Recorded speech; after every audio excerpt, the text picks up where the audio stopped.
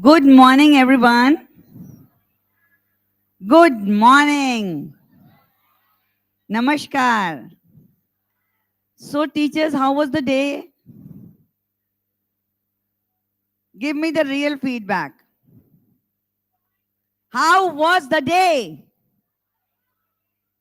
Excellent. So, I will request the other MLLs and brave teachers to come on the stage today in case ma'am wants someone.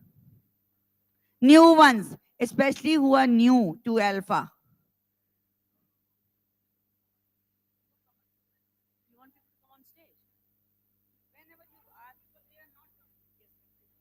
Naini, are you talking about for your activity or for me, for my person? I want the MLS to come to the front. Yes. So, see, I'll talk about that later. Sure. Okay, so MLLs, please. Once I finish, you please come. Okay, so teachers, I will start the day with a share. First of all, tell me how is the weather outside? I feel it very good. So it's all in your brain. मौसमे खुशगवार क्या कहिए? मौसमे खुशगवार क्या कहिए? ये फिजा ये बहार क्या कहिए? ऐसे मौसम में क्या मुनासिब है?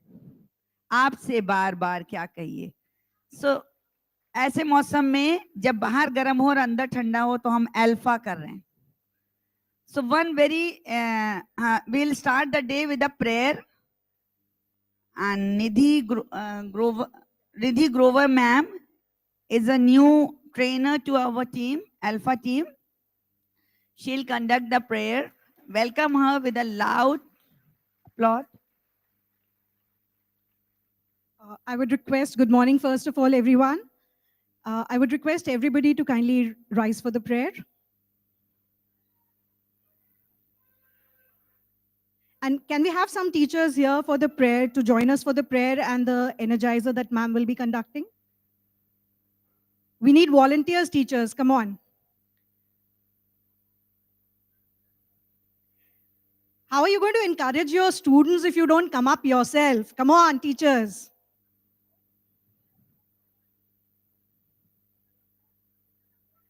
Okay. Join your hands, close your eyes. Thank you, teachers. That's enough. Okay. Teachers, please come back. Come. You can come up here. Those who have already moved out, please stay here.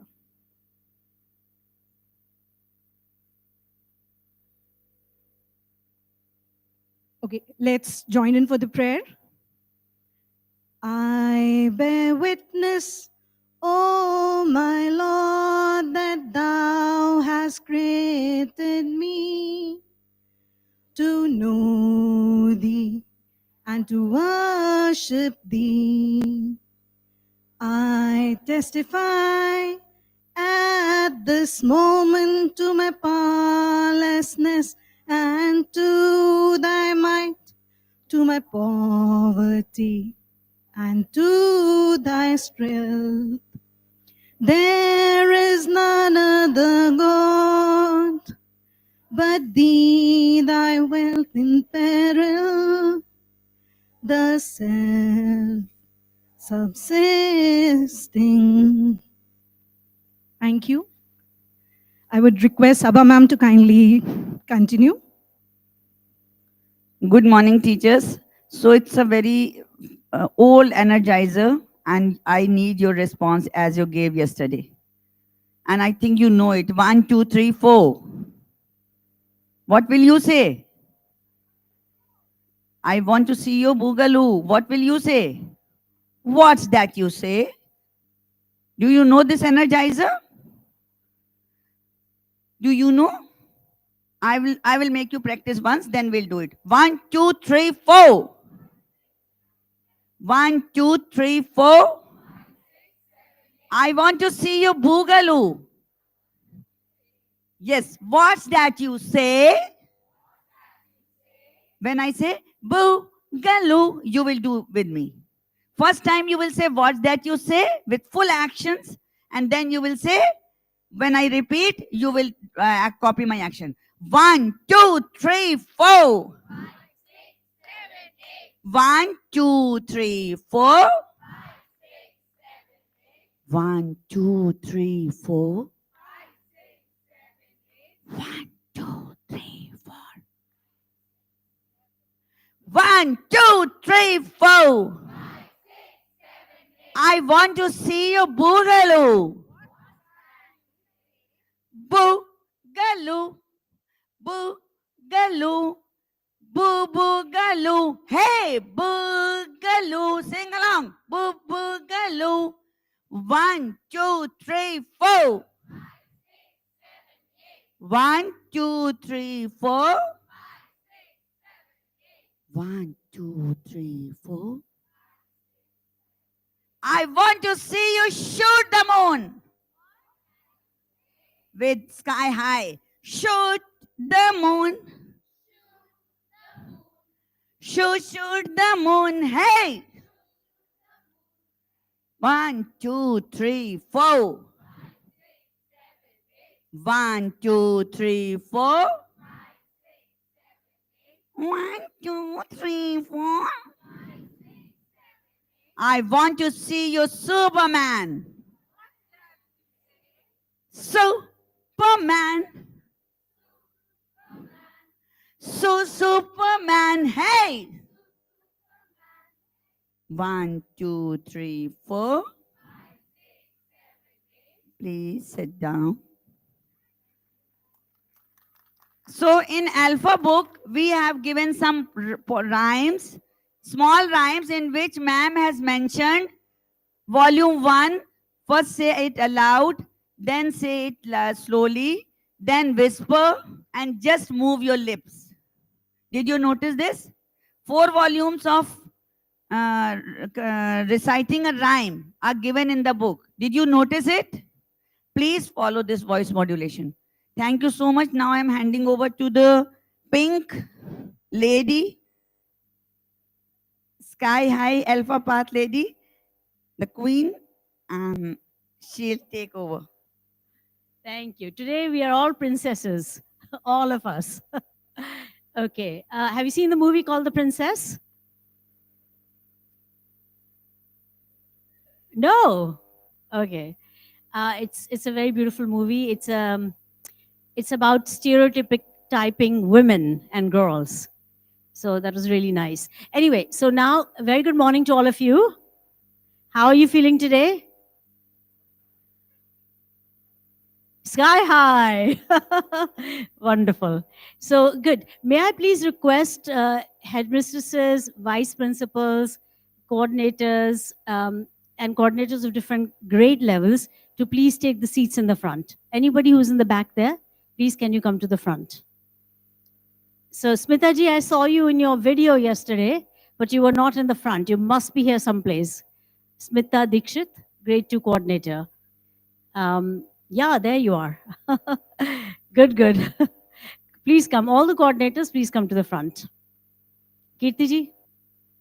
Anybody else back there? Okay, so you got introduced to two of our trainers. You already know Sabha ma'am, Sabha Mirza ma'am. And she was in Innovation Wing long time ago. She's a super creative person. And now you know her in some other ways as well. She's very good at leading a show. And she's a very good storyteller. So amongst other things, she's helped Shalimar One World set up their ALfA room. And so you can also create an ALfA room if there's room in your campuses. You can seek ma'am's help to do so. Also want to introduce Nidhi Grover ma'am, who is recently joined us. She actually is not old to City Montessori School. She was coordinator of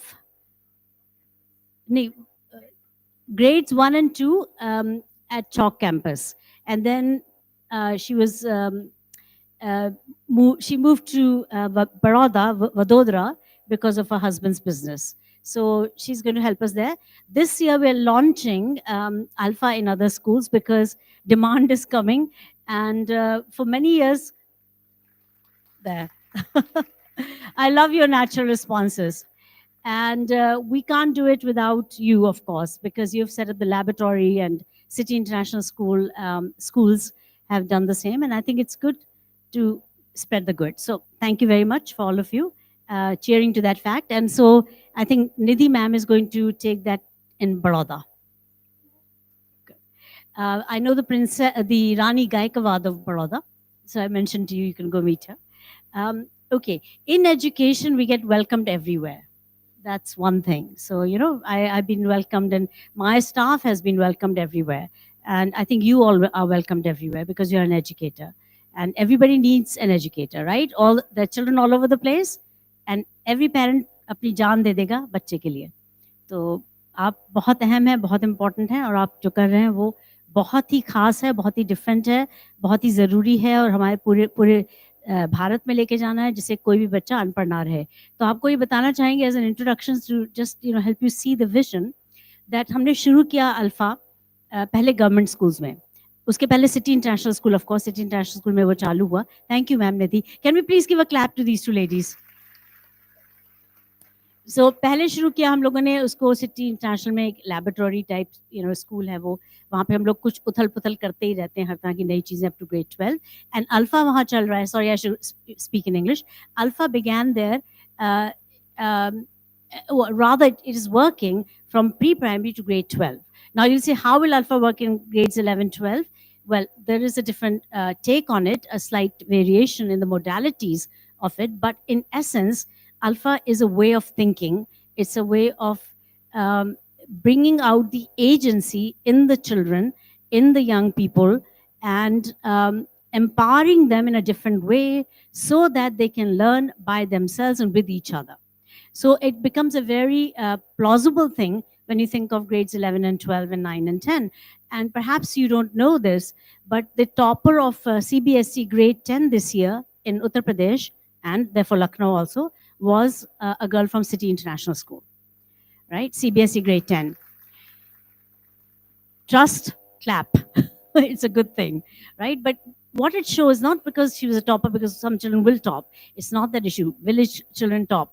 You know, it's not that. It's the question that even though we've been doing a very alternative pedagogy, the children, and not just her, we had one of the best results of Lucknow. So, and it's a laboratory. You know, how is it possible that they've done so well?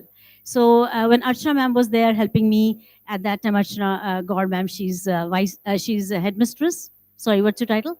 Headmistress of Rajanagar 1 campus. So when she was helping me at City International School, at that time we had a record number of students go abroad. And that included my daughter Komal, who made it to Harvard Graduate School of Education. So Harvard is not easy to get to, and I think a handful of people from Lucknow may have made it to Harvard. Not that everybody wishes to go to Harvard either, but it proves the point that an alternative education need not mean all fun and joy, and it means also serious academics.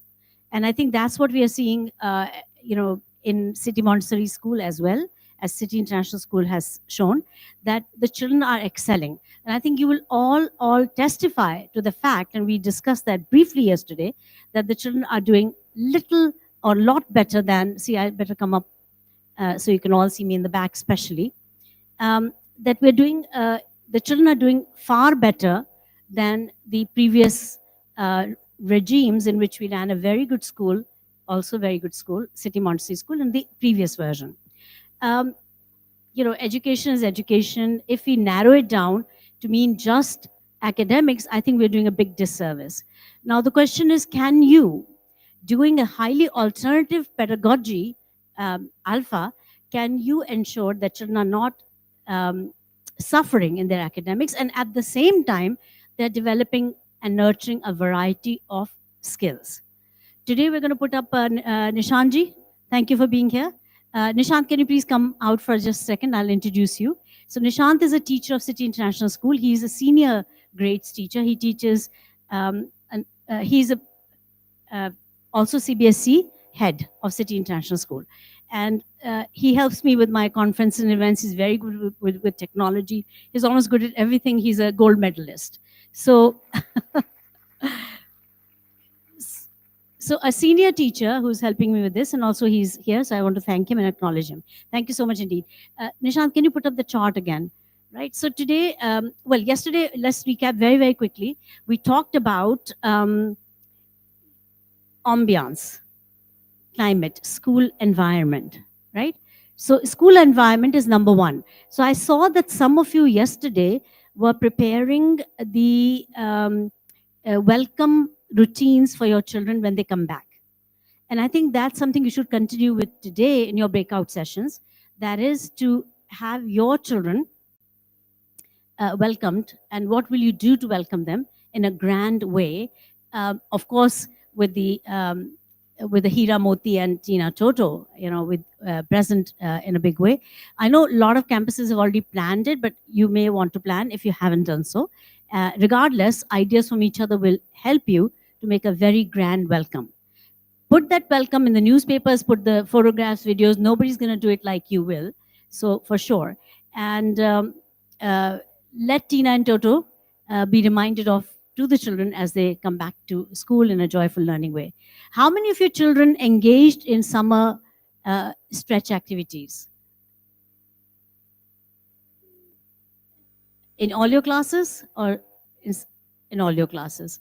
Okay, that's very, very nice to know, because one of the things that you have been doing is empowering children so that they can learn by themselves.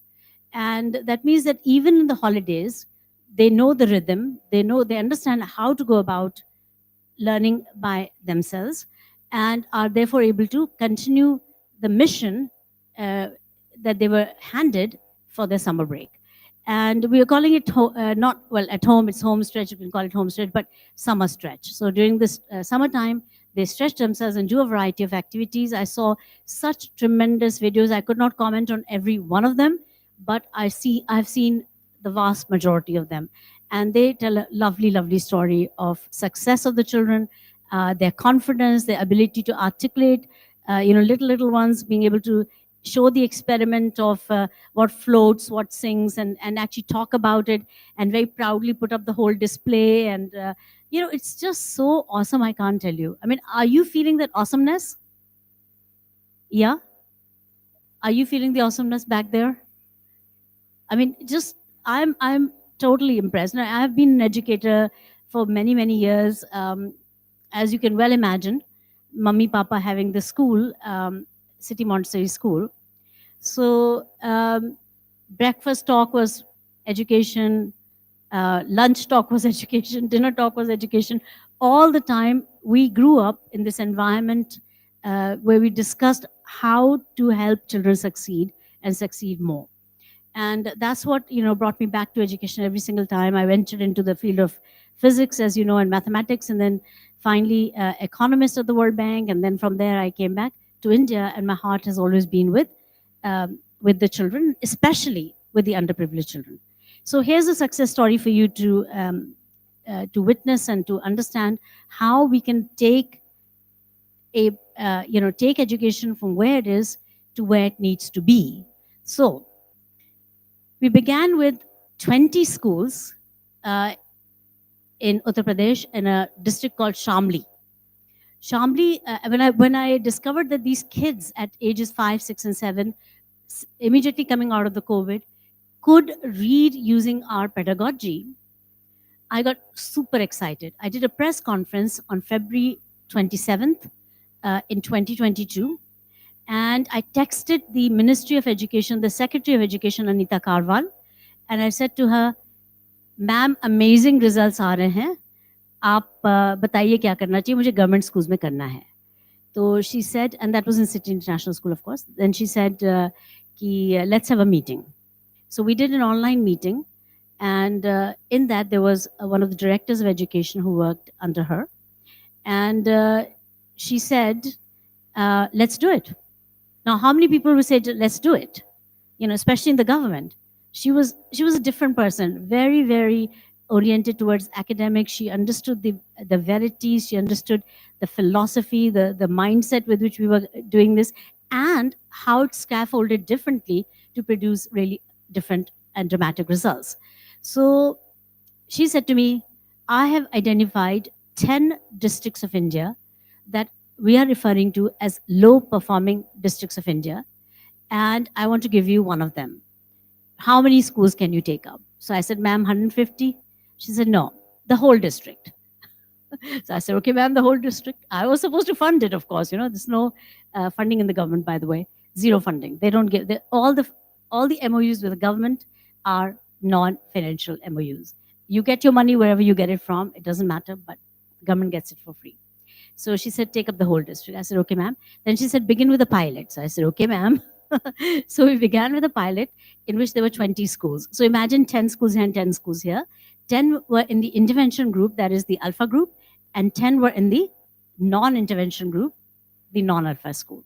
Now, we tried to set up what's called an RCT. So since you'll be doing your own RCTs one day, and some of you in Gomti Nagar Campus 1, by the way, we can clap for them. They did an amazing job researching, and creating conditions for research in pedagogy with ALfA. So basically, 10 schools that did not do ALfA, 10 did ALfA. We had a baseline testing of all of them before we began training this group and doing the intervention. So the intervention was ALfA, and government form of ALfA is so ALfA is now being made into different forms. One is ALfA as in the program that we started within the government schools, very thin booklets, because we want to make it near zero cost, have it available to every single child.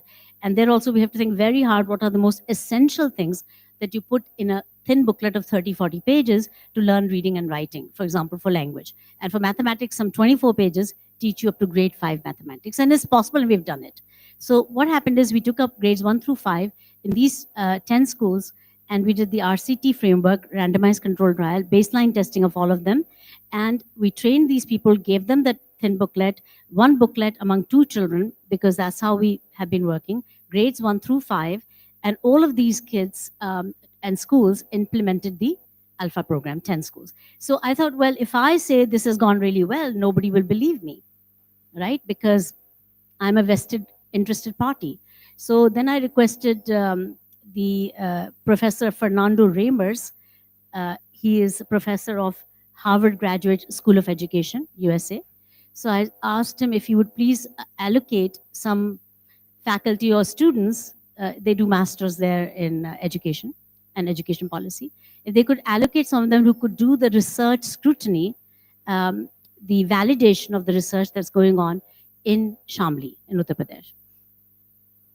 Absolutely, and I got 4 students of master's level who did the research scrutiny, and this was a 40-day implementation, just 40 days. Baseline testing, 40 days later, end-line testing. And this group did somewhat better or a lot better than this group. They did a lot better. And this was captured in statistical terms, in absolute terms and statistical terms. It's called difference in difference analyses. So what was the difference at the beginning when these 2 groups began? So there could be, say, 2 point, 3 point, 4 point difference. And then at the end, what was the difference between the 2 groups? And that difference minus this difference becomes the difference in difference. So that's in absolute terms. Convert to statistical terms is called effect size. And all of you can do effect sizes. Very, very easy to do effect size. You can look it up on AI. And it's a very simple formulation. You take the difference and divide by the standard deviation. And more or less is something of that nature. And you're able to get, so first you put the data not in absolute terms, but in statistical terms. And then you put it in, divide by the standard deviation of the normal distribution curve to get the actual real value of what is called effect size. So we had effect sizes ranging from 0.23 to 0.89. And that is not a linear scale. What it means is that the children in 40 days gained the equivalent of 1.5 years to 3.5 years worth of learning. So you're witnessing that. Your children are learning maybe grade one or two higher. So that's in the same year. Of course, you have a whole year program. They're learning so much more.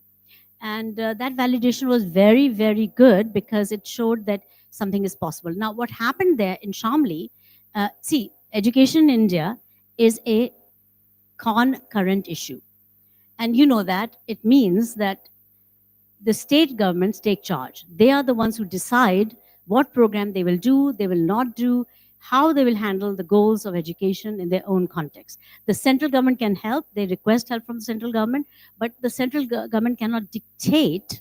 They can guide, they can provide guidelines like NCRT guidelines and so forth, but the states are free to make their own curriculum as well.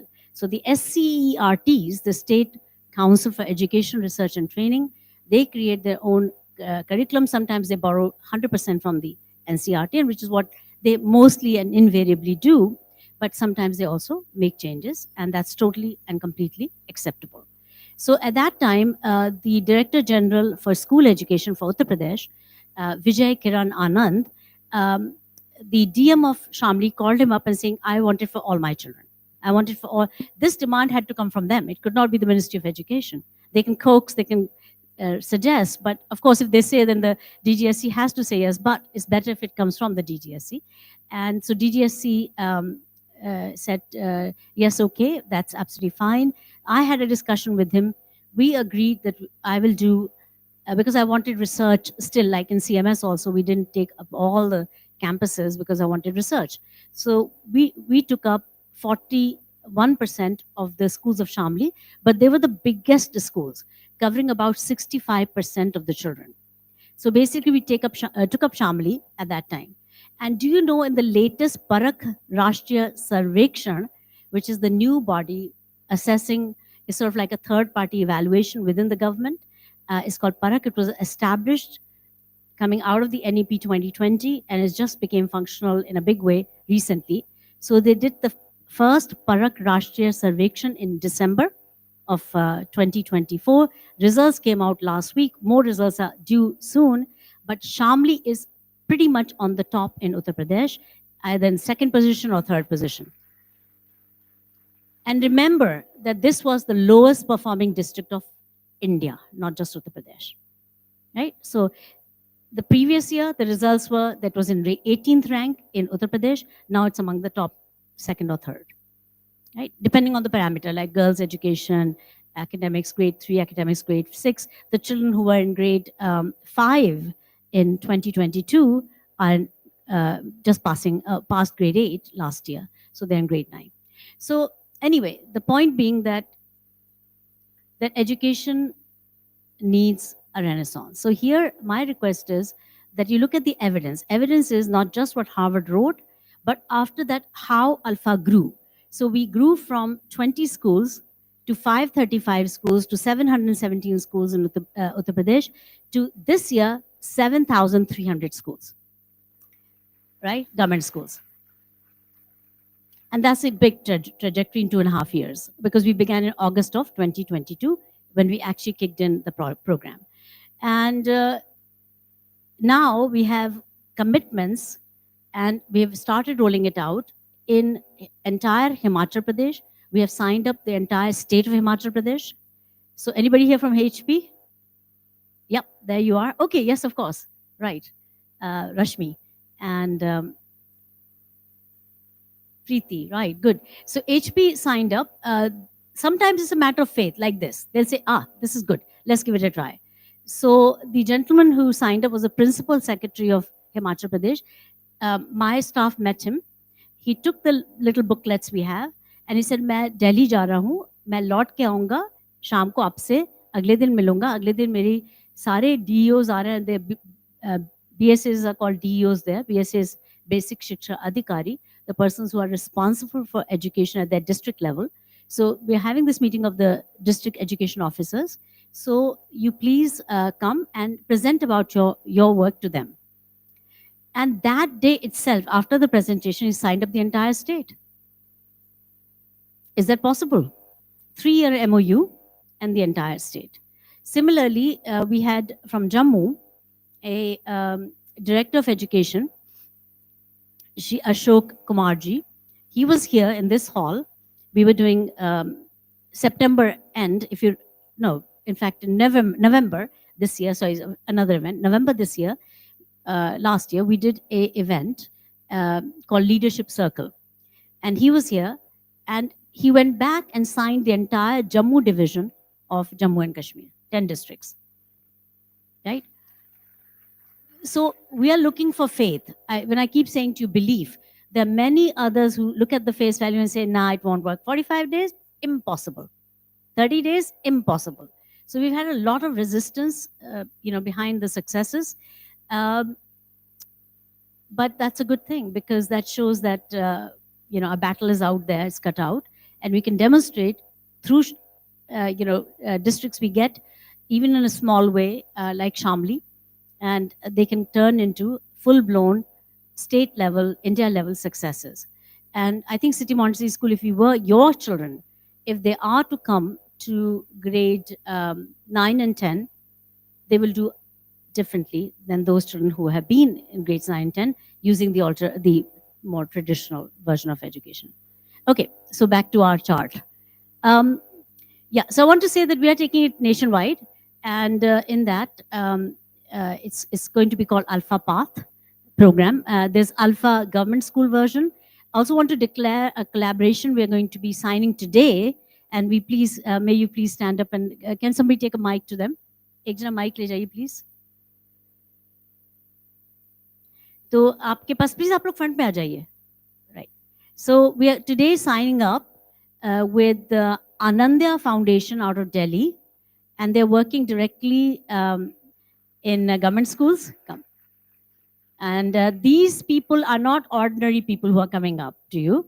These are fellows of Teach for India program. For 2 years they worked. They left their corporate jobs and big opportunities to work with the government schools, in schools for 2 years, and now they've joined Anandya Foundation. And today we are going to be signing up with the founder of Anandya Foundation. She's going to be here soon. She's here? No. Okay, she'll be here soon. So just say hello and introduce yourself. We are now launching a program with them. It will be called ALfA Anandya. So that's kind of nice. And then you have got ALfA Sky High. In the country as a whole, we'll have ALfA Path.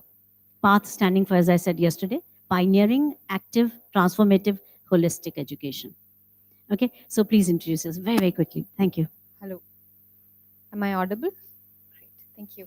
Hi everyone, my name is Rashmi. I'm a project head at Anandya for product development.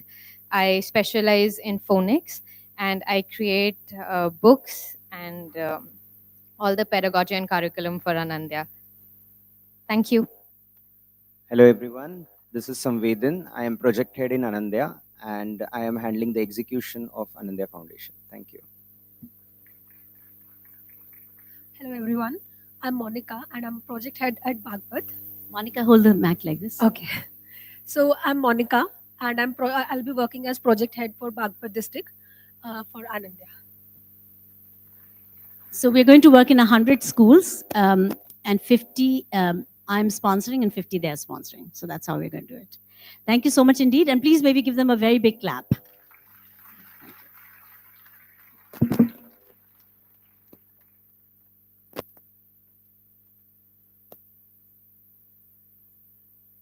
Okay, so yesterday we discussed what? May I please have those MLLs who were not there on the stage yesterday, can you please come to the stage?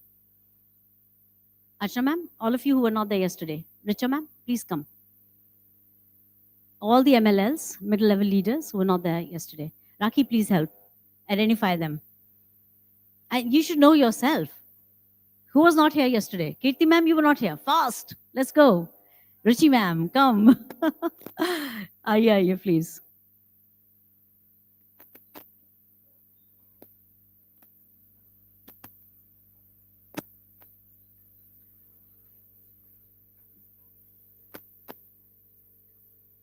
Hi, good to see you.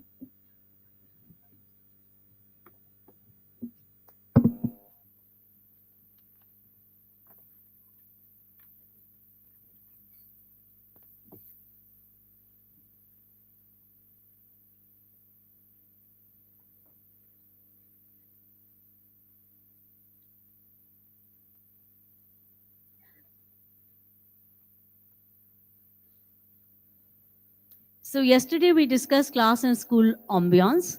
We can also call it school climate or class climate. So here the analogy could be that have you walked into a temple? Do you feel something special? Yes? You find peace there.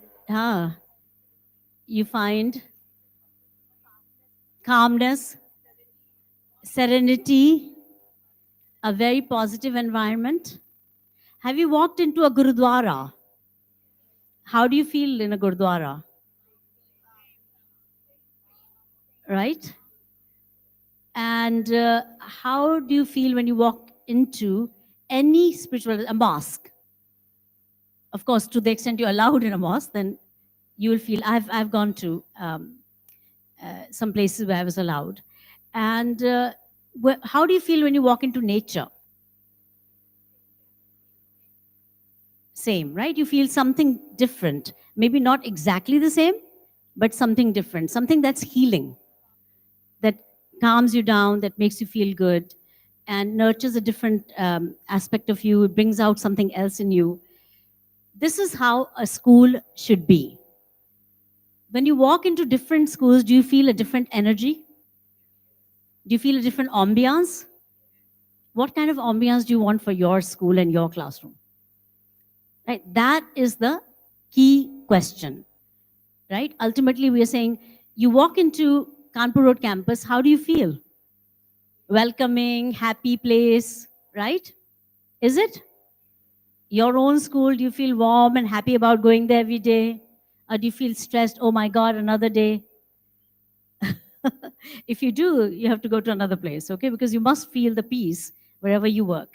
And or make it a peaceful place. Make it something that you want it to be.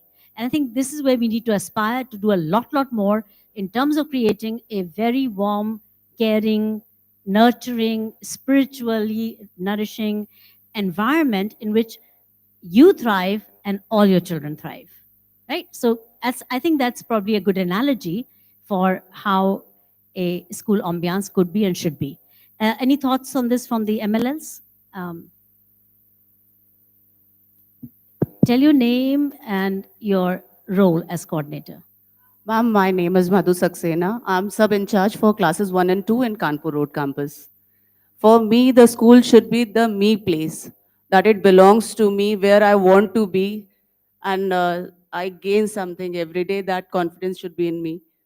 So for my children also, I want school to be such a place where he loves to come and enjoy. The main thing, the basic thing for classes 1 and 2, I want this only. The child should be very happy to be there, and he should have confidence that he is going to learn something new. He should have that positive attitude. Okay, do you agree? You may clap. Okay, thank you. Yeah, okay. This is Smita Deshit from Gomti Nagar Extension, and I'm working as a class 2 coordinator. I feel the school, your class ambience should be fear-free, happy, where each individual should look forward to come back, where each individual has a right to raise his point or her point of view, where everybody is valued and where everybody is heard. This is, I feel like, awesome. the Maybe school clap should for be. us, please.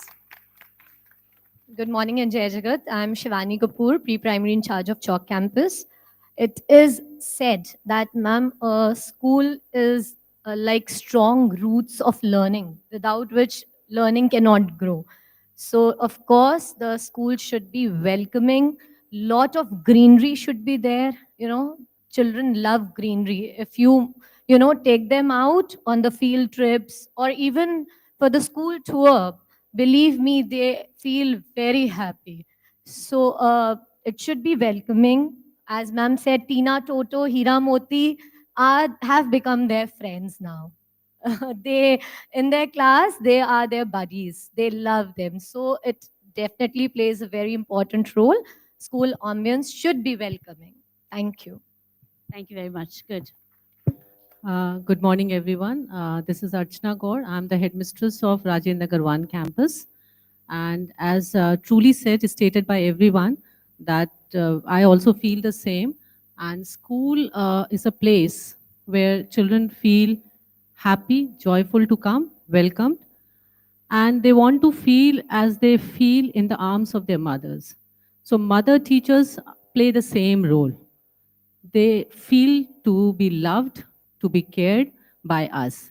And that all comes with peace, with the ambience. And every day the children look for something new in their classes, in their corridors. As we all keep on changing and renovating changing things. And this is the reason why, because they want, so that we can make the children feel happy. We want to give them something new, be it academics, be it ambience of the class or the school. This is my Okay. understanding. Thank you so much. Let's clap for her, please. Next, one more. Good morning, all of you. I'm Kritika Bhatnagar. I'm the pre-primary coordinator from CMS Indranagar 2. So I would start by saying that when a parent comes for the admission, maybe for a few teachers, he's just a child.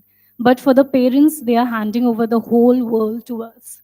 So the way they feel safe at home should be the way they should be feeling safe in the school also. So I feel the place should be very safe for them, where the child is every day getting up excited to walk into the school fearless. Awesome. Thank you. Thank you. Let's clap for them. Okay, I know that you all feel the same. There's no doubt about it, but it's good to kind of see the richness of this possibility that we can make our classes, our schools even more nurturing, even more wonderful, even more places where children love to come, even more so. So when you have absenteeism, something is indicative of not such a nurturing environment. Maybe there could be parent factors, there could be external circumstances, but we can definitely say that our environment also has a role to play in ensuring that we every day come. Now, there are children and teachers, of course, who will take a pill and come to a school even when they have fever. The others will say, nice excuse, I don't have to go to school today. And a real one, of course. So, but the fact is that if you love a place, you make your effort to get there. And that's a good gauge. What could be other gauges that you know that it's working, your environment is really nurturing? One is absenteeism or lack thereof.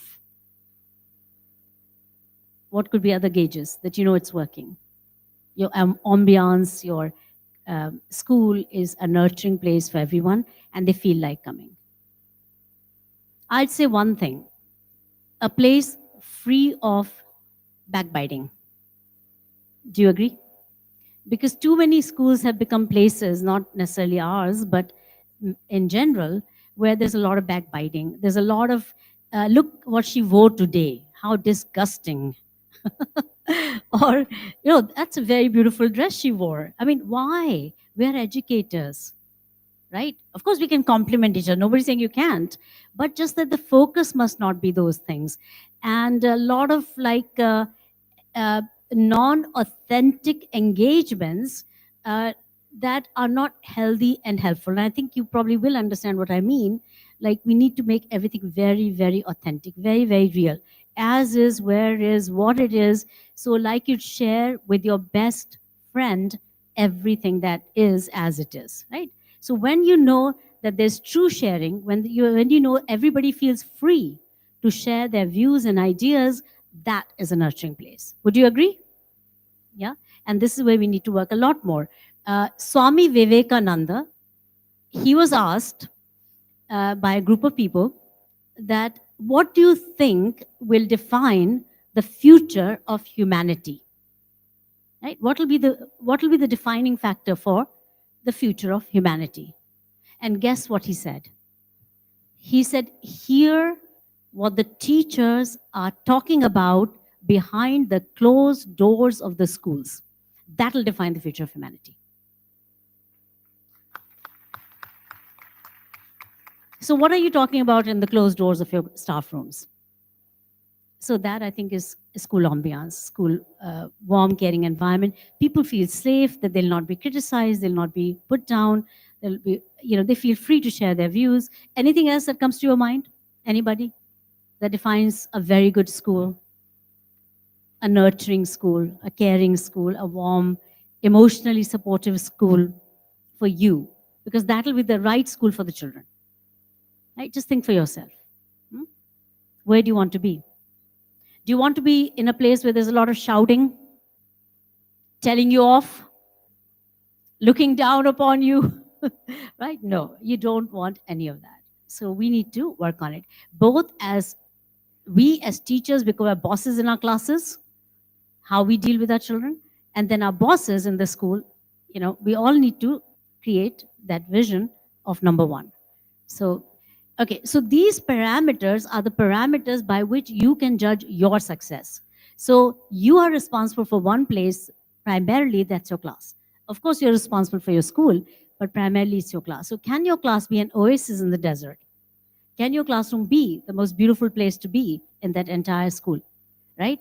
So like in our families, there's always one room everybody gears to and goes to. I go to my mother's room all the time, right? So that's the most nurturing place to be. Do you feel that? You have places in your home where you want to be? Yes? Okay, so that is the place you want to create in your entire school.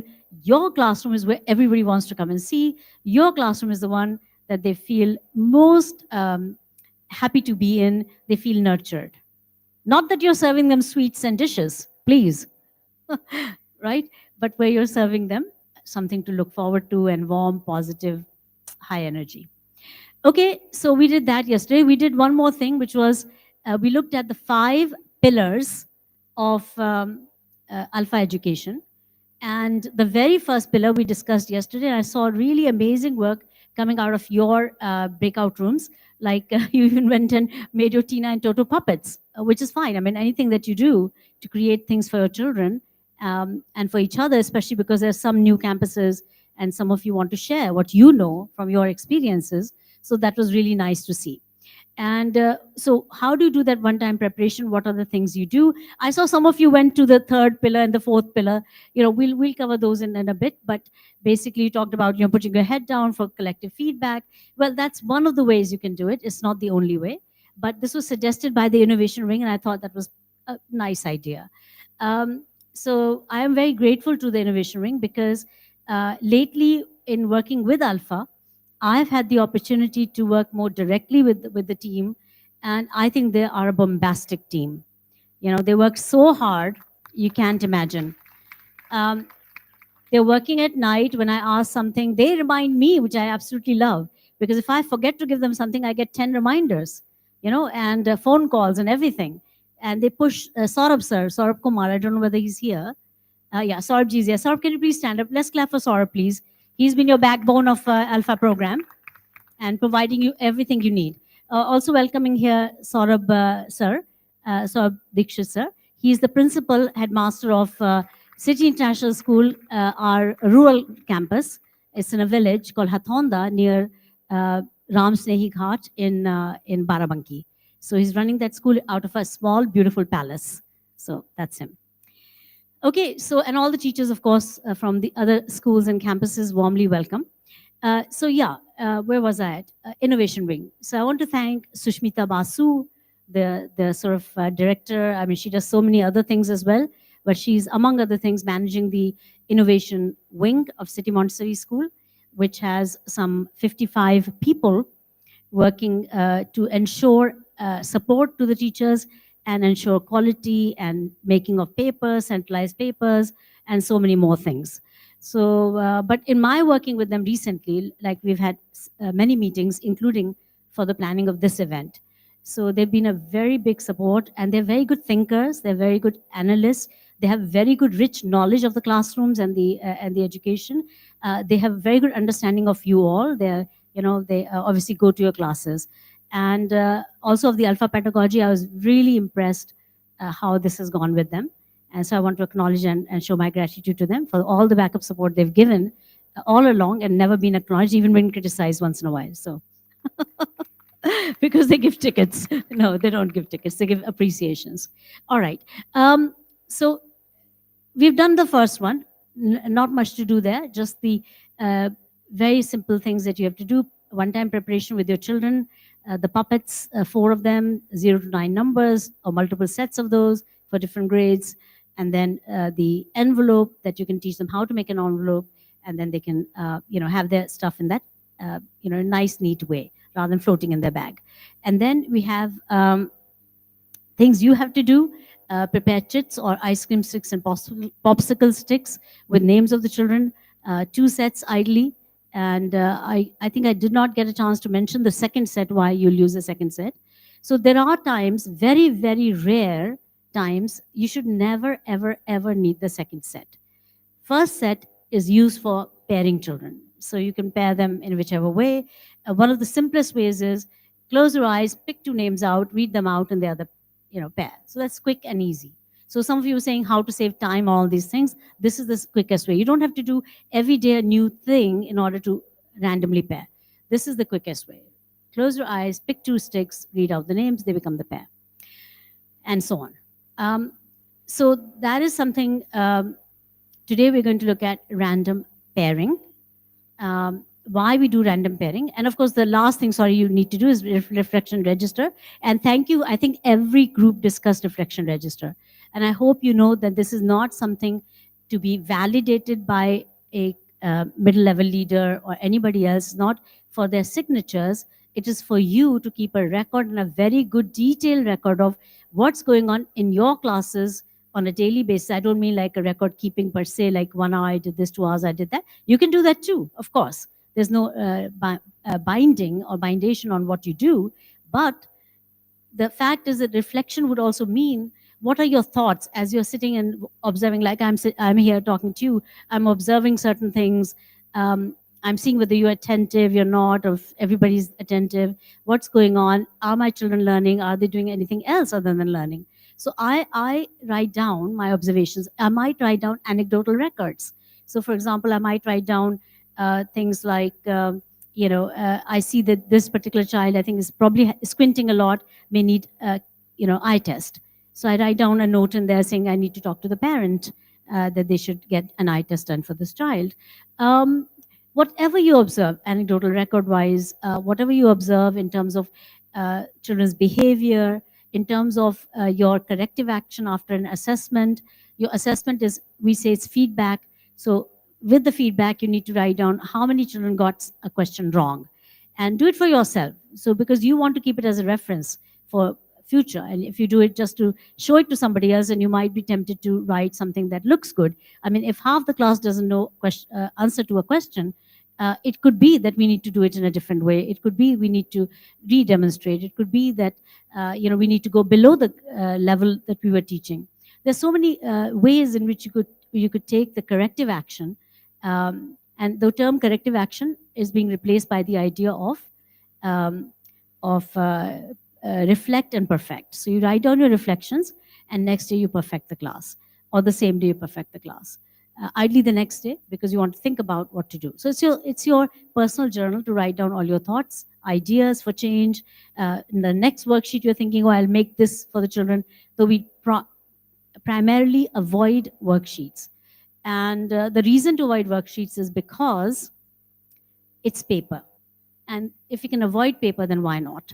Show it on the screen, let them do it in their notebooks. So you just have to put it in your PPT. All of you should have a PPT, a PowerPoint presentation, a slide presentation in Google, anything you wish, but some way in which you are keeping your classroom successes, photographs, videos in one place on a PowerPoint presentation. It's easy to save a video on that. And so you have a ready reference in your PPT. And then when you have to present that in a grow circle, you have lots of slides already.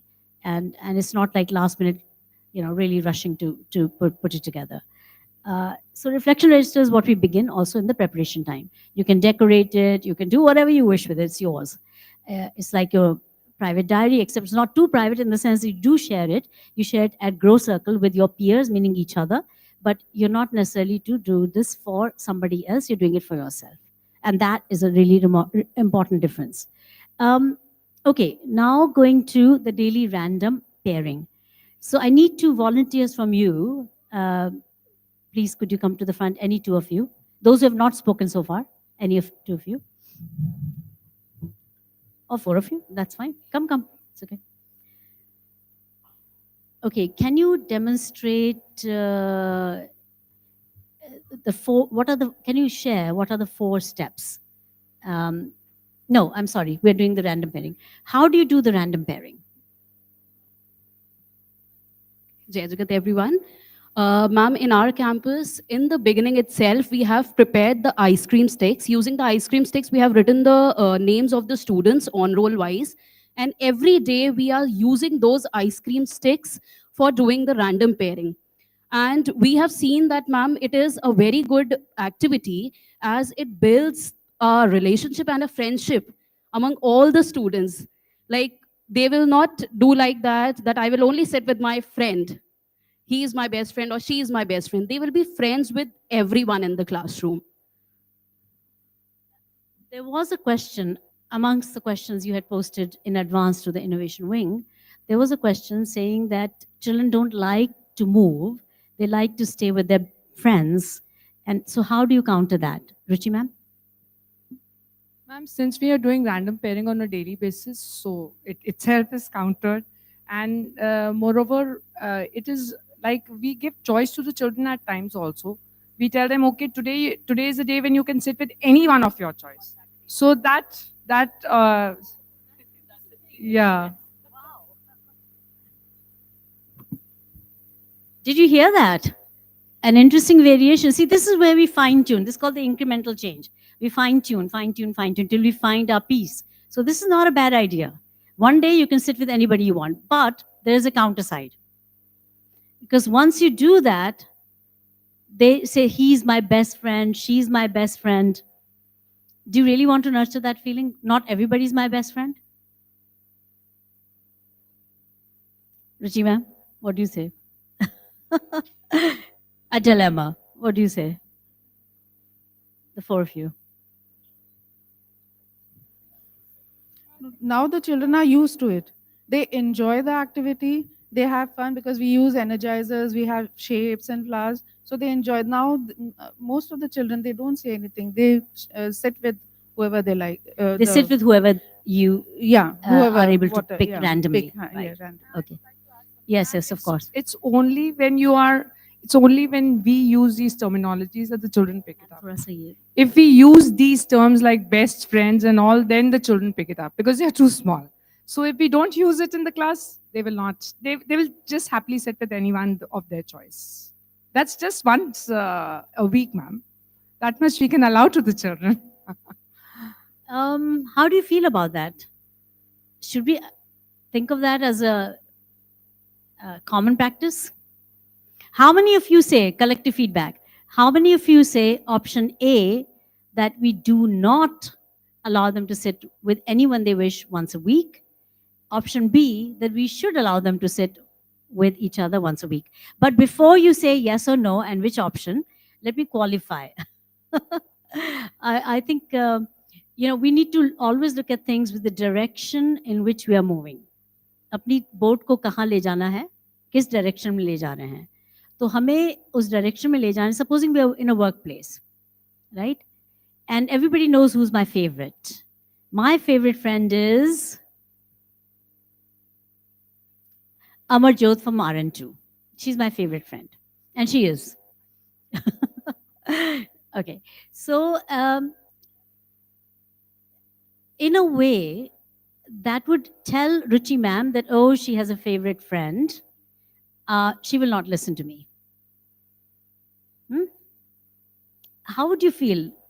And if Amarjot happens to be a popular student in the class, and she has one friend or 1 or 2 friends like me, how would you feel? You will feel left out, possibly, right? So if you look at the direction in which we are going, we want everyone to be everyone's friends, right? Everyone to speak positively to everyone. And everybody see the beauty in everyone, right? the good in everyone. What's good about Ruchi ma'am, right? So I like that. I really like that quality in her. I like that quality in Deepika ma'am from Kanpur Road. Of course, you're Kanpur Road. See, I'm sorry, I'm a little bit slow at always recalling. Okay, and ma'am, you're? Okay, so Garima from Rajajipuram too.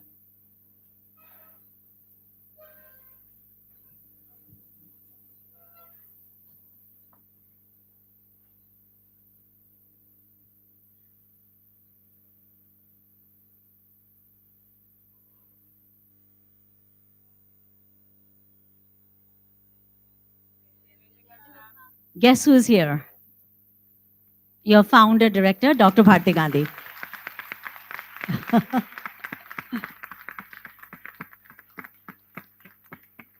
Babita, mummy को please stage पे ले आइए. नहीं, आप आइए ना stage पे. अच्छा, लेटर. चलिए. Okay. So basically, do be seated, please, all of you.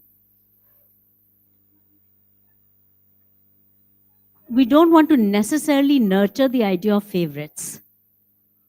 But instead, like you do, with the distinction certificates now, every child is getting a different quality, attributes, different attributes.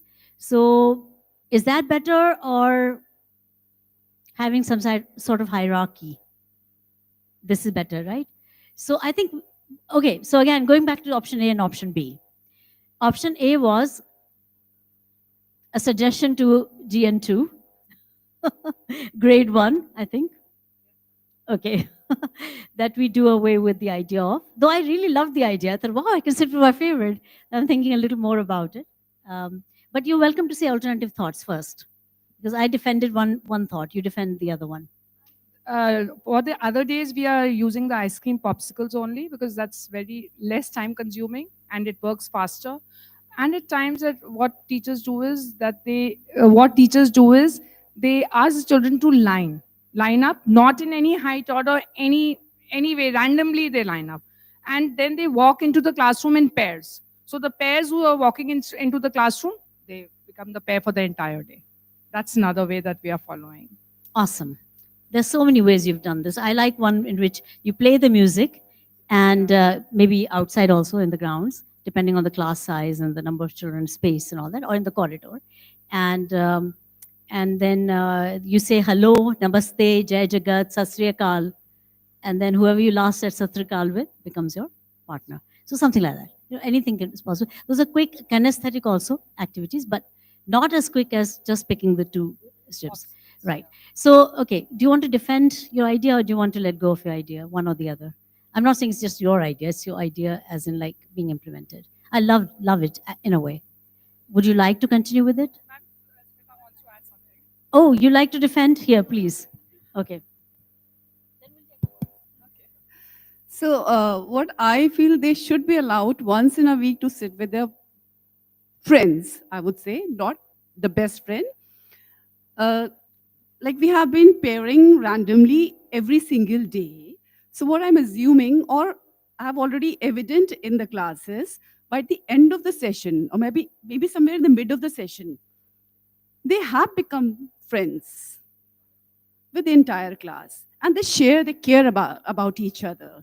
So that is how, I don't think they have their favorites at the end of the day.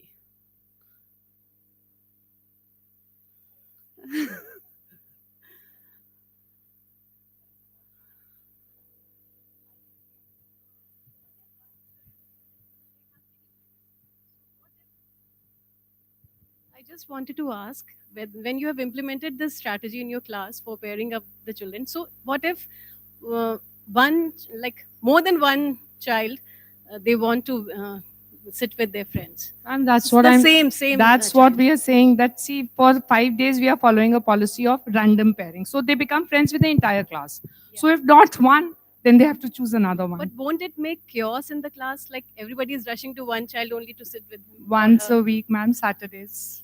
No, how do you implement it? Like, let's do it.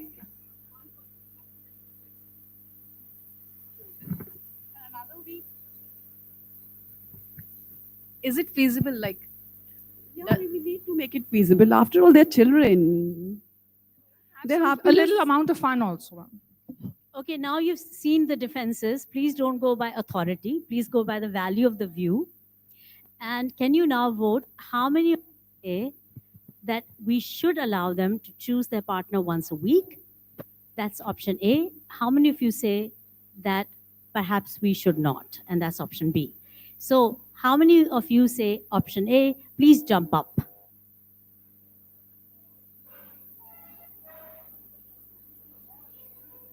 Once a week, they should be allowed. Oh my God, this is the majority. Wow. Okay, how many of you say option B? Please be seated. Please stand up if you say option B. See, my trainer to be with me. No, you don't have to be with me. You can have your view. Okay, so I think we'll go with option B because that's what you all. Oh, I've got people here on this side with me as well. Okay, that makes my heart feel better. Please be seated. But those campuses that wish to implement the idea of a Saturday being a day you sit with anybody you wish may continue, but we may avoid the terminology best friend. Yeah? Do you agree with that? Avoid the terminology best friend. You don't say, oh, everybody sit with your best friend. Okay, so we're going to say, this is better somehow. Everybody sit with anybody you wish today. So not necessarily because they're your best friends, just anybody you want to sit with. Or just sit with anybody. Even better. Shades of gray. Sit with anybody you wish today. Without saying, oh, with your best friend or somebody you really like or any of that sorts. Agreed? Because sometimes the devil is in the detail. Right? So it's the way we implement it matters. So we're not always democratic, by the way, in ALfA. Because there's a lot of research behind a lot of things we are doing. So we are saying first try out it purely as it is. Then come up with variations. And those variations should be following strictly the ALfA guiding principles. No discrimination, complete inclusivity, no one-upmanship or upmanship in any form. And all these you can feel are obviously the principles which are very, very germane, very, very important to the idea of ALfA. So we must not compromise on those, otherwise you're free, as you have been, to do a lot of different types of activities around those principles. The activities that I feel personally should not be done is bringing children to the board. Not personally feel, I know those are strictly to be adhered, is not to bring children to the board, one child, two child, whatever, and to do activities on the board, because others are just watching while you are doing. And that's wasteful of time. When you say, let's save time, one of the ways we discussed is not to do overly too many demonstrations. Trust the children, they can go to the next page on their own and the next few pages on their own without you having to re-demonstrate. Second way is to not bring children to the front one by one. Third is not to have children raise hands one by one, but do collective feedback instead, just by presenting options, right? Those are germane issues. So now the question is, and I would like you to please answer, why, Rajipuram 2, right? Why should we do random pairing as opposed to the Saturday version of it? Why should we do random pairing in general in ALfA? Okay, first you and then Rituji. Okay. Ma'am, what I feel is they should be comfortable with each and every child sitting in the class. They should feel that they are also my friends, all are friends together, and we treat them that way. They are always sitting with the ones who, like, they are naturally not very comfortable with, but when they are paired that way, they are sitting. And then I think by the end of the day, they feel very comfortable with the chosen ones. So I think it is good if they are sitting randomly with anyone, because they develop a bond over time with the ones they sit. This is what my view is, ma'am. Thank you very much. Yes, ma'am. Akhand, the mic ले जाओ. अच्छा है mic, please. मैं just.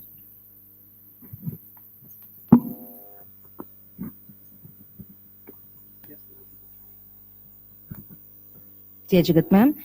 The reason why do we do random pairing, the first that comes to my mind is it encourages students to interact with all the members of the group with different colleagues. It enhances the collaboration skills. Then it encourages peer learning, increases engagement. That's why we do the pair. We have many options. If you allow me, I can give you more. But this is the main 4 points. That's good. Those are good points. I think, see, NEP 2020, new education policy, that we are bound by and must be adhering to as a statement of principle of the Government of India. And it says that there are 4 essential 21st century skills that the children must learn. And I can take a vote again from you as to which works better. So we're talking about the 4 of them being 4 of the 6 Michael Fullan competencies that you follow. The 6 have been following the 6 C's. 4 of them are, the first 4 are the ones in the NEP. So those are collaboration, communication, creativity, and critical thinking. Those are the 4 most important. Actually, if these 4 are nurtured, then everything else follows. We have got 4 more that we call 4C traits. They include 2 of the 6 that were left out. That is citizenship and character. And it includes 2 more, which is climate consciousness and connectedness. Climate consciousness and connectedness. So if you look at it at the face value, if we nurture an environment, create an environment in which the children are collaborating on a daily basis, all day long, in which they're communicating all day long, in which they are critically engaging, critical thinking, problem solving, all these skills are developing on everyday basis, all day long, and which they're becoming supremely creative all day long, right? So those 4 things, if we do it in the ALfA way, they're probably a lot easier than if you do it in the traditional way. So what is the traditional way? Teacher-led. You're sitting and listening as students, just like we're doing in the front here. Most of you are just listening. We don't even know you're listening. Is everybody listening? Okay, but you don't know at times where children are listening or not listening. You waste so much of your time because it's hard to listen for hours and hours and hours. And children get bored. And we say we're developing listening skills. Actually, we're doing just the opposite. We're teaching them to switch off. Kitna sunenge bacche? They switch off. And you have a right to switch off as well, because how much can you hear? So you have to be involved, you have to be engaged.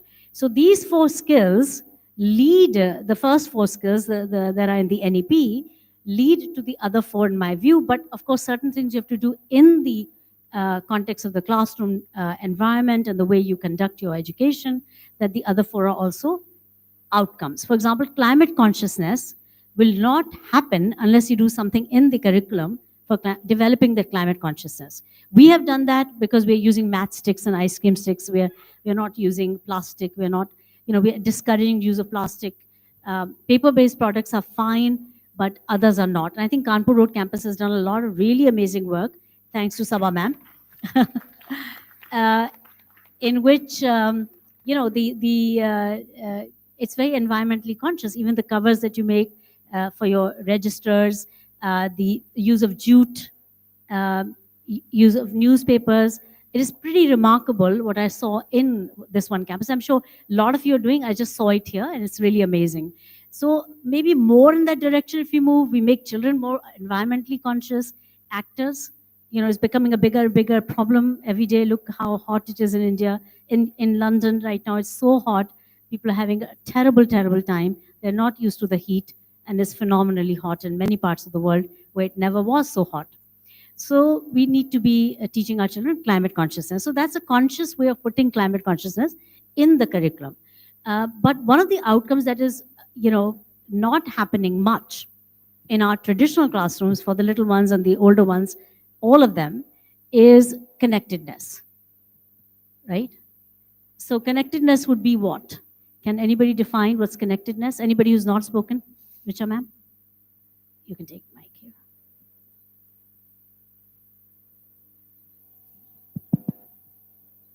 Jai Jagat ma'am.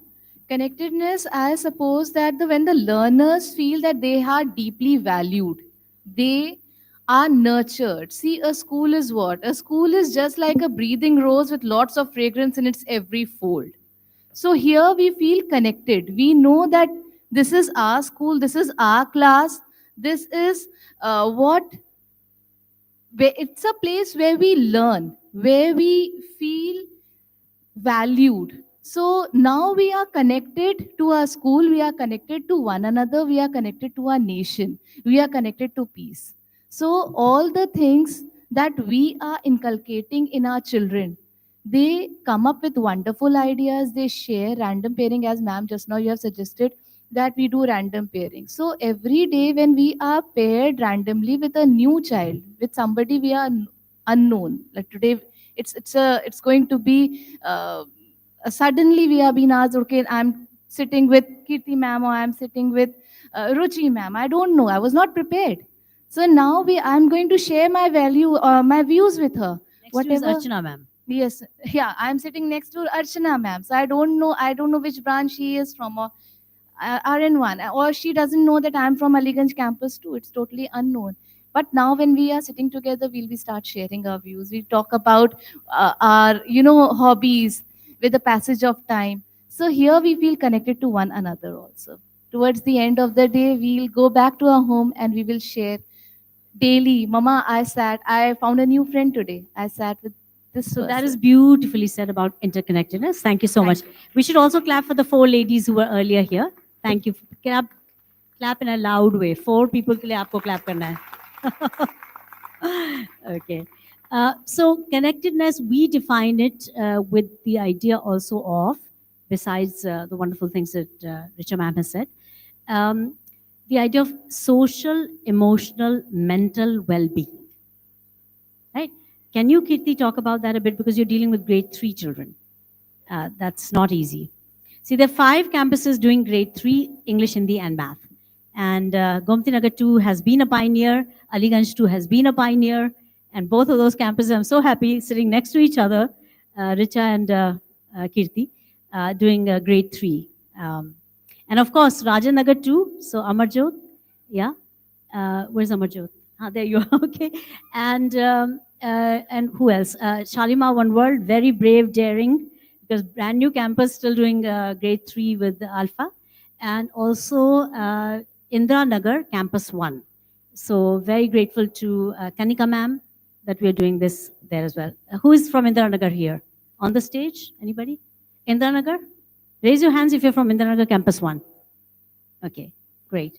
I hope they're doing okay in grade 3. Yeah, are you grade 3?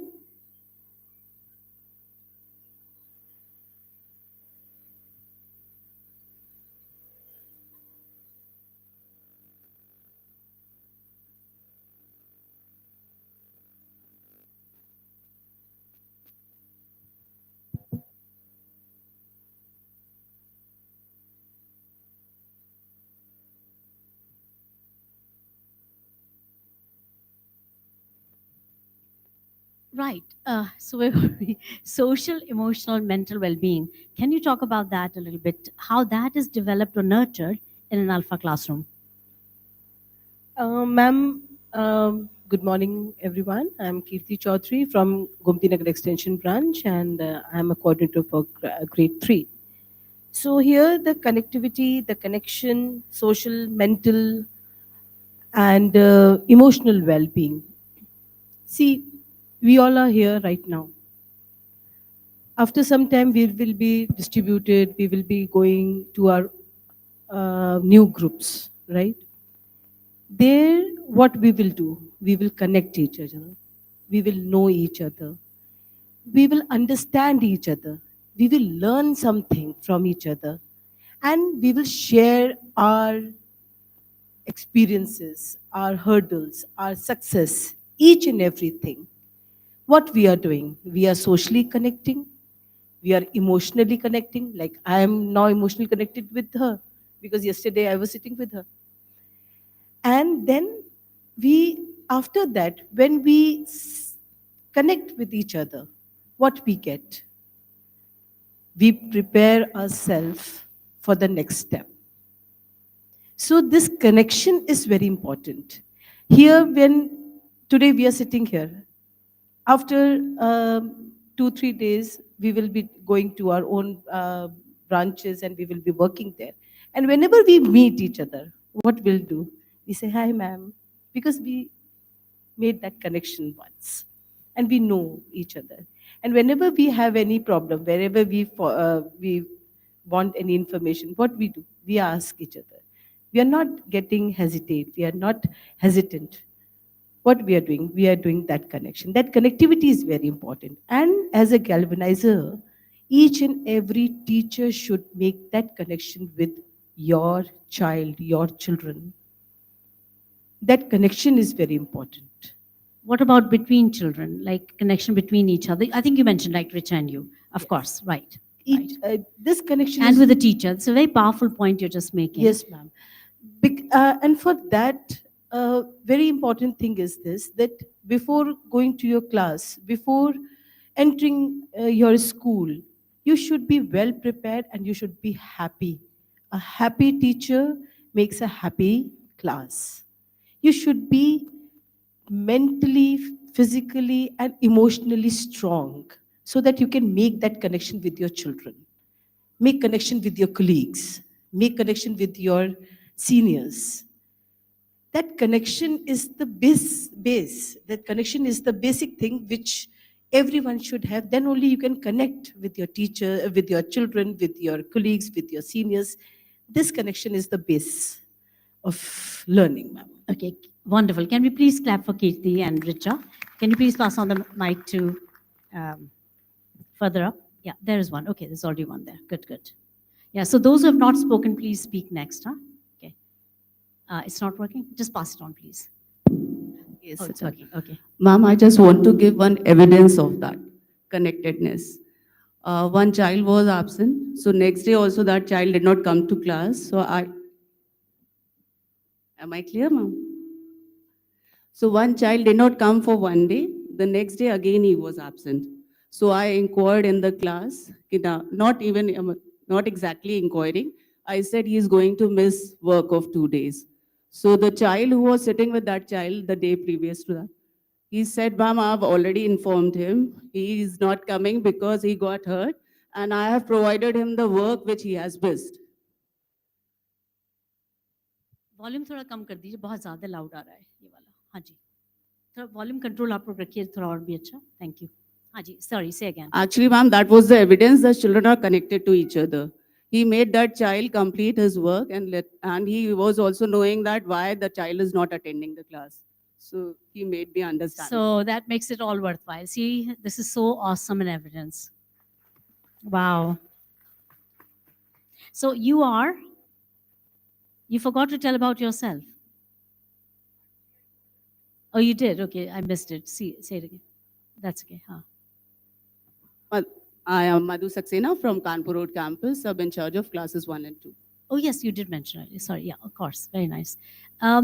Okay, so now we have again revised our thoughts on the 4+4, as we do in ALfA, not the 6, but the 8. So 4 are what the NEP says, essential 21st century skills. These are collaboration, communication, critical thinking, and creativity, right? You should all know these are fundamentally important. Character is an outcome. I don't see is something you teach, but you be, right? Who you are, the kind of classroom you create, the kind of ethics you create in the workplace and with the children, the role modeling and the role plays that we have got. So many ways in which children learn values, but essentially characters caught, not taught, right? Is caught. So yeah, so it's an outcome of your byproduct of what you do in the classes. Citizenship is an outcome of your collaboration, all the things you do in the classroom. Climate consciousness is again a consciousness you develop by what you do in the classroom. And the fourth one, connectedness, also is something that you develop by what you do in the classroom, right? So the classroom has to change and mold. itself. The comparison, can the remaining some of you please talk about how did you do collaboration, communication, critical thinking, creativity in the past, and how are you doing it in ALfA, and how are the outcomes different if they are so? Right? So anybody there who wants to speak? You have spoken.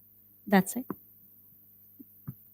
First उनको chance दे देते हैं फिर right. Who has not spoken? One of both of you have not spoken yet. You've spoken. You've spoken. You've spoken. No, you've not spoken. You've spoken. Okay, you go ahead, please first. Yeah, then ma'am. Okay, like earlier we used to do collaboration, like as you said, ma'am, children were free to sit with their children, with their friends whenever they want to sit. But now how we do the collaboration, they used to work in teams with their best friends. Now, since we have started with random pairing, so children are sitting with everybody. They are not stick to one friend. So they sit together, they work together in teams. So that's a huge shift we can see now. Now they're not that much reluctant that I don't want to sit with the new face. It was a challenge earlier when we started with ALfA that they were very much reluctant to new face. They were not welcoming the new face every day. But now since they know that these are the 4 steps, that after random, the ma'am we'll go to the class, we'll have the random pairing, and now we have to find the new friend. So that is also a point of interest every day, that which new partner we are getting today, which was not there earlier, because they know that they will go, they will enter the class, they will meet their best friend, and they will sit over there. So this is a big shift but, we have. Right, but say in the previous version of us, we were having collaborative games, we were doing think, pair, share, we were doing some collaborative project work, we were doing some collaborative work in the classroom. Was that sufficient, or did we really need the ALfA revolution, if you like, in the classroom to be able to enable collaboration in a richer way? So what would you say?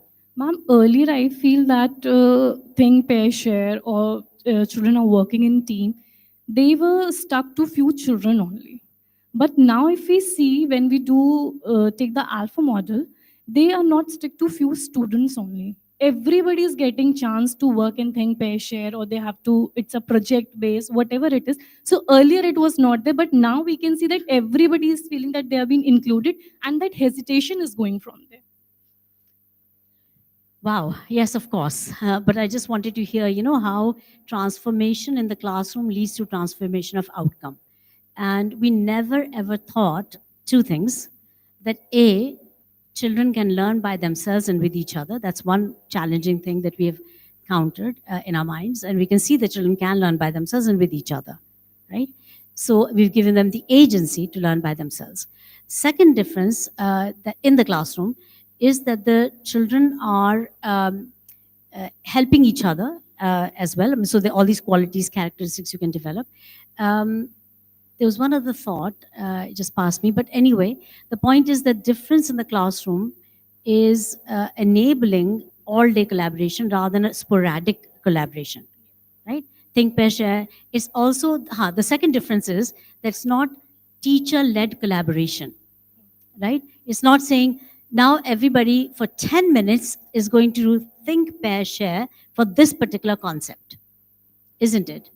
Right? So who is the orchestrator? Who's the master puppeteer here? Is the teacher. Teacher is the master puppeteer, saying, you now do this, you now do that, you go and sit with so-and-so, you do such and such. Here we're saying, look, let the process take care of itself. Whoever you're sitting with, let's do this, right? You're demonstrating, then leaving them alone. Yeah, okay, you, and then of course, ma'am here, yes, please. Hello.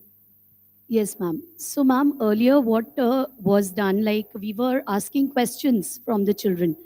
We were like taking up a topic and then giving them questions and they were answering. Now, a good thing is that they are framing questions for each other. They are framing questions like they read in the comprehension which I took. One line at a time they were reading, and from those lines only they were framing short questions, and the other one was answering. So both were doing swapping and asking each other questions and giving answers. So that is something really good. It boosts up their critical thinking skills also. They are in discussion mode. They are discussing a lot. And the other children also, they try to frame their own questions. So in that way, the collaboration is also there. The entire class is engaged, and I think it makes class more like engaging. I think we all agree, right? Yes, ma'am. Okay, but actually, you've not spoken. Sorry. Go ahead. Yeah, go ahead, ma'am. Patience. It's coming to you. Okay.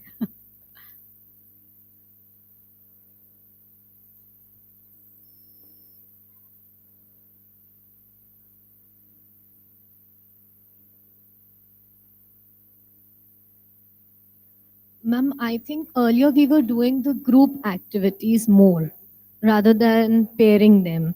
So, ma'am, all the children were not getting, they were not actively participating because the GNTs, GNTs were taking them over. Now, when we are doing the random pairing. GNT stands for gifted and talented. Yes, ma'am. Okay, Yes, just ma'am. we're using too many terminologies. Just to be clear. So now random pairing has helped a lot because now when the children are sitting in pairs, even if one is not able to do, the other is motivating the child to do it. No, you can do it. And ma'am, they have become more vocal. They have started communicating more, ma'am. So you're seeing the signs of that. Yes, ma'am. Okay. So the issue is that through random pairing and just that one shift called random pairing or pairing, let's say first pairing. So that one shift pairing, you're getting so much more out of education. We never thought of that. We thought, okay, character education will have a virtue of the month. By the way, I introduced the virtue of the month many, many years ago when I came back from my sojourns in the West. And I was doing my project in Prague, in Czech Republic. So at that time, I started this in my own school in Czech Republic. It's called the Global Concept School in Prague. And so that I brought that idea, we can do it this way. And so till date, everybody's stuck on that, virtue of the month. And so all the corridors now have that virtue. Every class is talking about that virtue. Is that better, or is this better where every day perhaps is a virtue classroom? Okay, all right. So this is important, right? How many of you say every day is a better way? Mommy? Okay, so right. So character education also we have done differently because it's sort of artificial in a way. You're adding on to an traditional education. Okay, we're going to talk about the virtue kindness. Everybody, we're going to talk about the virtue kindness. It's all head. It's not heart. It's not connecting, wiring in the right way. It's all cognitive when it needs to be felt. So I think that we can all agree that by just shifting one thing, making it a paired learning environment, which you do with your random pairing, is creating such a vast difference in outcome. That one action. Second action is the random part of it, which we must not dismiss, not just because it creates more social, emotional, mental well-being, especially when you do high five, mental well-being. I'm not so bad. See, Amarjot thinks good of me. She just gave me a high five. How do I feel when Amarjot says, high five, Sunita, right? I feel good. This is mental, social, emotional well-being. So many things we do for courtesy. So, hi, Amarjot.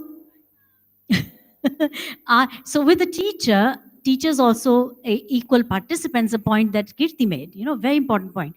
Teachers are equal participants. So at some point, I'm Tina or Toto. And the child is asking me the question, and I'm answering. The child is saying, good job to me. How do I feel as a teacher when the child says, good job, ma'am? Good job, Tina.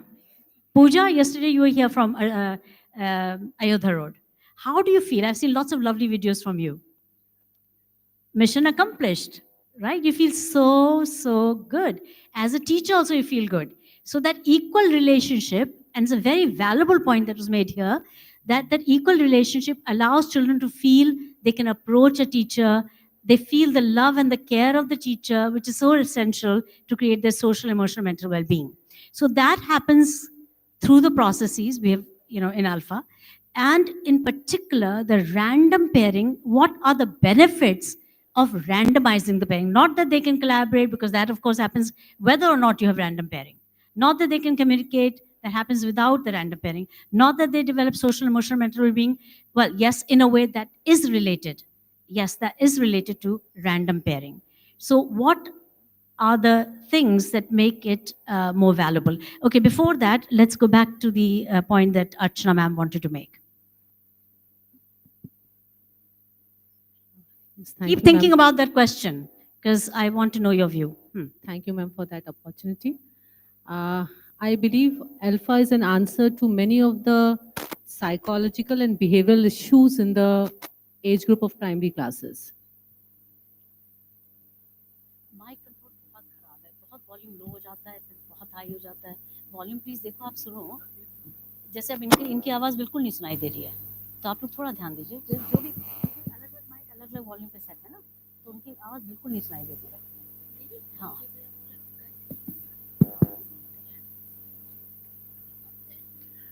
I repeat myself, ALfA is an answer to many of the psychological or behavioral issues or concerns in the age group of primary children. So when they do regularly the random pairing, the children learn from other children. And this learning is not fixed with one child every day, because the next day the pair will be different. And as in the traditional way of learning, few children always are cornered and left behind. With ALfA, no child is left behind. Everybody is learning at the same time. And because everybody is learning from their peers, the learning is accelerated. The learning is speed up. And with collaboration, with a space for creativity, the collaboration is not fixed. The children have an open mindset instead of a fixed mindset by collaborating only with one child. No. Now the pairs are changing every day, so the mindset grows. The adaptability improves. They learn to adapt with every day with new child being paired with them. So the creativity also grows. With one child, the creativity is limited. But with different children every day, the creativity is extensive. Then children develop critical thinking as well, because they are practicing CCC. They are checking each other, they are correcting their pair, and then they are celebrating or cheering their progress and performance. So in this way, children grow definitely as, good social beings, and they love with peace in the society, and definitely then only the nation prospers. So that's a good initiative. We are lucky, we are fortunate to have ALfA being practiced in our classes, and we look forward to transformations, as ma'am is every day regularly introducing, transforming as and when it is required. So thank you very much, ma'am. Thank you. Let's clap for all the presenters who have been presenting last. Thank you very much indeed. So it's not about per se appreciating ALfA as much as it is about appreciating, thank you very much for that, by the way. It is about appreciating why we do what we do. Because sometimes we don't do some things because we don't understand why. क्यों कर रहे हैं? जब पता ही नहीं क्यों कर रहे हैं तो फिर क्यों करें? Right? Why should we do? So we need to understand why. And this is where I think we're elaborating on the idea of pairing, why we do pairing. Not just that ALfA is good because we do pairing, which is a good thing, yes, of course, but why we do pairing, number one. And the second thing is why we do random pairing, right? So now I want your views on why random pairing, not just pairing. So don't talk about the things we've already talked about, some other fresh angles on why we do random pairing. You've touched upon it, but we need to articulate it even more, why we do random pairing. Anybody from here? The front row. Yes. Mike. Akanji. Mike.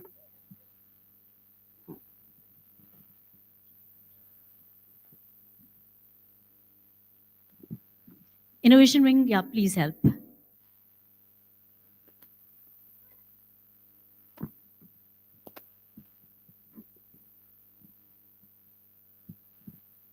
Good morning and Jai Jagat, everyone. My name is Subhi and I'm from Gomti Nagar 1. Ma'am, it reduces the social barriers and bias, which is very important for each and every class. This, as teacher, we should remember that we should not be biased, and this is what it's really important for us. So I find this random pairing is the best way nowadays that the children feel so happy. Apart from our children, we teachers feel so happy that now someday it's happened that those two friends were sitting together. That's a cheer moment for them. But apart from that, whenever they are sitting with someone else also, they always feel very happy because right now they don't know the meaning of best or like that. They just find that friends, and someday I also become a partner of any one of the child, because sometimes odd and even numbers are there in our class. So these things happen. So what I think we think social barriers and bias is the main thing which we should keep in mind.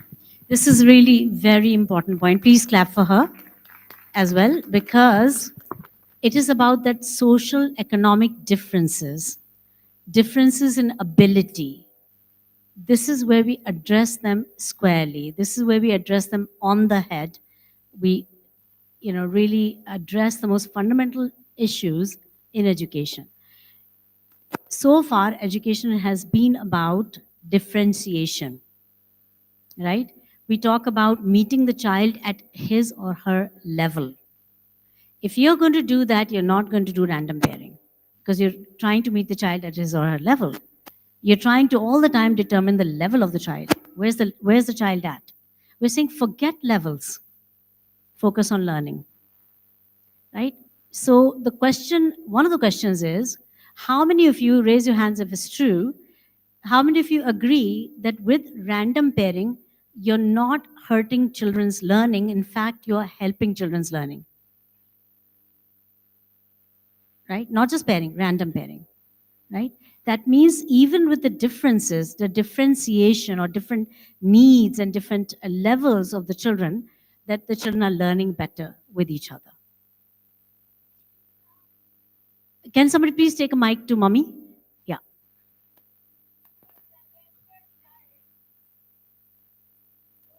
Yes, mommy, that's a very valuable point. We just want to hear you, ma. If a talented child is randomly sitting with a average child, so now the average child will become automatically knowledgeable. Wow, can we clap for that? Absolutely. So everybody grows. What is in there, my mother, I'd like to ask you, what is in there for the child? Like, okay, I am sitting with Amarjot, she's my partner right now for the day. And Amarjot is far brighter than me, right? She knows a lot more than me. Okay, so I'm learning more because I'm sitting with her. But what is the benefit for her in sitting with me? Oh, she becomes the leader. There you go. She develops leadership skills. And she is, becoming more confident and confident. Because I can teach. I can teach other children. See, you as a teacher know a lot more than a child. Does it make you less to teach the child? Or does it make you greater? Because you think of 10 ways in which you can teach your children. Sunita was, we were very hand to mouth very much. So while she was in class 6, she was taking tuition of a child for class 3. It is like that. And getting 10 rupees per month. Yes, that's right. We didn't have any money at all, and my tuition 10 rupees was helpful. Okay, thank you, Ma. Right. I was tutoring from the very young age, and that helped me when I went to England. we went barely at the price of a ticket, which also Papa and Mummy had to ask many, many people to donate so that my brother and I could fly to England. So even a school in Kanpur gave 2,000 rupees at the time. Many, many people gave them loans and money so we could just fly and take with us 235 pounds each, which is not a lot of money. And we flew to England without them. They did not come with us because they could not afford that many plane tickets. So we were 15 and 16, my brother and I. We flew to England. I just turned 17 in May, and this was in July, early July. So say 17. And when we arrived in England, they knew somebody called Mr. Shabby who came to pick us up, and we stayed with him for a few days.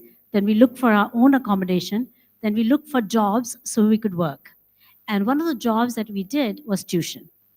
So one summer, I gave 56 children tuition. So that's how we survived our UK days. Then one day I decided, okay, this is not enough. In fact, it was my great father's suggestion that we should think of running a travel agency because tickets are so expensive. So I started a travel agency. And because I was studying at Imperial College, which is University of London, and I was doing my physics undergraduate there, first year, and Papa suggested this. So I said, okay, yeah, we should do it. We believed everything Papa and Mommy would say, and children do. So in that faith and their vision, I started Imperial agencies. My college was Imperial College. I started Imperial agencies, travel agency. Then I started selling tickets. And also I discovered along the way that tickets don't make so much money, but accommodation does. So I started giving accommodation and making loads of money. Then at the age of 19, my second year university, April of that year, I bought my first home in London. So I managed to, with my small savings as well as a friend of mine, Javid, who gave me £2,000 loan, I managed to buy that first house. The bank manager was kind enough, after 3 months of running me back and forth to his office, because I didn't know at the time that he wanted to see if he gives me a particular time and a particular appointment, do I make it on time? And I was always on time. So he said, I can trust you.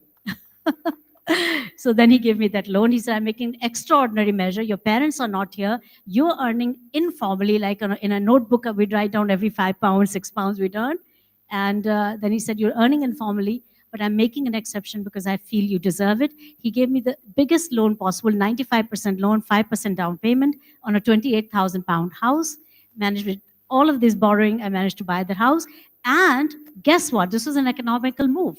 It was not a luxury because where I was paying rent, the rent was £70 a week. My mortgage was £55 a week. So I won on every front. And that's because of the starting point they gave us. And one of the starting points they gave us is give us no money. So, which was a good preparation for life. May I be yes, Mommy. Permitted, thank you, that there is one of my colleagues, namely Vaishali Shukla. She was a caretaker at Station Road. Now she is a clerk. She sent her daughter, after doing BA, to study for 1 year. They give master's degree in UK in 1 year. So she was admitted for 1 year. Now where was the money? Her husband is also a clerk in the government. So a bank gave this girl 7 lakhs of loan. And with that money, she was admitted. She went to England. I think they do in 1 year this master's degree. So in 1 year, she was not only studying and paid the money, 7 lakhs as for I think, the fees, and she took a little money and she started working at the same time somewhere. See, the West presents those opportunities, Mama. That's the one benefit of studying in the West. You अच्छा, can. तो सुनिए हुआ क्या, वो पास हो गई, अब वो वहीं पर है, काम भी कर रही है और लोन भी 25,000 रुपए महीने खुद लौटा रही है. Awesome. Can we clap for this? Vaishali, are you here? Your mummy's aide, you're always there with mummy. नहीं, वैशाली तो is an assistant as a clerk. Her daughter. You're talking about her daughter. I just wanted to congratulate her. Yeah, she for is her to be daughter's success. congratulated. Right, right. Okay, Ma, that's really inspiring. So really, sometimes we feel so protective towards our children, but what we need to do is let them go and fend for themselves. And I think they do very well and they survive and do very fine, majority of the time. Okay, so thank you, Mommy, for that interjection. This loan is known as a study loan to students. Yes, yes. Any bank will give. Yes. So this is good information for all of you thinking of sending your children abroad, that it is possible for them to take a government loan or a bank loan to send them abroad. That's a good thing. We didn't have that at that time. Right. So it was just a little side anecdote, but what I want to say is that it shows, I think in Vaishali's daughter's case, in many cases, that children have a lot of power within them to survive, to live by the principles given to them by their parents, and to excel beyond any measures we set for them. So maybe we should not limit them by our own thinking, by our own imagination. Let them fly. Yeah. Okay. Back to our thing. We were talking about random pairing. Why random pairing? क्यों random pairing? तो अब 2 points तो हो गए. एक आखिरी point आपका है, and then we'll wrap up that one. To me, random pairing is an integral and unbiased tool which ensures greater academic learning, highly interactive ambience, and the development of life skills. The transfer of energy, transfer of knowledge or learning is from one child to another here, ma'am. I think we can agree with that. Please clap for her. Yeah, very fine. Now, one more thought. This is my additional I think thought. which allow them to take the ownership of their learning, ma'am. They acha, right. They take To be ownership of it. responsible But that for- would happen with paired learning anyway. What about random pairing? You know, now we're talking about this subtle difference between pairing and random pairing. Why random pairing? Because so much more convenient just to say, okay, everybody sit with anybody. Right, go ahead. Why random pairing? Good points though. I mean, really, Richaji. I'm sorry, Smitaji. Good morning and Jai Jagat everyone. I'm Pooja Tiwari and I'm the pre-primary coordinator from Ayodhya Road campus. Ma'am, according to me, when we do random pairing, it encourages adaptability and it supports active learning. Because as you said, like we say, well done. If a child answers any question, it motivates the other learners in the class sitting that, okay, if he can do, I can also do that. So it helps a lot for the other children to learn and be active in the class. So, but what's the difference between randomly pairing them and pairing them? Because that is, again, a lot of it is what we do with pairing. High five, good job, social emotional support, all of that is with pairing. But why random pairing? They get the opportunity to interact with everyone. They make new peers every day and learn new things every day. That's a from good each point. other. That's a good point, because they make new pairs, they learn randomly because they're randomly being paired. They are getting new opportunity to be creative, new opportunity to connect with each other, strengthen each other, learn better. All this is correct. Absolutely. Perfect. Those points are valid. Okay, there's a lot of views here. Let me ask a teacher, They a also galvanizer. become more. Any galvanizer would like to comment on that? Sorry, Mummy. Yes, of course. Also become, you know, if every day I'm with a new person to sit. Keep the mic closer. Sit with me, new person sit with me. तो क्या होगा कि मेरे अंदर जो एक shyness होती है ना, वो खत्म हो जाएगी. My Valuable point, personality new point. development will be better. Two new points. Shyness khatam ho jayegi, personality development will be more better. Okay, they're dying to say something. Okay, just one-liners, one-liners, please. Yeah. It breaks fixed grouping, means it breaks favoritism as well. Yeah, that's a good point, Richa.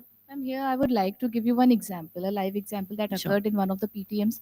There was one child called Yasin. So he was a very hesitant child. He does not like to speak with many people or someone like that. And the mother was very like, she was having this problem that why my child does not like to speak.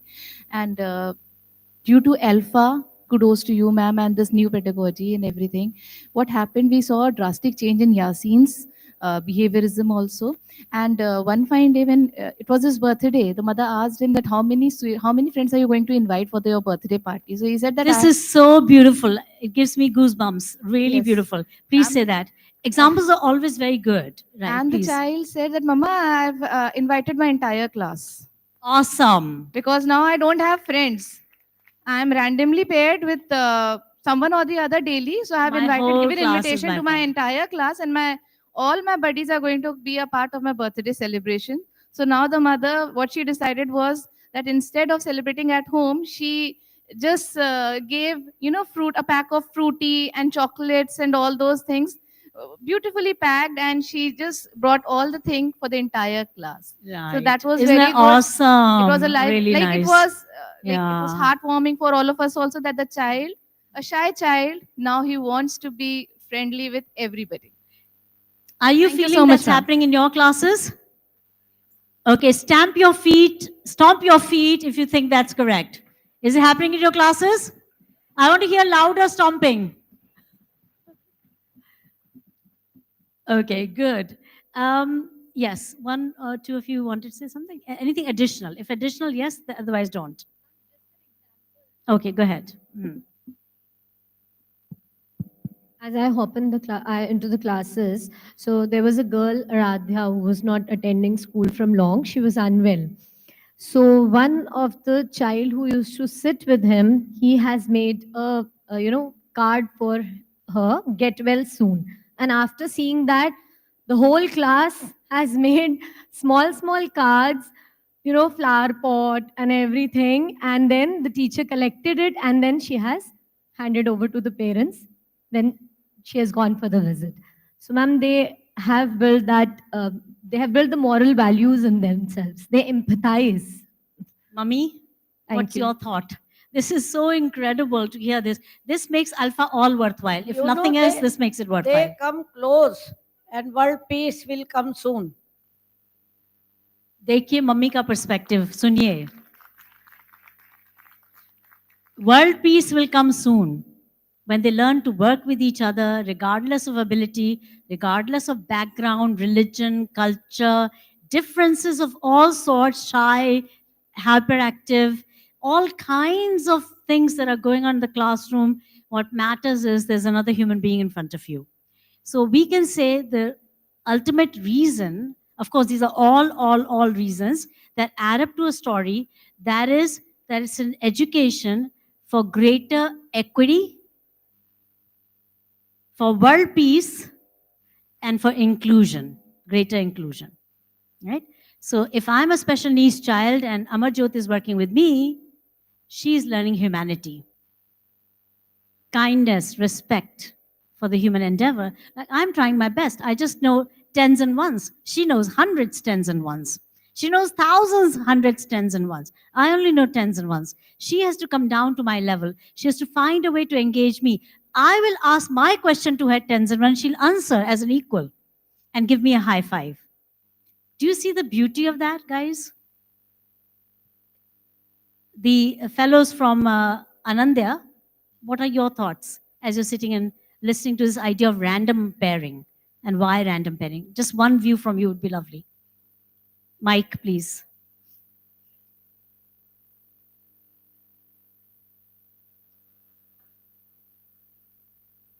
Third row. Rashmi, you want to say something? Yeah.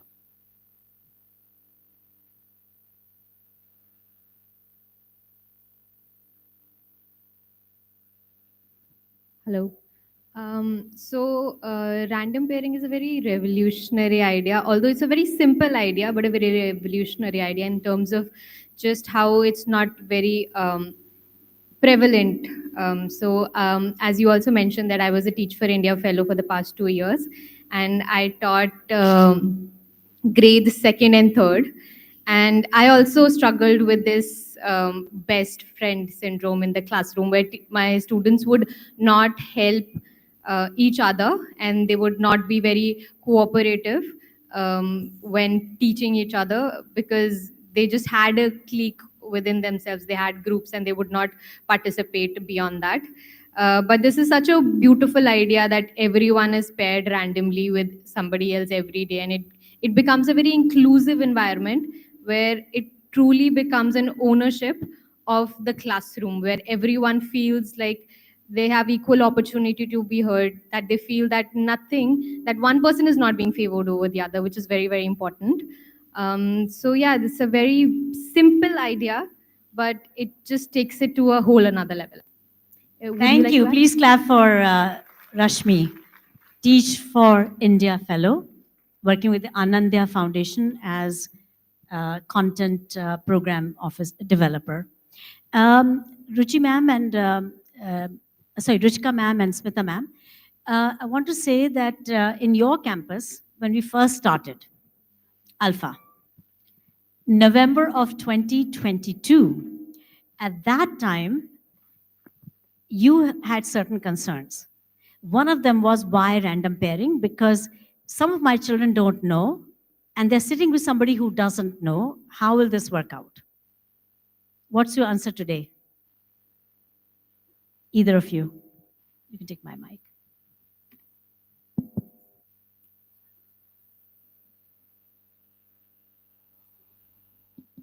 And very brief, please, ma'am. What's your answer today? Is it working for those conditions as well? No, ma'am, initially we had a few apprehensions, but now they have gone to zero, ma'am. Okay, apprehensions gone to? Zero. पहले इस्तेमाल करें, फिर विश्वास करें. So your Good. saying, seeing is believing in, seeing and believing is now evident, ma'am. So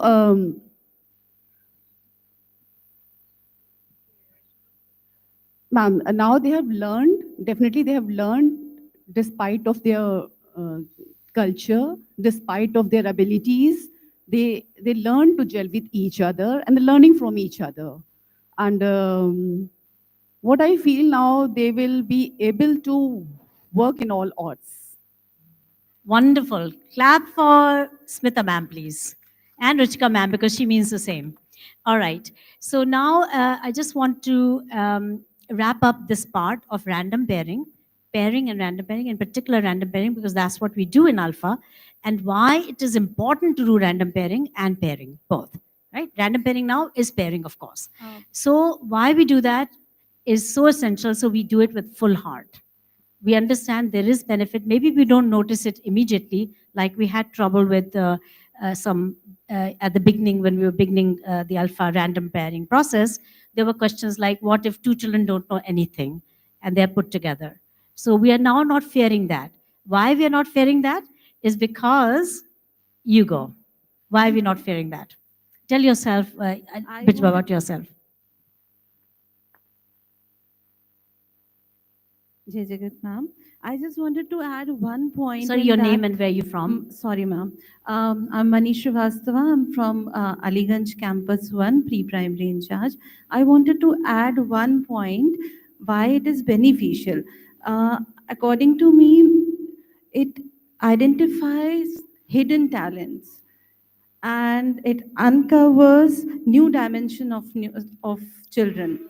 Sometimes we never know that what kind of hidden talents our children are having, and when we are doing random pairing in the class, we got to know different talents of the children.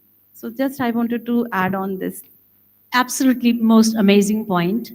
I didn't think of that, but yes, it's very, very true that you are, and I think everybody will agree, that you are and she was one, Smita, of course, was one, and many of the galvanizers have been sharing the wow moments, the dolphin moments.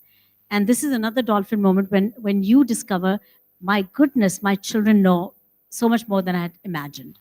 And they have all these hidden talents and these traits, these characteristics which define them as beautiful people that I have in my class.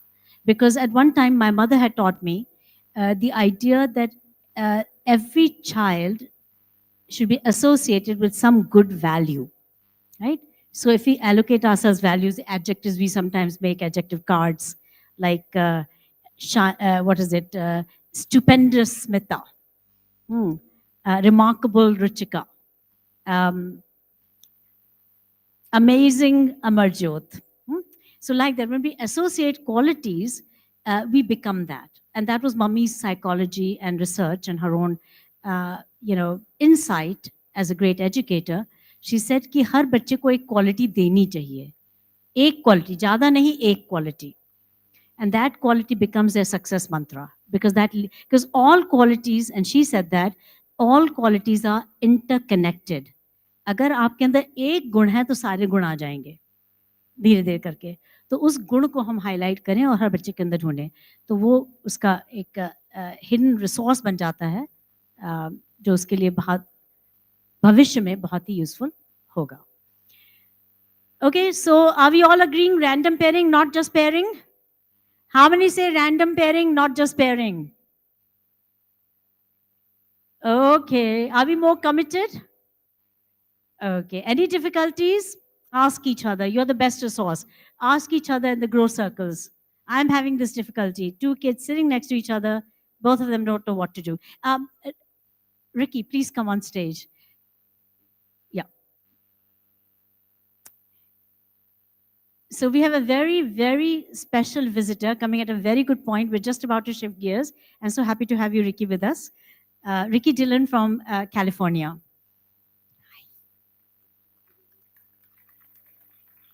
Awesome. Flying in from California. Other Patal Lok. ये कब आ गई पाताल लोक से Ricky Dillon? बैठिए please Ricky. She has made the whole county alpha in America. They're all thinking about it. The government has recognized alpha as a district to be, methodology to teach children in America. It is Dillon.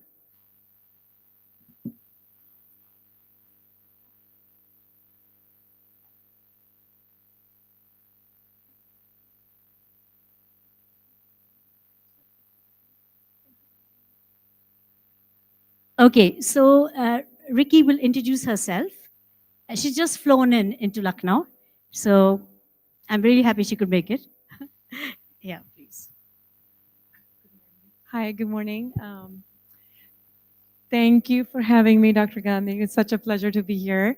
And like she said, I just flew in from Chandigarh, but I came like about a few days ago. I wanted to say ALfA is making a lot of waves at our school. This is a great program that we launched 2 years ago, right? This is our second year. 4, yeah. This is our second, this is our second year. And I told Dr. Gandhi, I said, I'm going to be in India, and then I would love to sign MOU here, because I was here last year in September.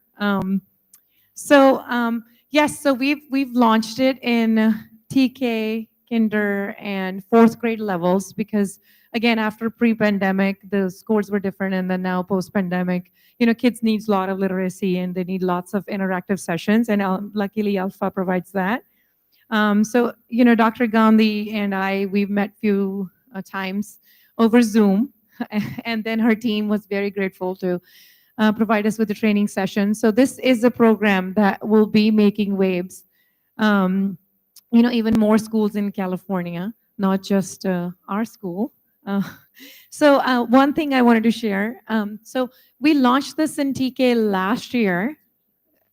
So TK for us is transitional kindergarten. Sorry, I'm using California pronunciation. So that is for 4 years old.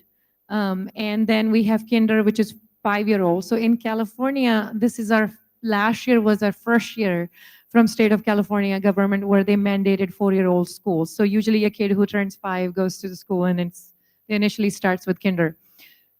We launched in TK, and we launched this program with the two sections of TK, just to see how it goes. And I wanted to tell you that we got our state reports. They don't do the state testing, so our state testing happens from 3rd grade to the 8th grade, but the benchmarking testing happens for TK and kinder to up to 3rd grade. So we have almost, you send me the Google sheet of all the kids' names. So we have, my principal just texted me and said 5 of our kids are now in 1st grade level. So they're skipping kinder. So I 5 of them, and we had, by law, we can only have 10 in one class. So legally, we're only allowed to have, so 50% of the class has already gone to 1st grade from TK. So they're skipping kindergarten. Wait, let me explain that to you. I'll translate her English into my English. Okay, so basically what she's superintendent of schools there. She's a superintendent as in like the administrator above the principal in this county, Fresno County of California, and at a school called Kepler School, Kepler Neighborhood School. So 2 years ago, we gave her the ALfA program, like we run in the government schools of India, a 45-day dosage. And she ran it for grade 4. And at that time, she also had her daughter in that grade 4. So she can share that about that. But what she just said is कि इनके जो 4-year-olds हैं, ठीक है? TK माने 4 साल के बच्चे, your nursery.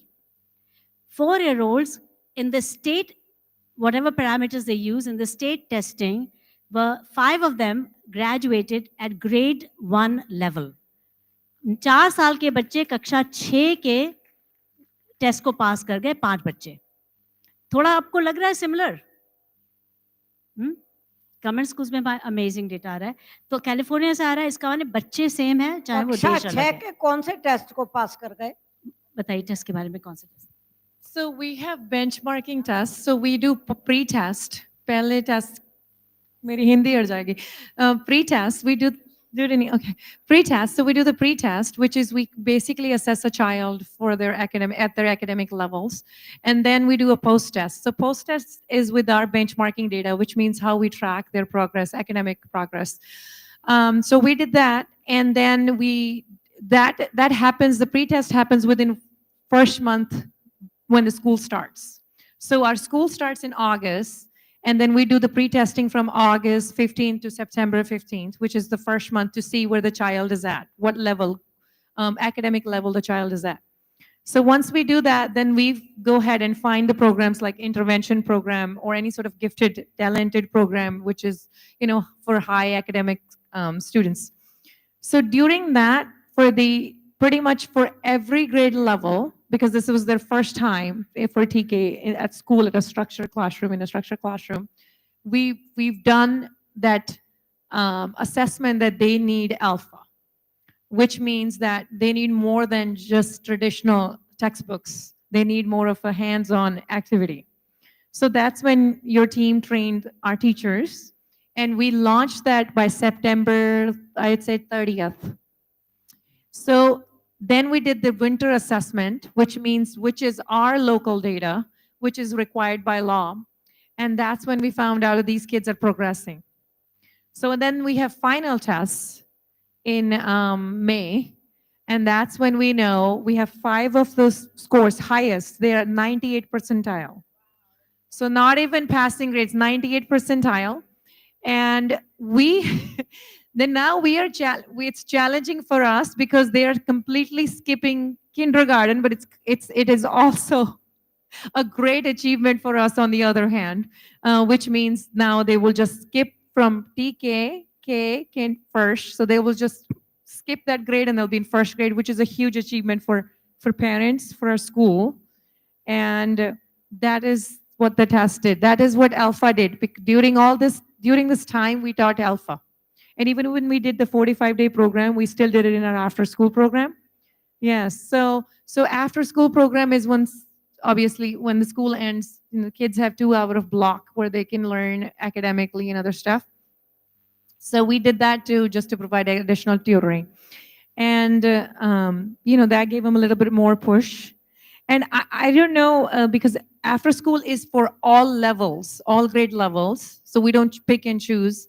And overall, for our school, and we, due to ALfA, because after school taught it in every grade level, and I will give you data when yes, I will give you data to show you, because it just became public in June, so it doesn't become public, so you can then check. We scored 20 plus points above the state level. So इनकी अंग्रेजी समझ में आ रही है ना, बहुत American accent है इनका, ये थी चंडीगढ़ की लेकिन है American. So I'm really glad she took it up. I could not follow, excuse me.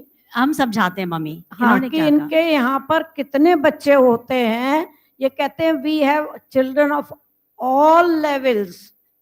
मैं समझा रही हूँ in one class. नहीं Am I मम्मी, right? नहीं मम्मी, No. ऐसा है, देखिए 2 चीजें हैं. एक तो इन्होंने 2 साल पहले 45 डे वाला कक्षा 4 में किया, नॉट 4 साल के बच्चों के साथ, कक्षा 4 में किया 45 डेज का इंग्लिश किया. इनकी बिटिया उस प्रोग्राम में थी, जो हमने इनसे पिछली बार सुना था, ये खुद बताएंगी कि क्या हुआ उस क्लास के साथ, क्या रिजल्ट्स आए उनके. ठीक है, 4 क्लास, कक्षा 4, इनकी बिटिया उसमें थी, कक्षा 4, दैट वाज 45 डे प्रोग्राम. ठीक है, अच्छा, टीचर्स को कन्विंस करना इतना आसान नहीं है, लेकिन इनके बोर्ड को कन्विंस कराना बहुत मुश्किल है. और उसके बाद कोई भी चीज़ ये अपने स्कूल में नहीं कर सकती जब तक कि इनकी जो काउंटी है, जैसे डिस्ट्रिक्ट है, वो अग्री करेगी कि नहीं. जब वो कहेंगे yes you can do, then they can do, and if the board says yes you can do, then they can do. But she was like the pioneer. She's the one who said karna hai. You know, that's where kahani always begins. जैसे अनीता कावल in Delhi, she said करेंगे. ठीक है, करना है, तो इन्होंने बोला हम करेंगे. इनको कैसे पता चला, क्योंकि मैं इनको नहीं जानती थी, राइट? इनको कैसे पता चला कि हमारे एक कॉमन फ्रेंड हैं जॉन करीपो, जिनका कि एक बहुत बड़ा मिशन है अमेरिका में, वो बहुत वेल नोन है. उनका एड्यू प्रोटोकॉल्स करके कुछ टीचरों ने देखा होगा नेट पे, बहुत ज़्यादा फ्लोट करता है वो एजुकेशन कम्युनिटीज़ में. उन्होंने काफ़ी सारी किताबें लिखी हैं एड्यू प्रोटोकॉल्स पे. तो मैंने उनको बुलाया था इंडिया, मैंने उनको बुलाया था फरवरी ऑफ 22, जैसे कोविड ख़त्म हो रहा था. तो वो अमेरिका से, कैलिफोर्निया से फ्लाई करके लखनऊ आए थे. मैंने उनके through city international school teachers को ट्रेनिंग दी थी. वो जब वापस गए, उन्होंने देखा कि बच्चे अखबार पढ़ रहे हैं अंग्रेजी के. उन्होंने देखा कि बच्चे, जो हम इप्सेटिव कहते हैं, जो हमने सिटी मॉन्टेसरी स्कूल के कई कैंपसेस में किया हुआ है, ipsative as in compared with yourself and not with others, that compete with yourself philosophy. John bought into it. John ने बिल्कुल उसको अपना बना लिया है, और वो अमेरिका में उसको स्प्रेड कर रहा है सब जगह, right? Through his edu protocols he is now adding up this idea of ipsative, comparing with yourself, not others. So see, ideas will float whichever way. उधर से इधर आए, वो बताने अपने एडू प्रोटोकॉल्स के बारे में. हमारी तरफ से 2 चीज़ें वो लेके गए. एक तो उन्होंने इप्सेटिव आइडिया वो अमेरिका में सब जगह स्प्रेड कर रहे हैं, competing with yourself, not others. And the second thing that he has taken back is ALfA. And ALfA से he has converted, he talked to Ricky and said, you should try this out. And so Ricky investigated, convinced her board, convinced her county to take it up. So that was 2 years ago when she did the 45-day intervention. The school year schedules are all different. So this is the second year in the sense now. Last year they did for 4-year-olds, not grade 4, but 4 और 5 साल बच्चों के 2 classes में किया last year. And they're doing it throughout most of the months when they look at it. Although at that time also we were saying कि 45 days में आप करिए, क्योंकि इनके पास अपने और भी बहुत सारे अन्य चीज़ें हैं जो करते हैं. तो वो जो है 4 साल के लिए और 5 साल के बच्चों के लिए जब किया, तो उसमें भी अभी ये बता रही हैं मम्मी कि रिजल्ट्स बहुत अच्छे आए, क्योंकि पूरे स्टेट लेवल का जो मेजर्स हैं एंड ऑफ द ईयर मई में, इनका एंड ऑफ द ईयर मई होता है, मई में जो रिजल्ट्स आए हैं उसमें इनके 4 साल वाले बच्चे जो टीके में थे वो कक्षा 1 पार कर गए 98 परसेंटाइल में, माने कि वो टॉप 2% में आ गए पूरे स्टेट के, राइट? स्टेट के वो 2% में आ गए। ये 5 बच्चे, 4 बच्चे, 5 बच्चे 4 साल के, हमने 10 में से 5 बच्चे, हाँ 50% बच्चे इनके, हाँ 10 में से 5 बच्चे कक्षा 1 पार कर गए, जबकि उन पार कर गए और पूरे स्टेट में टॉप पे आ गए। हाँ टॉप 2% में आ गए, टॉप 2%, हाँ 98% आए। And one more thing about ALfA is that attendance engagement piece. Engagement is high. Which means for our schools in US, we make our revenues off of attendance, the classroom-based attendance, which means if this child is attending, that means that's how the schools are getting funded. And ALfA encouraged them to be at school. So we've had interactive sessions with the kids. They knew what to do. They wanted to be at school, and it allowed teachers to provide more than traditional context. So that was another thing which we rarely mentions, because schools are also they also need funding to run, of course. And that's one of the biggest thing in California or in US is that your attendance needs to be high, which means people don't really, if they don't want to, if they don't feel encouraged to be in a school, they won't send their kids to school. So that's another thing that we had. We've cut our chronic absenteeism from 38% to 25%, so almost 10%. And those of them who didn't go to the first grade, they're at a kindergarten level already, which means for California, that is huge. Because after spending 180 days in classrooms, then you retest the kids, and there's a gap due to high absenteeism. And most of them don't even qualify to be at kindergarten level, so they may have to skip and repeat the grade. And so I just wanted to say, even the 50%, so out of those 5 kids that are in first grade, that are now in first grade, got promoted to first grade, the rest 5 are at a kindergarten level, which is the biggest achievement, one of the biggest achievement, because it's so challenging to keep the kid at a grade level. So that's what I wanted to say. That. So, mummy ये कह रही है जो 5 साल के बच्चे, जो 4 साल के 5 बच्चे बच गए थे, वो 1 क्लास आगे आ गए, 2 क्लास नहीं, वो किंडरगार्टन लेवल पे आ गए, ये कह रही है। तो कक्षा 4 के ये 4 साल के बच्चे 5 साल का टेस्ट पास कर गए, 5 of them, and 5 कक्षा 1 का पास कर गए, ठीक है? So guys, good results. But I want to say why she's back in India and why back in Lucknow in particular is because she's coming to sign today an agreement for a second-year extension of our program in California. MOU sign करेंगे आज ही हमारे साथ, इसको next year में जाएंगे. I'm so grateful to her because actually it takes believers to take it forward, and she's, just been amazing. I know she'll be a light of America because she is resilient. She's, fighting through all the difficulties. I know she had a lot of difficulties in pushing ALfA because there were people who were saying, इसमें ये नहीं है, इसके अंदर वो हो सकता है, इसके अंदर सारे diagraphs नहीं हैं. She is a true believer of ALfA, and she believed in it, and she got acceptance, not only acceptance, but top recognition. Congratulations, Dillan ji. So now, because of all this, she's in the news. ये news में आती हैं. ये इनका blog भी है, इनका social media accounts हैं जिस पे ये चीजें डालती रहती हैं. इनका एक वो करवा देंगे इंटरव्यू. ठीक है, बहुत पॉपुलर हैं ये, और इन्होंने मेरे लिए कैलिफोर्निया में प्लान किया था कि मैं वहाँ पे आऊँगी और 100 सुपरिटेंडेंट्स ऑफ स्कूल्स को ये लेके आने वाली थी, लेकिन मैं खुद ही नहीं जा पाई बिकॉज मैं थी मिशिगन में और मुझे कैलिफोर्निया जाने में टेक्सास के थ्रू जाने का टिकट मिल रहा था और कहीं और से मिल नहीं रहा था, और वहाँ पे टोर्नेडो था. So I had to cancel my ticket, and she had made all the groundwork and the arrangements for me to meet 100 superintendents. So you can see how it can go big. somebody who believes in it, makes it possible with lot of determination, against all odds, against all difficulties, uh, convincing everybody along the way कि नहीं मुझे ये करना है, और वो रास्ता खुलता गया और इन्होंने कर लिया और रिजल्ट्स भी अच्छे आ गए, एंड अब ये रोक नहीं पाएंगे इनको हम. See, lots of people, the day Dr. Gandhi, we were eagerly waiting that she couldn't come due to the weather. And it was, sadly, everyone knew that it was a big, huge tornado that shut down all the flights and we canceled everything. We were prepared. And there were almost people, they've signed up. They said, we want to come. We want to hear this person. Who is she? How is she revolutionizing education? It's just that this is a great quality program which produces quantitative results and qualitative results. So data speaks itself. And that's huge because, I could say, oh, I wanted to launch this program in front of my board of directors or in front of the people, the stakeholders, which mostly in our world, it's parents. But if I can't produce results, then the program won't work. Right? So this is a program that produces results and you see the direct impact in your classrooms when that child is there and is ready to learn and is thriving and is now moving to a different grade level.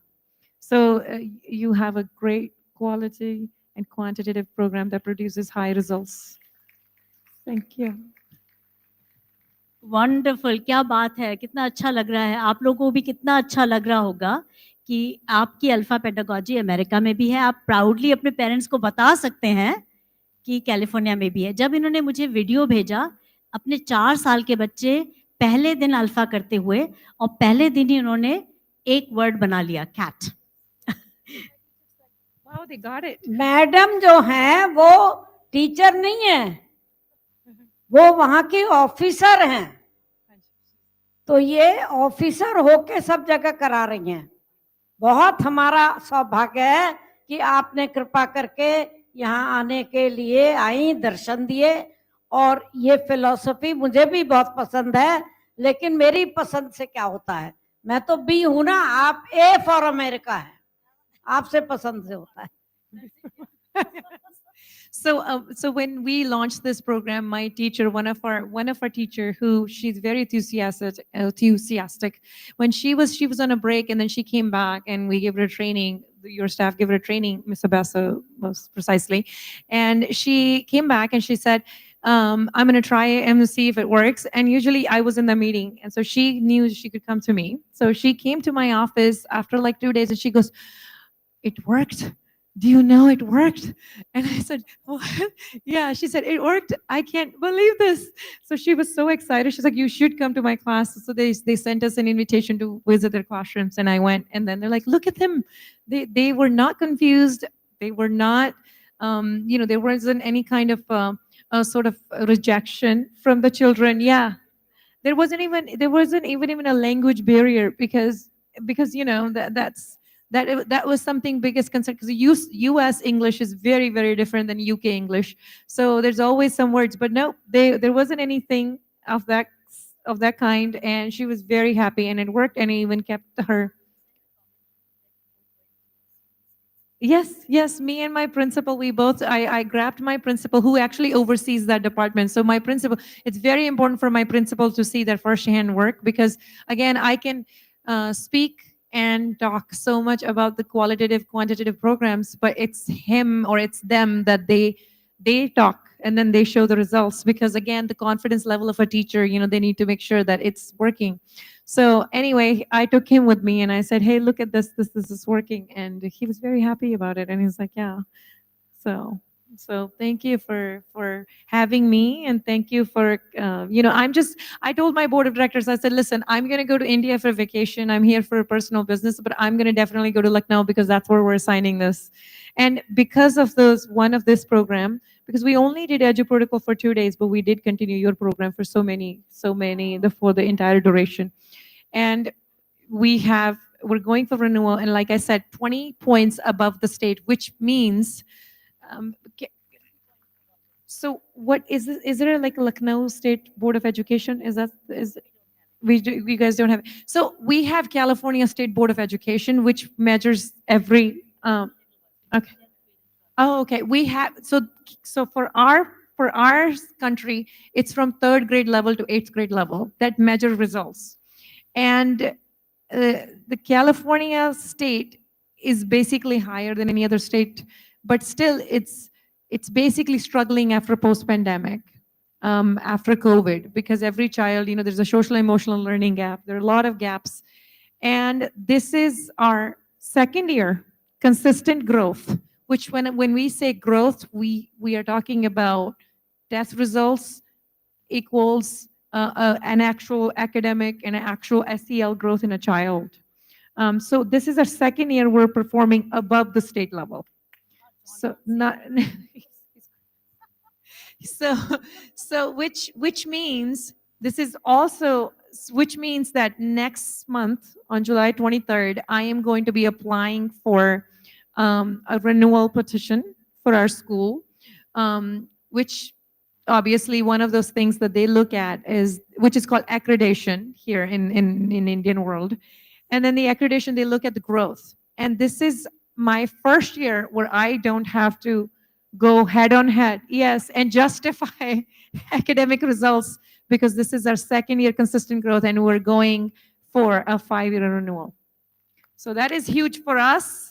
And my board of directors, they specifically said, you need to go to wherever you need to go, which means they didn't know where exactly it is. So they're like, go where Dr. Gandhi is and sign an MOU. So yeah. Okay, that's awesome. Right. The second thing she said, mummy, was that इनके जो बच्चे different grades के हैं, जो remedial classes जिनको हम कहते हैं, तो remedial में सब grades के लिए ये अल्फा चला रही हैं. That's what she said. कि सारे बच्चे हर grade के जो afternoon में wait करते हैं, हाँ, after school program में उनको ये अल्फा करा रही हैं.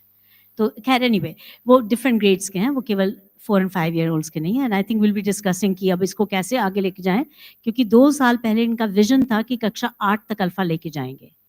तो अब ये नेक्स्ट स्टेप के लिए क्या करना है, विल बी डिस्कसिंग. तो एमओयू माने memorandum of understanding. It means an agreement to work together. We signed one last year and this year again we're going to sign one. So awesome.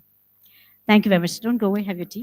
Okay, everyone, thank you very much for this time. I think I'm becoming aware of the fact that you haven't had a tea break and we still have to continue with our agenda. So I think if Innovation Wing members are okay with that, we give a tea break now, but let them come back to the hall, because I would like to continue with the 4-step process. Otherwise, tomorrow it'll get very crazy. Everybody's had their tea and snacks? No.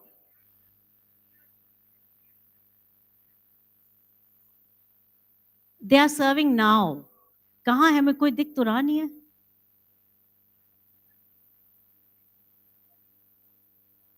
नहीं, front row को तो मिल जाता है हमेशा. सबके पास है. चाय है? देखिए चाय ब्रेक. कहाँ है चाय? अरे भाई, एक जना सर्व करेगा तो 1 घंटा लग जाएगा. He will be serving. Okay, why don't we take चाय है कि नहीं है वहां पर? कहाँ है? पक्का? No, आप check कर लीजिए, because but in any case, let's do a quick energizer. So, ma'ams, all of you please come and lead an energizer. Nishant, put up an energizer, please.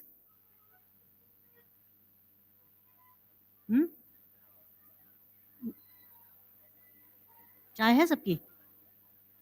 Okay, so instead of the energizer, now you go have your tea, because you've been waiting for tea and she's saying the tea is outside. आप लोग चाय P लीजिए, उसके बाद आइएगा, हम लोग energizer शुरू करेंगे.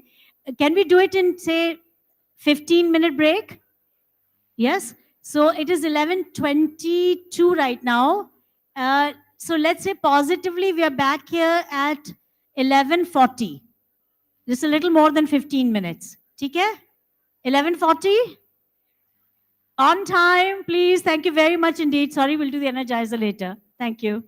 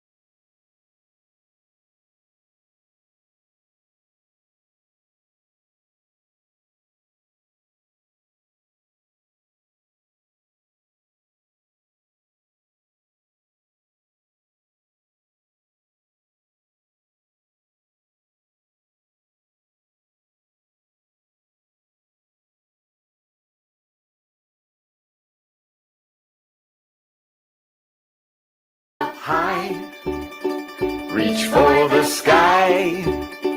Let's sing and move along to the silly, silly ram-sam song. Oh, ram-sam-sam, oh, ram-sam-sam, gooly, gooly, gooly, gooly, gooly, ram-sam-sam. Oh, ram-sam-sam, oh, ram-sam-sam, gooly, gooly, gooly, gooly, gooly, ram-sam-sam. Oh, Robbie, gooly, gooly, gooly, gooly, gooly, ram-sam-sam. Oh, Robbie, gooly, gooly, gooly, gooly, gooly, ram-sam-sam. Arms up high, reach for the sky. If you want to be a ram-sam master, you've got to go a little faster. Oh, ram-sam-sam, oh, ram-sam-sam, gooly, gooly, gooly, gooly, gooly, ram-sam-sam. Oh, ram-sam-sam, oh, ram-sam-sam, gooly, gooly, gooly, gooly, gooly, ram-sam-sam. Oh, Robbie, gooly, gooly, gooly, gooly, gooly, ram-sam-sam. Oh, Robbie, gooly, gooly, gooly, gooly, gooly, ram-sam-sam. Arms up high, reach for the sky. If you want to be a ram-sam master, you got to go a little faster. Oh, ram-sam-sam, oh, ram-sam-sam, gooly, gooly, gooly, gooly, gooly, ram-sam-sam. Oh, ram-sam-sam, oh, ram-sam-sam, gooly, gooly, gooly, gooly, gooly, ram-sam-sam. Oh, Robbie, gooly, gooly, gooly, gooly, gooly, ram-sam-sam. Oh, Robbie, gooly, gooly, gooly, gooly, gooly, ram-sam-sam. Arms up high, reach for the sky. If you want to be a ram-sam master, you got to go a little faster. Oh, ram-sam-sam, oh, ram-sam-sam, gooly, gooly, gooly, gooly, gooly, ram-sam-sam. Oh, ram-sam-sam, oh, ram-sam-sam, gooly, gooly, gooly, gooly, gooly, ram-sam-sam. Oh, Robbie, gooly, gooly, gooly, gooly, gooly, ram-sam-sam. Oh, Robbie, gooly, gooly, gooly, gooly, gooly, ram-sam-sam. Arms up high, reach for the sky. If you want to be a ram-sam master, you got to go a little faster. Oh, ram-sam-sam, oh, ram-sam-sam, gooly, gooly, gooly, gooly, gooly, ram-sam-sam. Oh, ram-sam-sam, oh, ram-sam-sam, gooly, gooly, gooly, gooly, gooly, ram-sam-sam. Oh, Robbie, gooly, gooly, gooly, gooly, gooly, ram-sam-sam. Oh, Robbie, gooly, gooly, gooly, gooly, gooly, ram-sam-sam. Arms up high, reach for the sky. If you want to be a ram-sam master, you got to go a little faster. Oh, ram-sam-sam, oh, ram-sam-sam, gooly, gooly, gooly, gooly, gooly, ram-sam-sam. Oh, ram-sam-sam, oh, ram-sam-sam, gooly, gooly, gooly, gooly, gooly, ram-sam-sam. Oh, Robbie, gooly, gooly, gooly, gooly, gooly, ram-sam-sam. Oh, Robbie, gooly, gooly, gooly, gooly, gooly, ram-sam-sam. Arms up high, reach for the sky. If you want to be a ram-sam master, you got to go a little faster. Oh, ram-sam-sam, oh, ram-sam-sam, gooly, gooly, gooly, gooly, gooly, ram-sam-sam. Oh, ram-sam-sam, oh, ram-sam-sam, gooly, gooly, gooly, gooly, gooly, ram-sam-sam. Oh, Robbie, gooly, gooly, gooly, gooly, gooly, ram-sam-sam. Oh, Robbie, gooly, gooly, gooly, gooly, gooly, ram-sam-sam. Arms up high, reach for the sky. Now you're a ram-sam master. You're a ram-sam master. Thank you so much, teachers. Please settle down.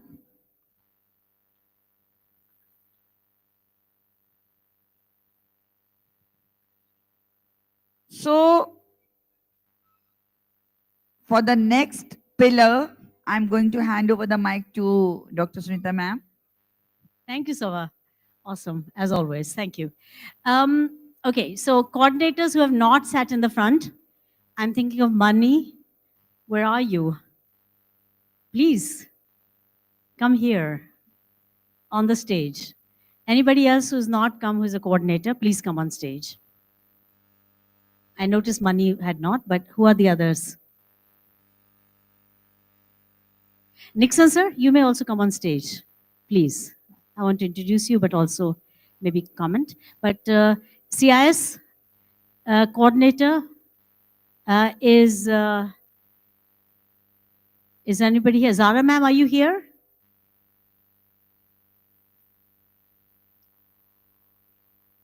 Is Zara ma'am here? Somebody say yes or no.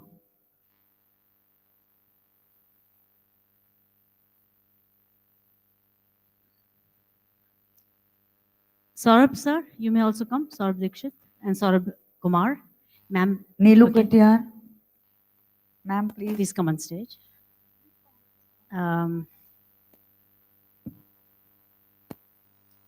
So one pre-primary, one primary coordinator from Innovation Wing. You may please also come. Savita? And for primary, Seema, you're in primary, right? Or pre-primary? Okay, who's in primary here? Rakhi ma'am, please go. Rakhi, Innovation come. wing. Yeah, two of you come. Sir, please come. And any other coordinators from any other school here? Am I missing anybody here? Coordinators have all come in the front already. How many of your coordinators, please raise your hands, or higher? Coordinators or higher? Okay, back there, any coordinators? Okay, so I think all of you have come. Fine. So please, just come in the middle then, please, Maniji. I hope you're feeling better. You can manage? Okay, all right. Coordinators of GN1. Where are you? Yeah, there are campuses that may not have been represented. GN1?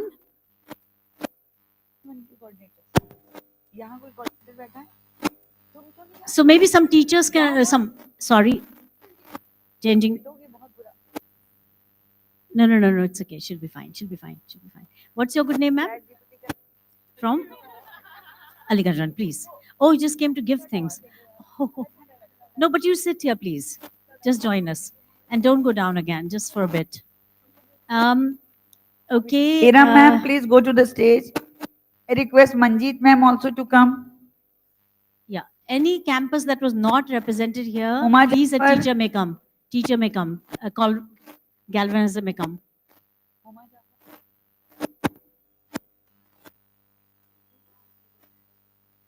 Okay, quick Where is introduction. Neeti? Tankha ma'am, where's my Tankha ma'am? अरे भाई आप उधर कहाँ हैं? Please ऊपर आइए. Icon.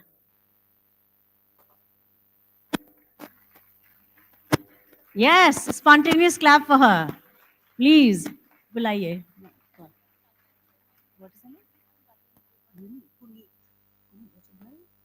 Rajendra Gavan Guneet. Anand Nagar, RDSO. You know which campus was not here. Please come to the front. Got a few chairs still. Galvanizers. Richa from Anand Nagar.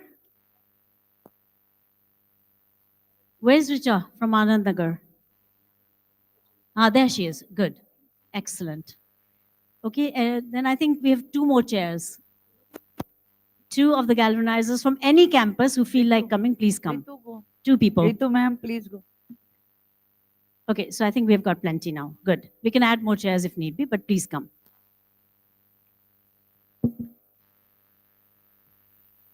So we're going to talk about now the next pillar. We've done random pairing, and now we're going to talk about the next pillar. Do you see that every pillar has so much in it? If you really look at it, and we go to the depth of it, there's so much in there. Chairs. Two chairs. Nixon sir, you come on this chair, please. This is for you. You deserve to be in a nice chair. Thank you.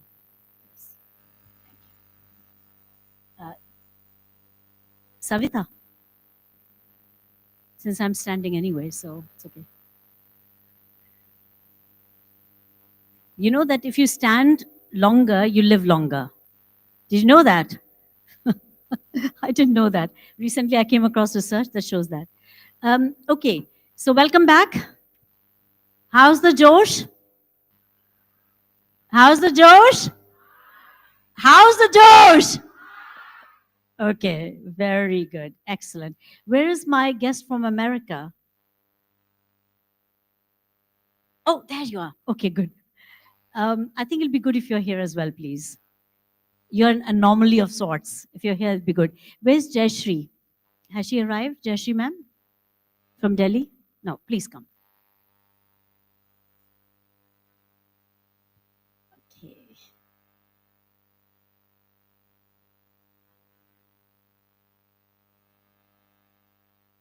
You have no idea how delighted I am that I can be with you all, because now we'll get into the mill of things. We'll get back to, the regular things we have to do as teachers, and I'll have less interaction with you.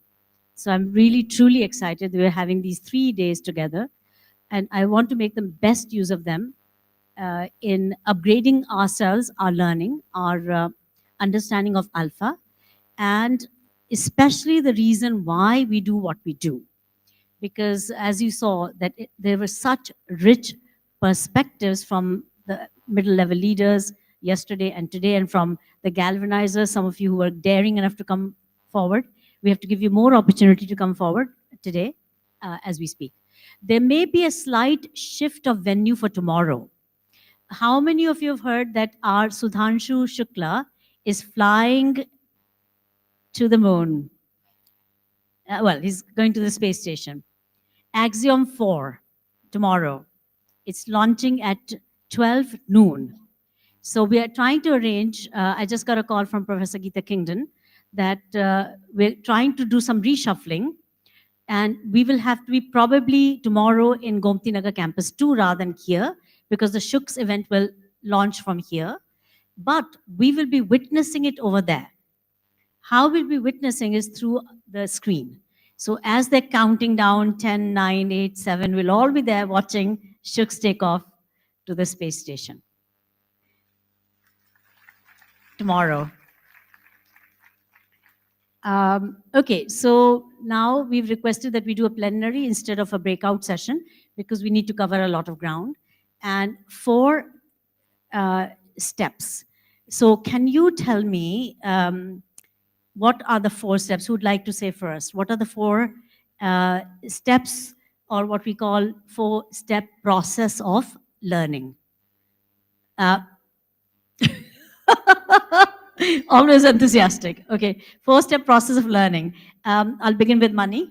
She was the first one to come up and she wasn't well yesterday. So I'm happy she's here with us. Mani from Aliganj 1, please. Go ahead. 4 steps of... Don't explain them, just tell what they are. All right. Uh-huh. Teacher-child demo, then child-child demo. After that, whole class working in pairs, and then stretch activities. So these are the 4 steps which we follow.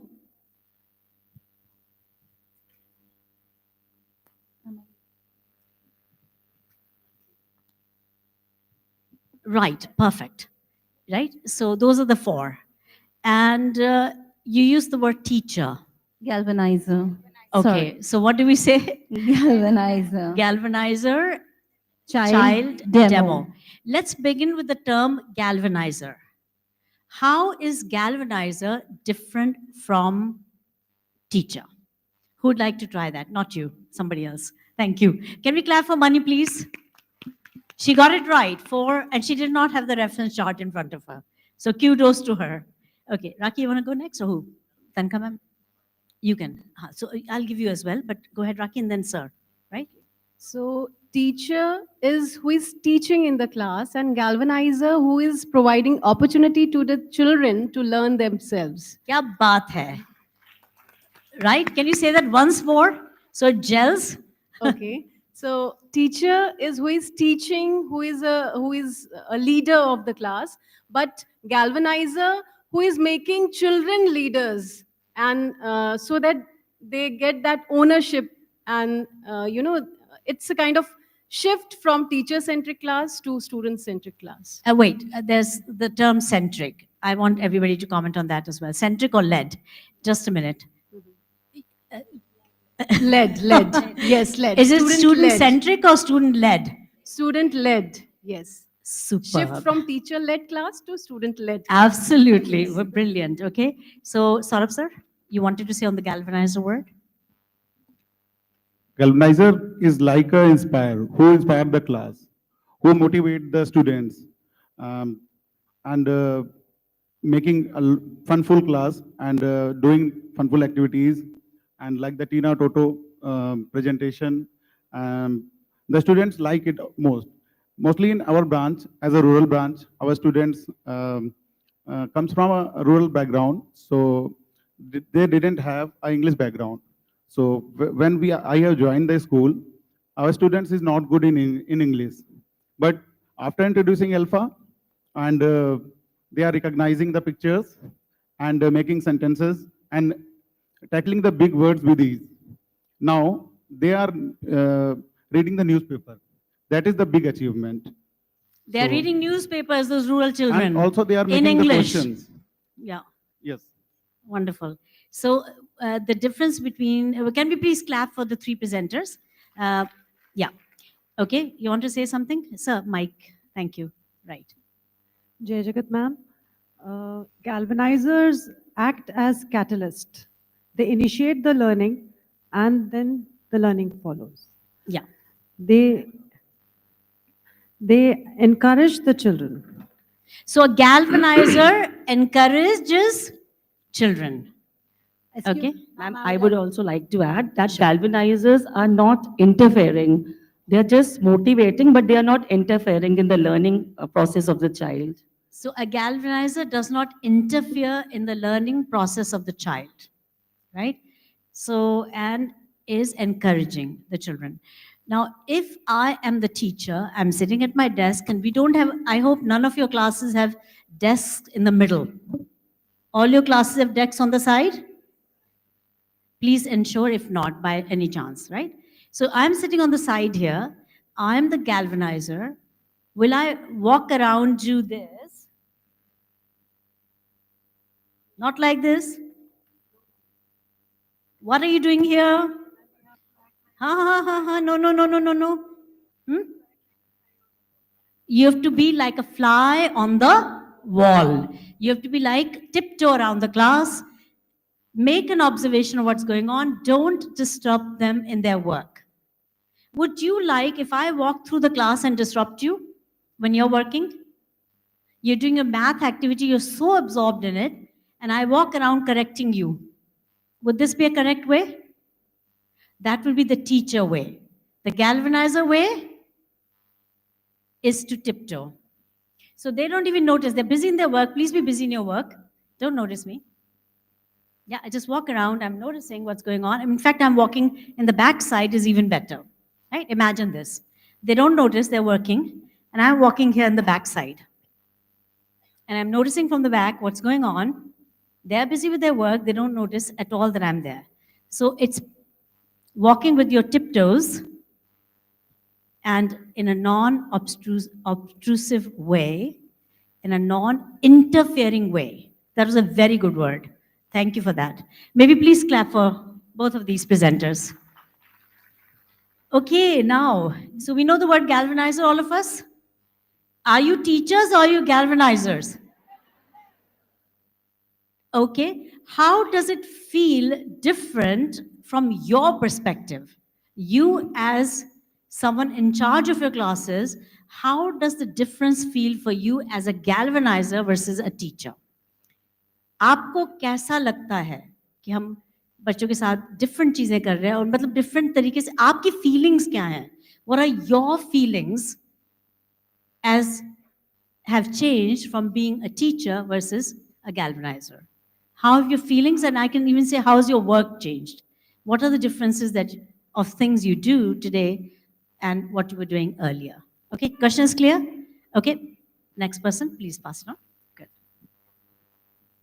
Please say your name, campus, and your role. Good morning and Jai Jagat. I'm Sapna Chandir from Golf City campus. Ma'am, we have taken ALfA for this year, and as we are trying to adapt it and make more strong beliefs with what we practice. So yes, definitely when you said that we have to believe, then only it will happen, and it is actually into practice that we are doing that. When we believe which steps we are believing, that is working well. So we are trying to adapt more and more.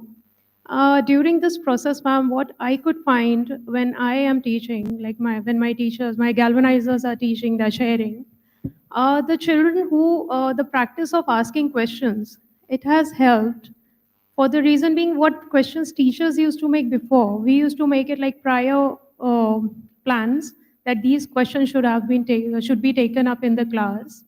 And when children have started making questions, the perspective of questions have changed. Like whatever, if I'm taking ascending order.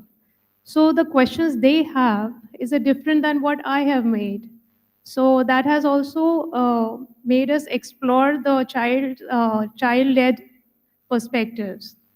So that is actually helping to understand them better and believe in things better. So that's my Okay. triple W. So yes, thank you. Let's clap for Sapna from Golf City. They've just adopted this year. So the progression has gone something like this. Some of you know, maybe most of you don't. That we did 2 campuses in 22-23 session, just for 45 days. In November, we started the ALfA program in Gomti Nagar Campus 2, which is extension, and in Aliganj Campus 2. In Aliganj Campus 2, there are 3 sections, a smaller campus. There are 3 sections per grade. We did this for kindergarten, grade 1, and grade 2. And only 1 section did ALfA, 2 sections did not do ALfA. In Gomti Nagar Extension, it's a much, much bigger campus. There are 9 sections per grade level. So 4 of those sections in each of the kindergarten, grade 1 and grade 2, 4 sections in each of them did ALfA. 5 sections in each of these grades did not do ALfA. Total, there were almost 1,000 children between the 2 campuses who did ALfA, and another, let's say, almost 2,000 children who did not do ALfA. So about 1/3 of the children did ALfA and 2/3 did not do ALfA. We did a baseline, like I was mentioning earlier, control group, treatment group, or intervention group, or non-intervention group. So we did a baseline of everyone, including those who did not do ALfA. And then 39 and 44 days later, we did the post-test for all the groups. And the difference was very significant. In Aliganj 2, for example, the section A in Hindi went up from, we did Hindi that year too. It was only 45-day intervention, and they did it for 39 days. In grade 1, or was it? Yeah, in grade 1, the Hindi marks were 42% at the baseline level for the particular test we had given to both campuses and to all the children. And at the end of it, for the ALfA section, they had grown to 70%, if I remember correctly. You all have data who are from that campus. And so that went up 28 points in 39 days. Because we did the pre-test and then post-test, right? After 39 days. That is whopping improvement. And similarly for English, that was 20 points. For mathematics, it was 10 points, if I remember correctly.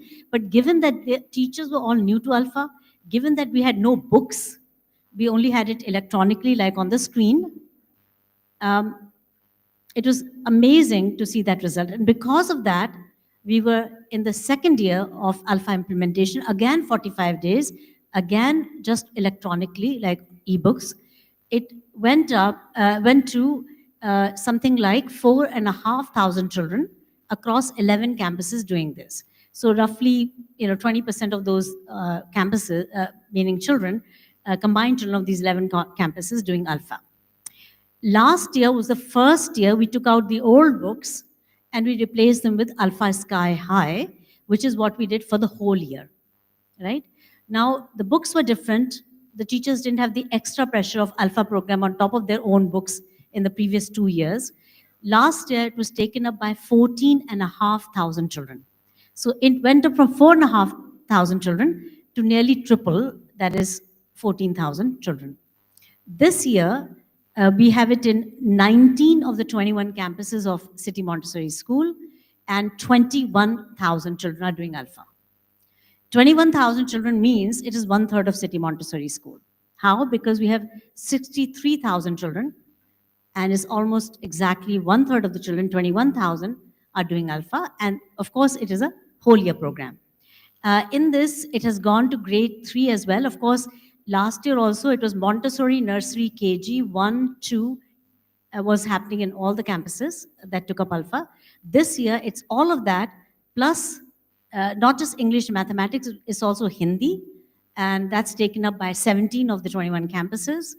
And English, Hindi, and mathematics, all 3 subjects have been taken up for grade 3 by 5 campuses. So this is where we are at. So it's grown quite a bit. And because of testimonies from you, galvanizers who are in the program, how is it going for you? Testimonies of the principals, the middle level leaders, the surveys that we have done, what you have said in the surveys, and then parent testimonies that we have stacks of from you all, and based on data, results, because results are very good. And based on my mother's testimony, that I'm happy that my children, City Montessori School children, are speaking so much and so well in English, because that's been her mission. And she's delighted how your little ones are speaking in flawless English and so confidently. And they're rising in that English vocabulary, their understanding of English is just going phenomenally well. So because of that, we have grown, because of data. And I'm so happy that from America, we're beginning to get some data as well. So data is king, is absolutely the most important thing. Anyway, so where were we?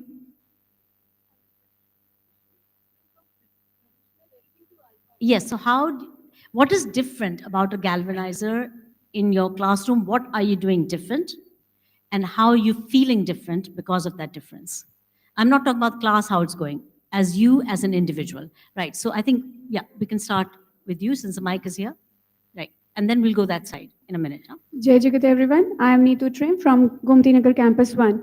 Ma'am, one difference that I've seen is the noise of learning. If I walk into any classroom at any point of time, children are engrossed, means they are learning. Learning is happening all the time, be it hands-on, activities. There are so many things, and children and the teacher the teacher, she doesn't have to remind anything to the children. So they know everything. We only have to tell them that you have to do it, and you give them the time limit, and they're on it. So this is the main difference that I am seeing, ma'am. The noise of learning, and it's actually helping our kids a lot.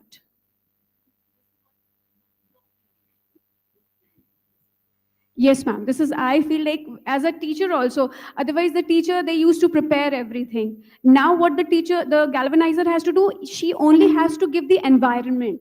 The children, now only the inputs have to be given, and rest, everything will be led by the children. Okay, thank you. Shall we clap for her, please, for her lovely thoughts? Please pass on the mic. Ma'am, you've spoken I before. just want to add one thing. I'm Okay. Neetu Sapra from GN1 only. Right. What I have felt is that children have started, actually they have started thinking critically. The critical thinking, the creativity has improved. Ma'am, I'm asking about your feelings. Pass it on, please. I'm going to give you another chance later on. Who wants to talk about feelings? Your feelings, your workload. Yes, ma'am. I'm Okay, I'm right. Kaur from Rajiv Nagar Campus 1. As a galvanizer, I feel that we have given the opportunity to the learners to learn by themselves and learn by doing and make them an independent learners. When they are sitting in pairs and working, the most important thing that I feel it's happening is the active listening. They are listening to each other. The critical thinking is there, and the activity that they are doing when they are sitting in pairs, both of the pairs are busy solving and coming to the common conclusion. Okay, All again, are you're talking engaged. about children and what they're doing in the classroom. As a galvanizer, we are Try and talk feeling about your very- feelings, but you also matter. Exactly.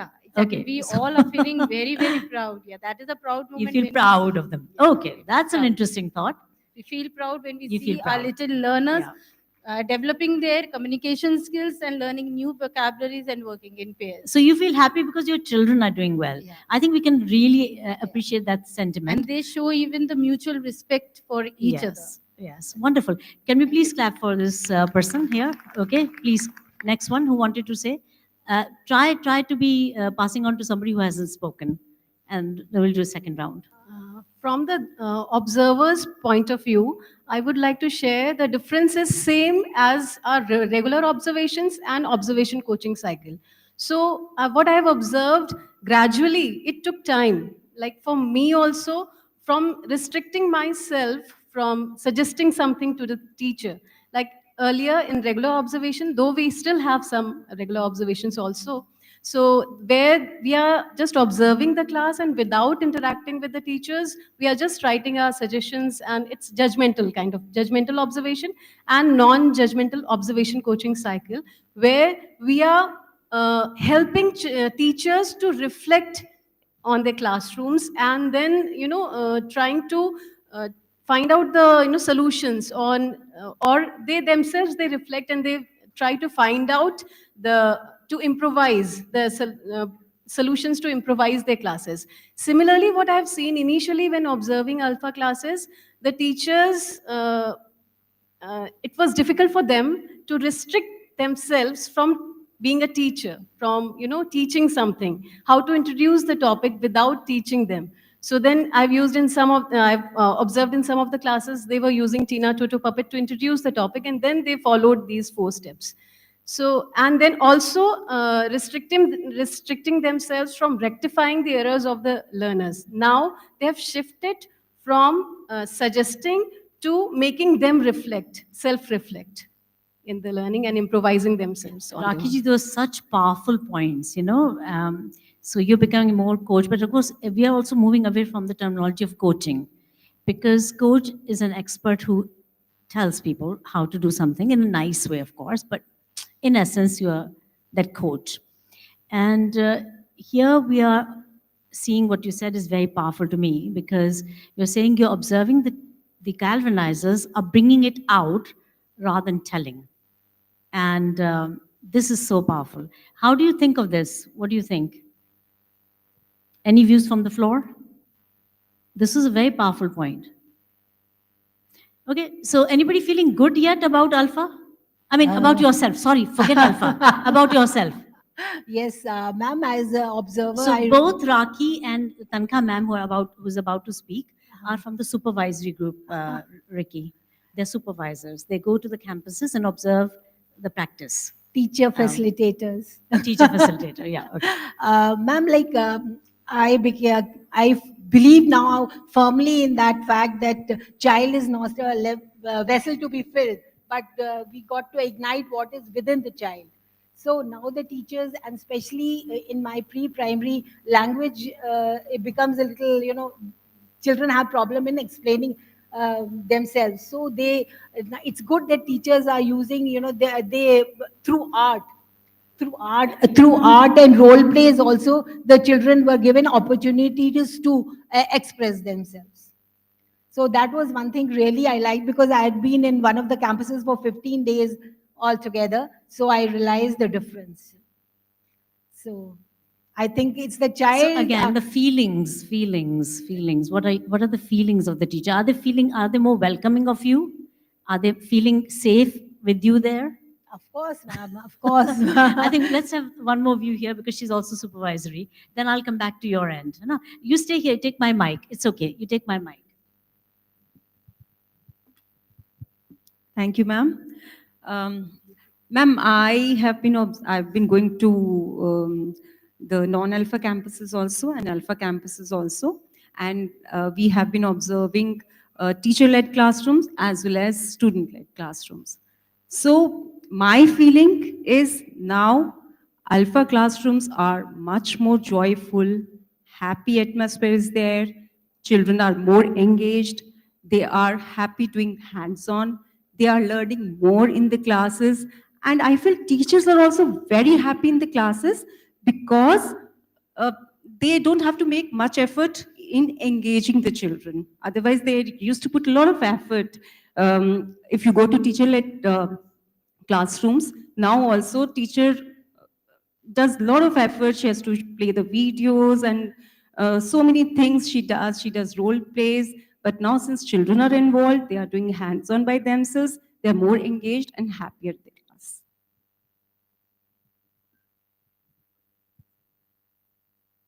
Well, I think they are feeling satisfied with the growth, and then they're seeing the engagement level is high. Yes. I think this is a point that's echoed across many of the presenters, that when the children are doing better, and what Ricky said also, when the children are doing better, the teachers are feeling happier. Because you're there to teach, right? In this case, we're saying you're there to enable learning, because we're shifting focus from teaching to learning, right? So you're seeing more learning, you're seeing more happy faces, and this makes you happy. So I suppose you're a happier teacher.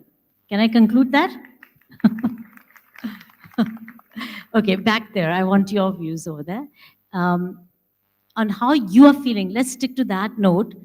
What is different in your life as a teacher? Has it reduced your work, extended in some ways, and what changes have come? and how you're feeling because now we've established already because your children are doing well. Besides that, are you feeling, burdened, too much correction work, too much this, you take stress back home? How are you feeling? Ma'am, honestly, I would say that the load is shared now. See, earlier we used to think about the home, as we have discussed with our friends right now, that we used to think about the homework also, or the questions to be planned and everything. And now it is maximum, it is child led, because the children are themselves preparing homework and giving away with the friends, and they are also teaching their friends each other that you don't like for pre-primary. If a child is not able to do that, they are doing it and they are telling also the good ones, at least those who are struggling, they also help them out.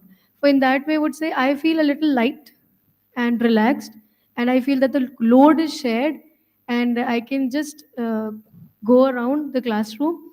And there are moments, small moments, where I see that the other one is helping, and I don't have to intervene at the first go, that you need to tell them. But the friends are there to tell each other, and then there are children who are struggling where we can help. So somewhere the load is shared, and that is why I feel relaxed, a little relaxed than It's an earlier. interesting point. I mean, load is shared. Also, I suppose, into correction work of written work. Yes, ma'am. Right? Do you feel the load is shared? Those who agree, raise your hands, please. I know you're with it. The load is shared with the children? Yeah. So that means they also do your correction work a little bit, like you don't have to correct for them first. They correct each other's work first. Most of the time, we talk about little ones, maybe a different intervention slightly, but the outcome is that your load is shared, correct? Gives you a bit of more time. How many say you get a little more time for your reflection register, to sit down, take a breath? How many of you feel that you're getting a bit more peace in your classes? A bit more peace. Noise, of course, higher, but peace as in your mind. Just a handful of you. You don't feel peace more. Do you want to go back to the traditional classroom? No. How many want to go back to the traditional classroom? There's one? No, not a single one of you. But be daring if you do want to go back. It's okay. But you don't want to go back. I know you don't want to go back because you have seen a different way of cutting the pie, different way of conducting classes, which enables you to feel better as well. So I will not dwell on it much, but yes, if there's one more view, we'll finish there. Ma'am, Okay, just 2 wanted views. to add on to it, like because we get instant results through our Reflect and Perfect, so it helps us in navigating also in which direction do we have to go in the classroom. Do we have to go to the next module, or do we have to stay back and we have to work around it? So it also helps in navigation of the classroom.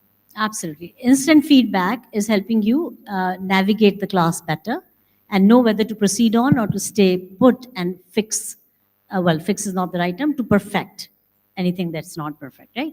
Then, yes, ma'am. Last viewpoint. Yeah. Good afternoon, ma'am. Yes, good afternoon. I'm You Neeti are Verma from Golf City campus. from which campus? From Golf City campus, ma'am. Ah, Golf City campus. okay. Pre-primary wing. Right. Jashi ma'am, welcome. Hi. Okay, right. Continue, please. Ma'am, as a galvanizer, what I have felt that I have taken a back seat, and I'm just a moderator, and I'm a storyteller. Like I give them the plot and everything. Now they have to work upon it. How to build their own stories, derive to the conclusions is their job. And the best part is lesson plans. They are not very detailed. Like earlier, we used to write everything in details. So the best part is that you have already given triggers in ALfA. So they throw light on how to introduce the topic. And when everybody is on the same page, we are able to get the same outcome in all the campuses. So I really like this pedagogy, though it is new to us and we are somewhere in the learning phase. And yes, as a galvanizer, when I go in the classroom, I see the smiling faces. Children are excited with Tina and Toto. They just are trying to take out their puppets and they just want to do the role play with them. So that's what I have observed till date. So thank you, ma'am. Okay, good. Excellent. Thank you for the most illuminating views on this. So now we want a couple of you galvanizers to please come to the front. And I'd like to welcome Shri Chandra Prakash ji. Such an honor to have you, sir, with us. and your dear guest. Welcome, ma'am. Yes, wonderful. You all know Chand Prakash ji. He's the most connected Lucknowite I know. He's connected to the hub, the heart, and the throb of Lucknow. Chand Prakash ji is the family from the family who runs Universal Book Depot in Khazarganj. He runs that. And he wrote a beautiful book on Lucknow, a book, coffee table book, which I cannot forget. He enabled that book, and it was just awesome to have it. Thank you so much, sir, for being here. And thank you, ma'am. We'll talk to you in a minute. And lovely to have Jayashri ji here with us, Jayashri Goel. Can you please just show everybody who you are? Okay. Jayashri Goel is the founder of the foundation Anandya. I mentioned to you earlier that she'll be joining, where these three wonderful people you've already met have come from, and they're from Delhi. We're tying up with them. Today we're signing a memorandum of understanding with Anandya Foundation, and the joint project will be called ALfA Anandya. Isn't that beautiful? Anand of ALfA. It's just magical how, God arranges things. Good. So really warm welcome to you as well. Okay, so I need two of you galvanizers. Please come to the front here. That'll mention how you do galvanizer child demo. First demo. Can you do it together here? Take any topic, any grade. It'll be nice if grade 3 teachers come, because you've not had a chance to do ALfA for very long at all. So grade 3, 2 galvanizers from grade 3, please.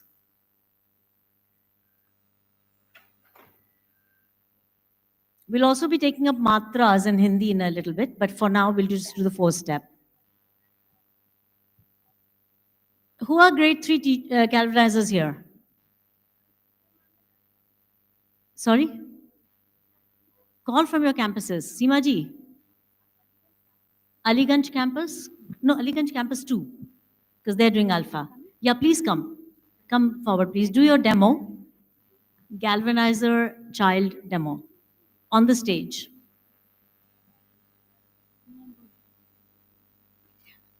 Who all are from grade 3 here? Please, can you raise your hands?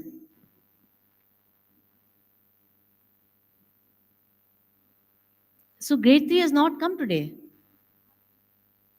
Kirti, where are your galvanizers? Why are they not raising hands? Or maybe I can't see. Okay, so be ready for the next one. Yeah, all the galvanizers, please come in the front. Grade 3 galvanizers, please take seats in the front anywhere. Any other galvanizers? I expect 30 of you here. Where are you? Please come. Come to the front. Thank you. Okay, come to the front. Richa, come to the front, further front.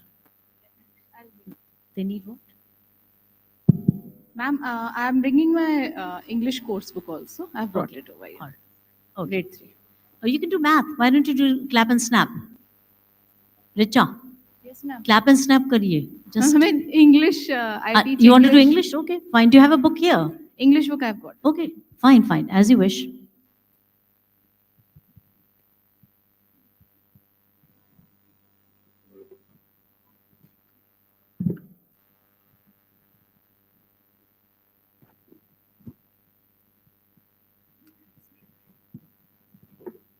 So we are going to open up the book grade 3 English on the screen.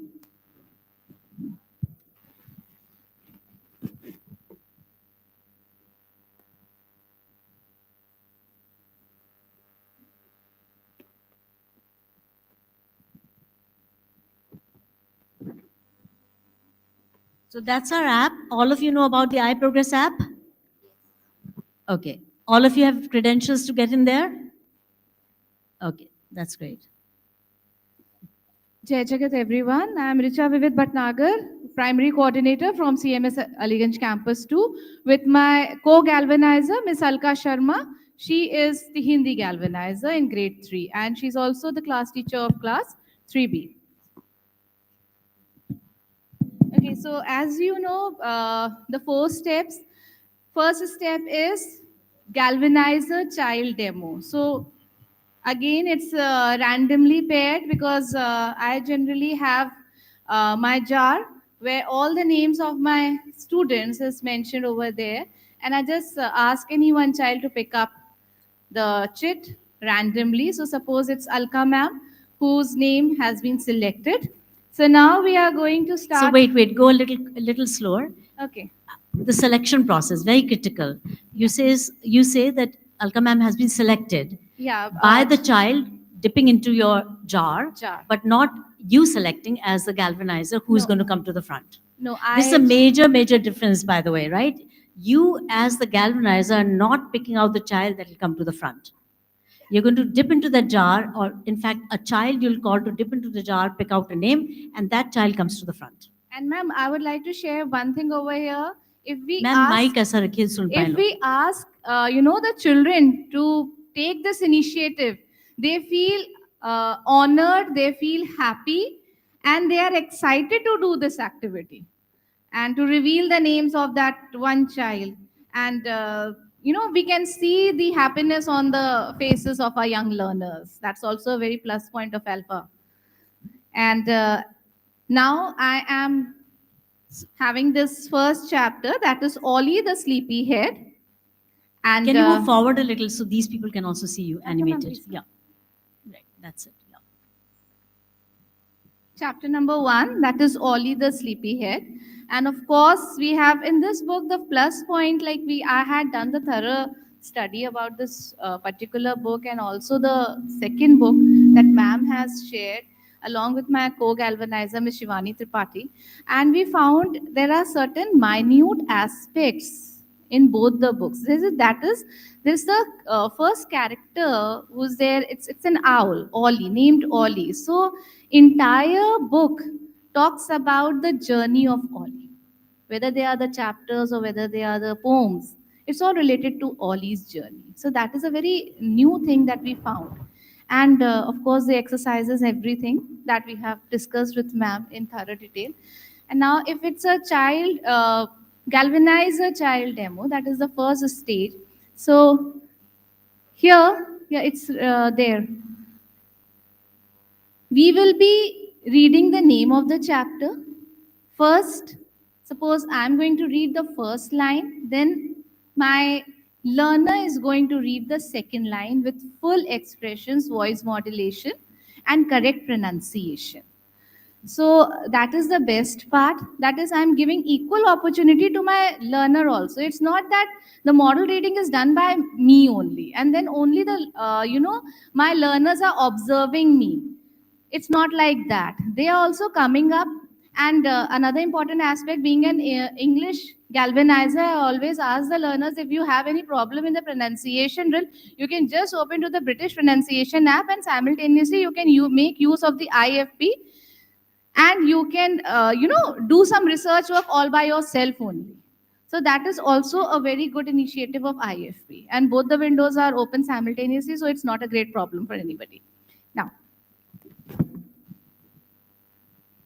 Ollie the Sleepyhead.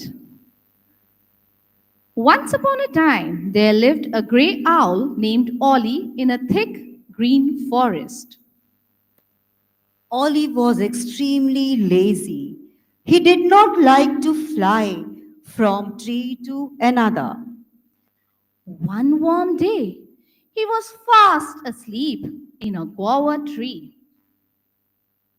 A cuckoo named Cleo flew up quite near and began picking at the fruit berry tree. Okay, so here you have seen that although we are reading, we are also demonstrating the expressions simultaneously, and she is enacting also. So from this, our observers come to know the manner in which they have to read. They don't have to rush. Next comes the child demo, and again the random pairing is done. Awesome. So you demonstrated how the children can read with expression. So because you're holding the book, it was possible for Alka to do a little bit more of that acting. And so the idea is that you're taking turns to read and turns to explain and turns to act it out and make questions for each other. Yes, that is the next process. Like we will be asking the questions from one another. We'll be framing the questions for one another. Right. And of course, if the other able to give us the correct answer, we appreciate them in the form of gestures. That is well done. High five. So, Abhi, right now the demo is not complete because it's one-sided. Now, demo is only complete when the other child has had a chance. So in this case, the galvanizer and the child has had a chance. So you've had your chance, modeled something, now she has to do the same thing. Now you have to act it out, I suppose. Okay, go ahead.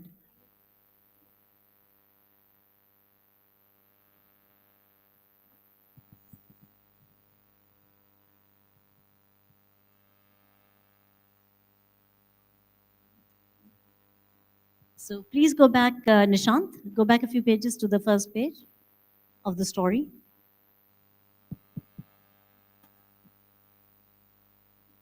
Okay, back.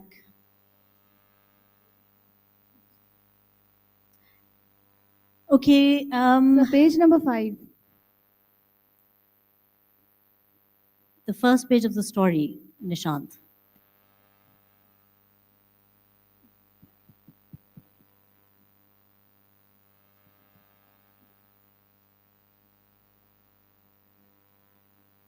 Okay, there. Jolly good.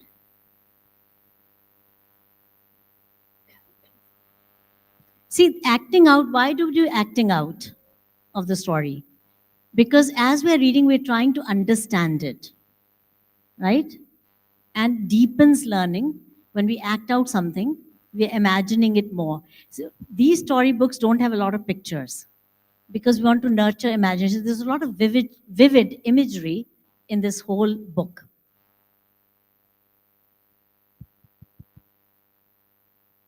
Oli, the sleepyhead. Once upon a time, there lived a grey owl named Oli. No. That's already done. You cannot repeat. See, this is very important, right? Don't have the child repeat what you have done. It's not see me do and do as I just did in terms of the content, but use the process to create the next level of learning. Okay? It cannot be the same thing. Same word, same thing. No. Next piece, right? Alkaji, please proceed. Oli woke up, shook his crumpled wings, and hooted in a sleepy voice. You are so noisy.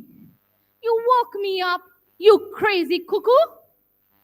Can't you see? Answered Cleo, looking at him in amazement with her eyes as small as rice grains. I am feeding myself. Oli stared with his big, round eyes. Can't you find another place? Get lost, cried Oli. Everybody has so much to do. Only you are sleeping all the time, said Cleo as she flew away. So here you can see the voice modulation also. That is also very important apart from the expressions and correct pronunciation of the words. And now we will also simultaneously ask certain questions from one another in order to see whether the child has, while he or she is reading, have they understood something or not. And we are giving them the opportunity to think critically. Okay. Richa, let's now do child-child demo. Let them do this part with the child-child demo. Thank you so much, ma'am. It's not exactly the same thing they're going to model just because we are, going to move through the process for faster. So this is Galvanizer, which is the teacher, Galvanizer child demo. And now it is 2 children have been picked randomly from the jar by the child who was there earlier. In this case, Alka. She would have picked 2 names out, and these 2 are the ones who were picked. Now they're in the front. Hello, Vasandra. Hi, Falak. How are you? I'm good. Do you want to read the story with me? Sure. Okay, let's start. Do you want to start first or shall I? You may start first. Okay. Ollie had settled comfortably on his branch and almost fell asleep Again, he heard the dreadful noise Maggie, the magpie, made, chattering just near him.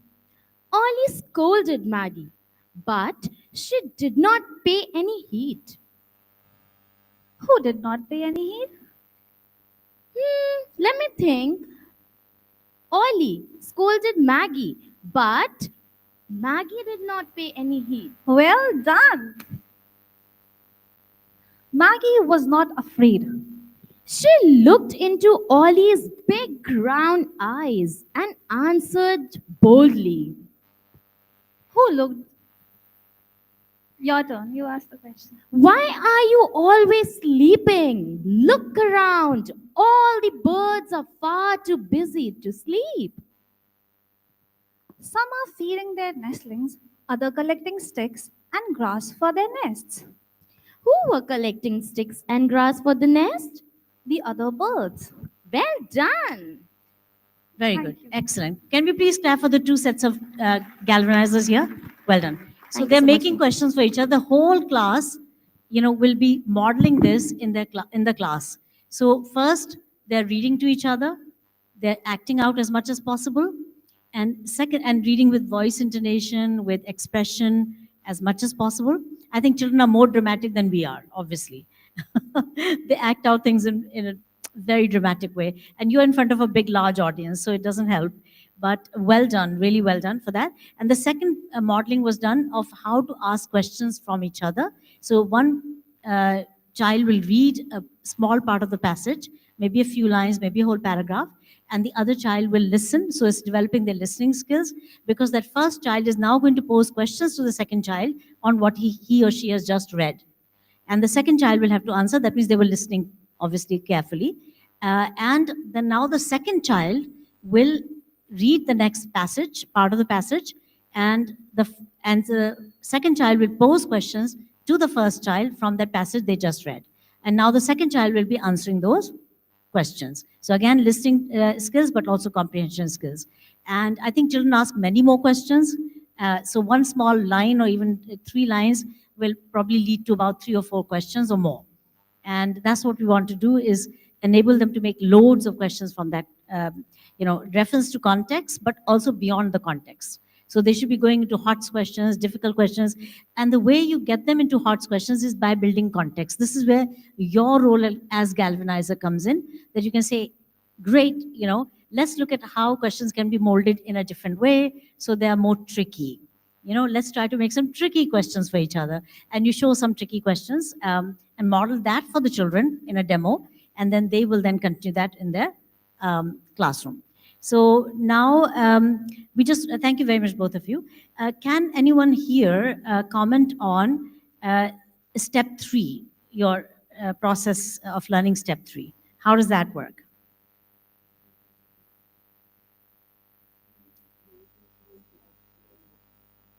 It's 4-step process. So first step is galvanize a child demo. Second step is child demo.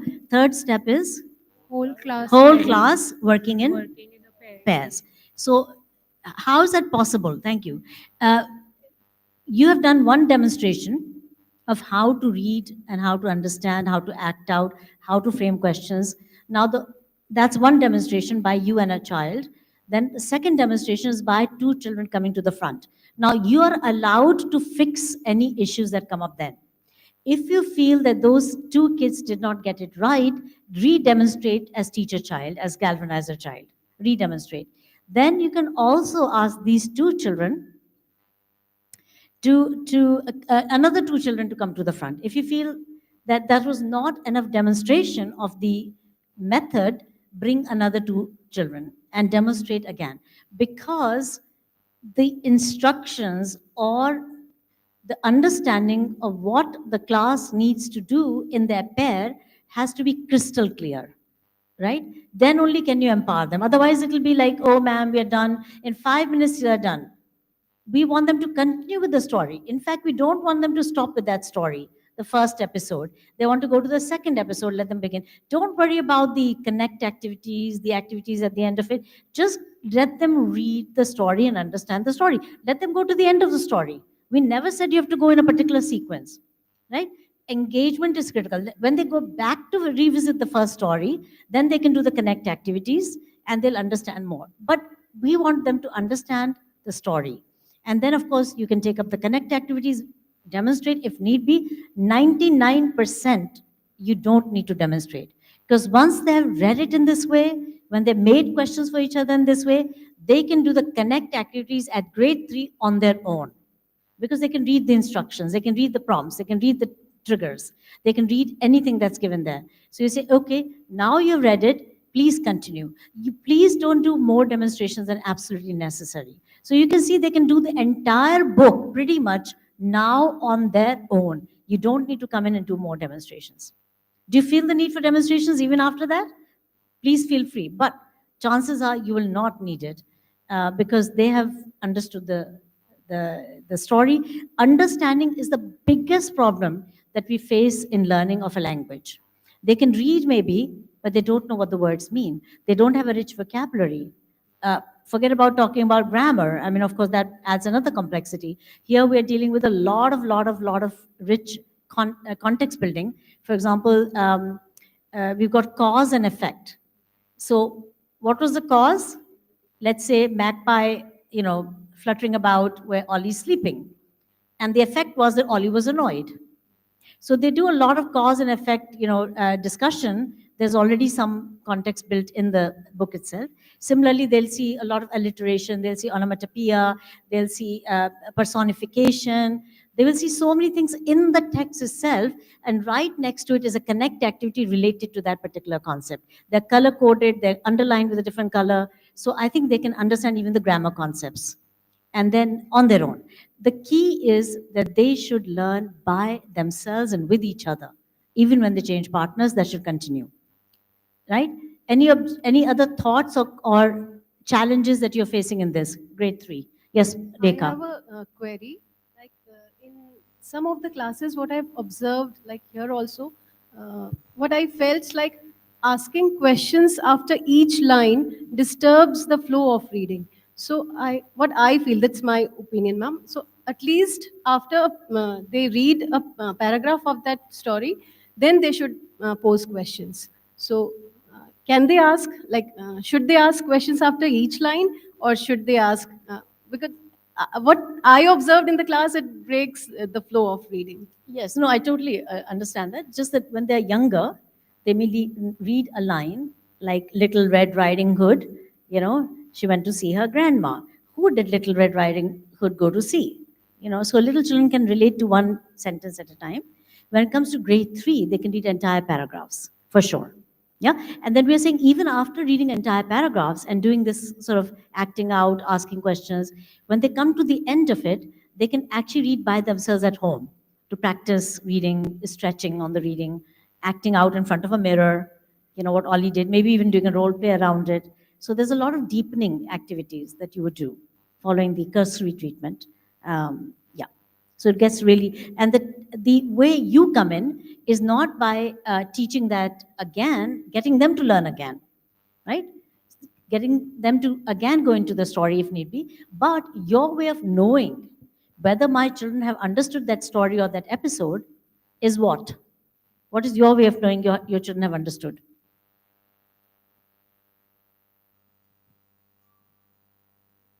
Your 3 or 4 questions at the end of the story that you will make yourself. There are questions there at the back of the book, you can back of the chapters, episodes. For example, there are questions based on the Bloom taxonomy. So you've got the new Bloom taxonomy, you've got analyses.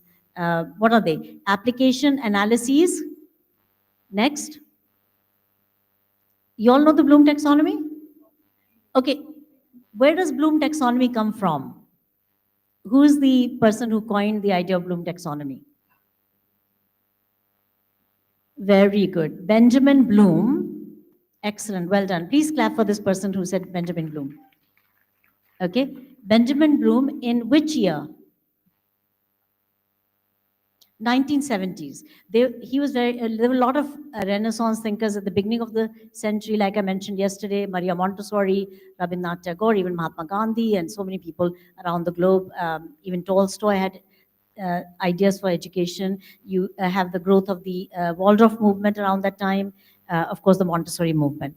So, and then in the 1970s there was another reconnaissance.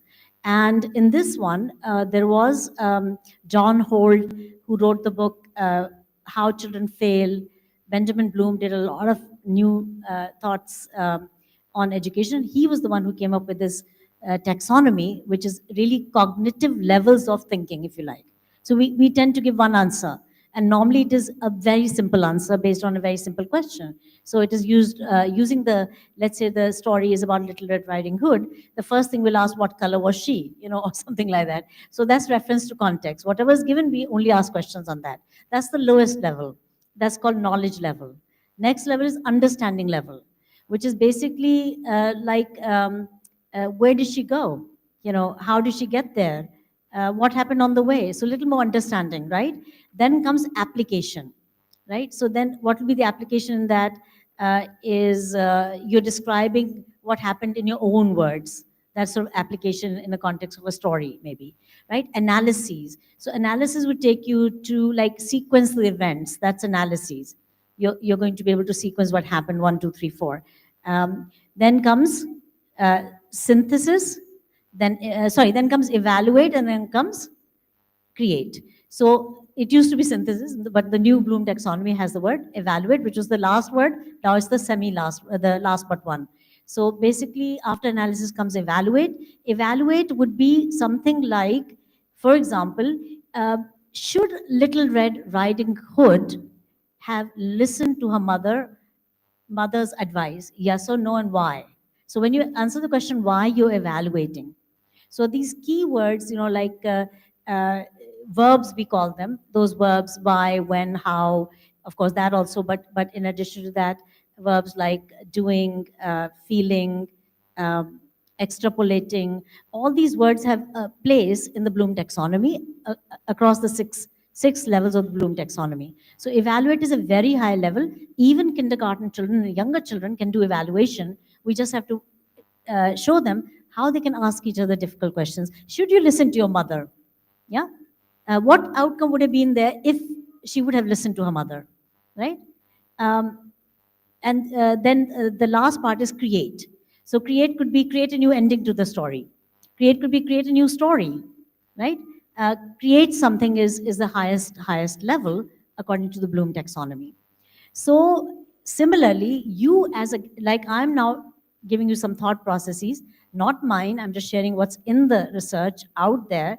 And I think it'd be good in the grow circles. One of the things you can do is spend some time reading books like deal with this cutting edge thought processes that are coming from good thinkers from across the globe. So this is one of them. So we follow Bloom taxonomy because it's really sensible. And it allows you to think at deeper and more cognitive levels than we would a priori on our own. And what we used to do was just reference to context, which is your level 1, at most level 2 of the Bloom.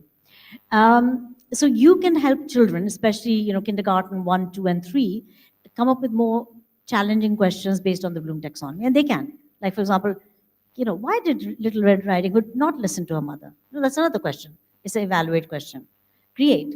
Give them time. We give them, for example, in your books, we've got this poem that's, what if O ran away, right? What if O ran away? I think it's grade 1. So children have to write, what if A ran away? So you've got a model there, and based on the model they can write. So create is very, very important, and they get to create very easily, even in story reading. Was that helpful? Was it helpful what I just said? I don't think so. So how many levels are there of Bloom taxonomy? Sure? Okay, can we kind of just say it together, if you don't mind? First one is knowledge. Well done. Right. Second one is understanding of the text. This is where we get stuck. A lot of kids don't understand. Forget about the other levels, right? This is really a challenge as well. Third, application. Well done. Fourth, analyses. Fifth, evaluation. And sixth, create, right? So as you learn more and more about these, I think you can help your children frame questions, and they will excel at it, no doubt at all, in framing those kinds of questions for each other. So they become better critical thinkers with that. All right, so third is where the whole class is practicing what you've taught them, not just for that particular episode, that poem, or that mathematical activity, for that science lesson, whatever it is for the rest of the book. They use that process that you've enabled, that you have empowered the children with, to create and co-create their own learning with each other by taking turns and by engaging critically with the matter that they're reading. They even do extension activities, as in like a science experiment at home. They do stretch activities at home. For example, scavenger hunt, look for all the red things for pre-primary kids, and count them. How many are there? So language and math connect, and so forth. So there's a lot of things that the children will do once you've empowered them, and they'll do it on their own. Not to forget that you're also empowering them with how to work with their Tina and Toto puppets, and how to work with their parents and their siblings and their grandparents. And one becomes Tina, the other becomes Toto, and does that activity as a paired activity at home with whoever is there. And if nobody is there, then with the Tina and Toto puppets. So they become their friends. And so what are the advantages of this third step and carrying it to home? Third step. What is the advantage? Anybody from the floor? Just stand up, we'll take the mic to you. Yeah, there. Ashna ma'am, go ahead. What's the advantage?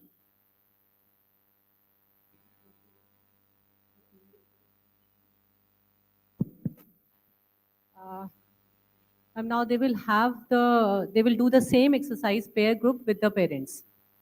Yeah, that's a big advantage, right? Yes. Right. So the pair learning can be done at home Yes. also with the So we are parents. finding, and I'd like to hear a view from Sir Nixon. Nixon Joseph is thank you, Archana ji. Please clap for Archana ma'am for that view. And for all the people who had come, I think we did clap, but clap it once more. Okay. Sir, Nixon sir. Nixon Joseph sir is Group Executive Officer of Devi Sansthan. This is the NGO with which we are taking our mission to the children who cannot afford a good education. I'm sorry, who cannot afford a private education. Even government education is very good education at times. So, and even private school education not so good at times, especially when you compare with the measure of ALfA. So I'd like him to say how, on all these things, just 2 or 3 points from Nixon sir. He, by the way, he has moved from the south, from Kerala, and he was working in Bangalore. His home is originally from Kerala, Kochi. And he moved from Kochi to Lucknow to help our institution, Devi Sansthan, become a bigger player in the field and take it nationwide and worldwide. So I'm really grateful to him. He moved with his entire family over to us, number one. Very, very grateful to him. Thank you for clapping for that. Yeah. And very admirable because he believed in the cause. He was, for several years, the president and CEO of the biggest foundation, biggest corporate sector foundation in the country, of the SBI Foundation, State Bank of India. So, and I was very fortunate because as he was retiring from SBI, he funded a small part of our Literacy Now app, which is for adult literacy. So I'm ever so grateful to him for that, but also for joining us to help us take this mission way forward. So. Thank you, Dr. Sunitha, for that nice words. As she had already told, I decided to join Devi Sansthan because I found that Dr. Sunitha is doing her cause with a lot of passion and purpose. And I always feel that when there is a combination of passion and purpose, the results will be unimaginable. Yes, yes. As I had visited several government schools where ALfA was implemented. I've seen a lot of changes happened there. It's not the government school which I had in mind. The classrooms were totally different. The teachers were very energetic, happy, and they were also narrating with satisfaction the impact ALfA has brought about in the classroom. When I see the what students were doing, that also brought a lot of excitement to me, because I found grade 1, grade 2 children reading newspapers, were able to do simple arithmetics, read with understanding, etc. There was a lot of joy and satisfaction in their face. And then I felt that I am also contributing to this. Thus, all of us know education is the biggest tool which can bring change in one's life. And I am also contributing in some way to change the lives of so many children in government schools. And I'm sure that ALfA is going to create strong wave in India. Already we are in many states. We are trying to reach to various other states also. Recently, we have implemented ALfA in an aspirational district in Arunachal Pradesh. So we are expanding all over India. As I told already, with passion and purpose, results will be achieved. And I'm doing a very small role in helping achieve Dr. Sunita Gandhi's vision. And when I went to the classrooms, what I saw again reinforced my belief in ALfA. This took me back to my days when I was a student in grade 1, 2, or 3. And I was reading everything out of fear that I will be beaten or scolded by the teachers. And for long, I was only having knowledge. I was not having the understanding. So what I saw in ALfA is that we are able to give the joy of learning to students. And that is very much important, because whatever we do with the happiness will go into our head, and we will be able to do it with a lot of energy and purpose. So ALfA is bringing the joy of learning. I could see in the faces of all the students in these classrooms where I visited, they were all happy to learn. In fact, when my student days, I felt I was not happy to learn. It was more out of compulsion. Like parents told me, if you study well, you will achieve something. And therefore, for that only, I had learned. And also for fear that I would be beaten if I don't learn everything by heart. In fact, in my class, school, every line of every textbook had to be read by heart. So I had almost one full textbook on geography, history, all these by heart. But what happened is after 2, 3 years, I forgot about it. But when I saw ALfA being implemented, and I go through ALfA books continuously to know more about ALfA, I find this is the pedagogy of the future. And as our guest from United States has told, a lot of change, lot of impact has been made by ALfA on the students. And that again reinforces our belief that ALfA is the thing, ALfA is the best thing to happen in India, and it will happen not only in India, across the globe also. That is our vision, and all of us at Devi Sansthan is trying to achieve that vision. Thank you, sir, for spearheading our organization. He has relieved me of so much work, I cannot tell you. I mean, really, honestly, I think I feel very blessed. And we all need help, and God Almighty helped me with having Nixon sir with us.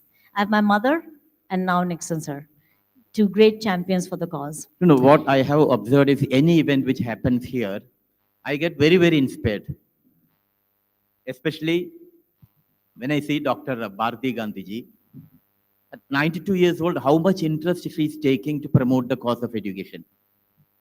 Every time I see her, I get inspired. I feel I should do more. And if I'm doing something at Devi Sansthan, it's only because of that inspiration. This is something I think all of us here have to take back, because I feel age is only a number. And it should not put a stop to our dreams, a stop to our achievements. And the same I have felt about Dr. Sunita also. She has inherited that legacy from her mother. And I also see her like almost 20 out of 24 hours working for the cause of education. And that also inspires me as well as every member of the team. I also share with all the members of the team, see how Dr. Sunida is working. She wants to achieve this vision, and all of us should be like support her in whatever way possible.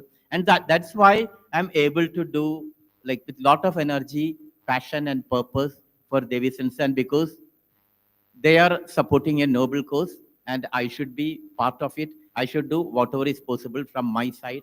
And this is what I tell all the team members and all of you galvanizers here. This is a noble cause.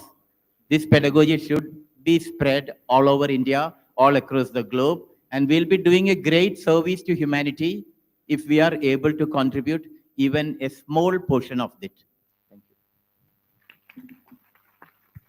Thank you, sir, for those encouraging words. The Devi staff who are sitting in the back who have just been hired, our marketing crew, please come to the front so at least we can acknowledge you. All of the Devi staff, please come to the front. Okay, there you are. Such amazing young people they are. Please clap for them as they're coming up. They are going to take this India-wide. This is their charge. So, can somebody just give them a mic? I think my mother has a mic. Can you just introduce yourselves, please, quickly? ये champions बन रहे हैं पूरे भारत की शिक्षा के. Respected teachers, it's a great pleasure to see a lot of work going on here.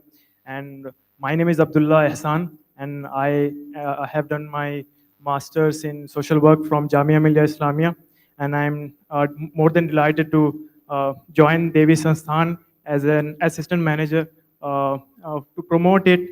And the mission is great, and I'm like seeing the courage in and the confidence in the teachers like made me like make me confident. Like it's really inspiring for me. Like something that teachers are committed to, and I hope I give my best, and let's see how it goes. I will do my best. Thank you so much. Good afternoon, everyone present here. I'm Zafar Hayat, and I've also done my master in social work from Jamia Millia Islamia. I have also done my graduation from Jamia Millia Islamia. So most of my education has been in Delhi.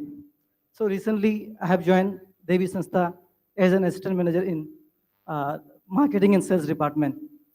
So being present here from 8 a.m., I'm listening all, seeing the encouragement and all, and I'm very inspired and eager to contribute whatever small portion to the larger cause, so that education, which is an ultimate tool to bring or eradicate all the evils in the society through education and quality education. Hello everyone, my name is Priyambada. I have just joined Devi Sansthan. It's my first time being in Lucknow.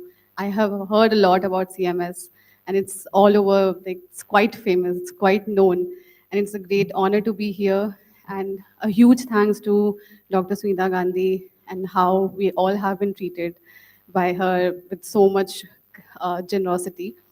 We'll see how, we'll try our best, and we will succeed in taking this pedagogy ahead, because I was saying this to my colleague that random pairing was used as a punishment in my class. So it's quite a different approach. So all the best to everyone. Thank you so much. Hello everyone, my name is Sania Zahra, and I have done my master's from Azim Premji University, Bengaluru, and it was MA in education itself. And recently I also joined along with my teammates as a Devi Sansthan as a post of assistant manager in marketing and sales. And yeah, this like the whole cause of Devi Sansthan has like made an impact on, specifically when we think about the vision and mission of Devi Sansthan, then that what it is doing in the contemporary situation and how much it is needed to include the pedagogical aspects of when we talk about alpha pedagogy itself, it is how much it is significant when we look at the contemporary situation of Indian education system. And I would like to thank you so much, Dr. Sunita Gandhi and Nixon sir, for providing this opportunity to all of us and believing in us, and looking forward to contribute towards the cause. Hi, I'm Nida. I have also completed my master's in social work from Jamia Millia Islamia. I have recently joined in Devi Sansthan as an assistant manager. I'm like, such may like Sunita Gandhi ma'am is really true inspiration to all of us with her work. Like she continuously work for 20 hours a day, and like she work for the people who is in need. So it's very inspiration for all of us who have joined. Like we are freshers and we need those figures that is inspiring for us.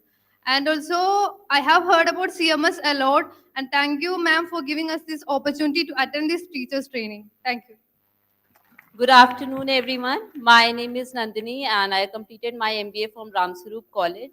Definitely, it feels great to be part of Devi Sansthan, and we are here to talk about Alpha, promote Alpha, and not only because it is any pedagogy, but also it's going to make a huge impact. It's there. It will be making a huge difference in the education system, and we are here to support that.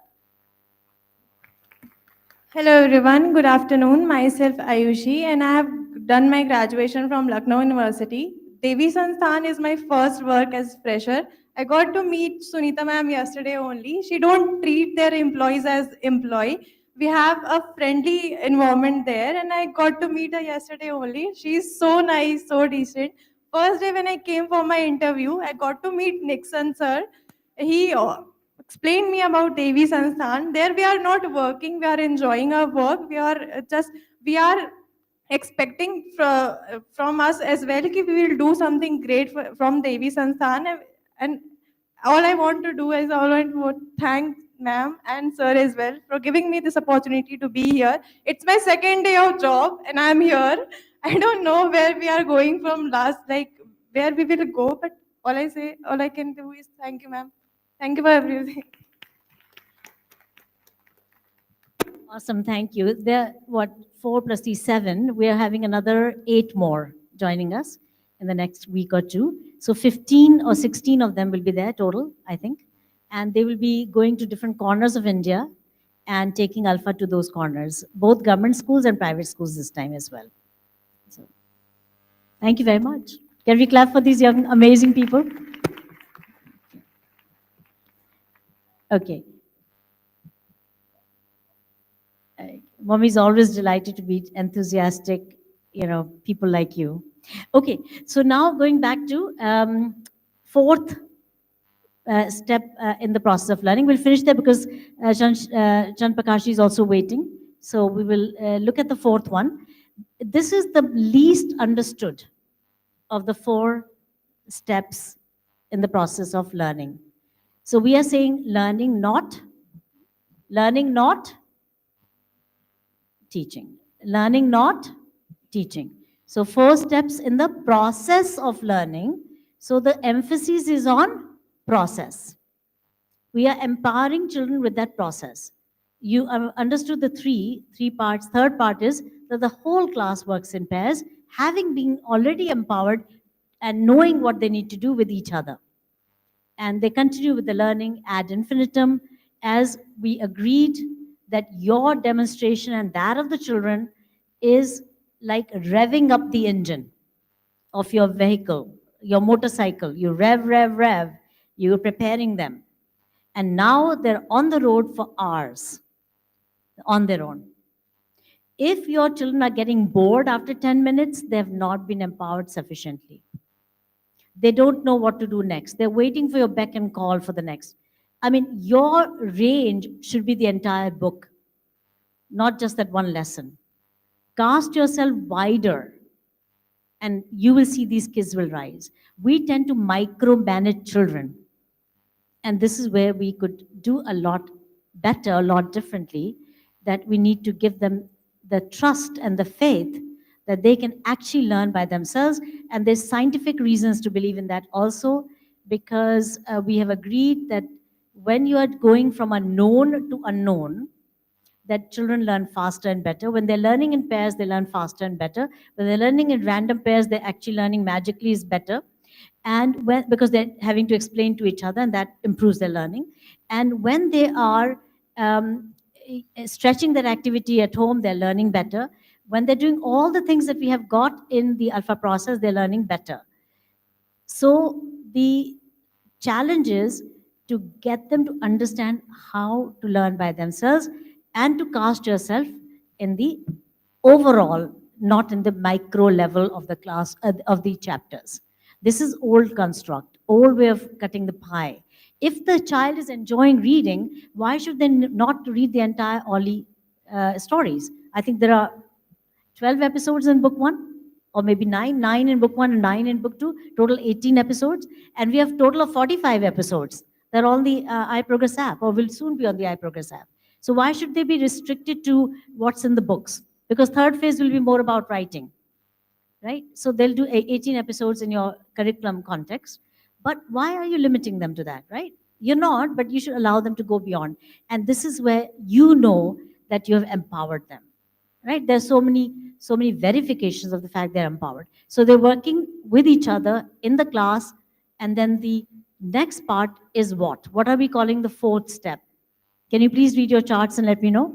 What's the fourth step? Everyone in the back also. What's the fourth step? Stretch activities, right? So how do we stretch ourselves? How do we stretch the children? Can somebody from here start it off? Like those who have not spoken especially? Anyone who's not spoken? Yes, please, go ahead.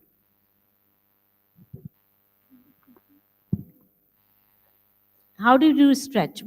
This is the least understood. This is the one most galvanizers are not fully understanding, and I think not fully maybe appreciating why it is done the way it is done.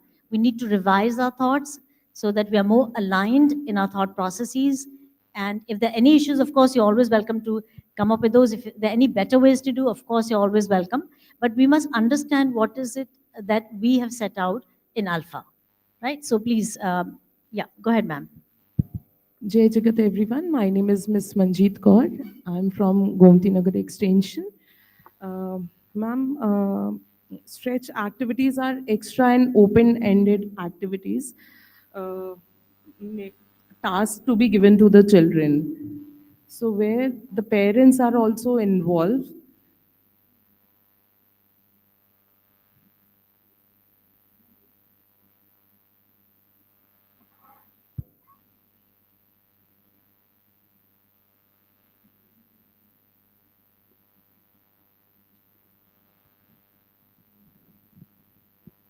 Right, ma'am. Sorry, I missed the point. So sorry. Yeah, you said, ma'am, about the stretch activities. What they are? What are the stretch activities? Ma'am, we give these stretch activities for home. These are the mic like this so we can hear you. Okay. Open-ended tasks given to the children. So if you look at the 4-step process, the stretch activities are? Practice, make questions for each other and plan home.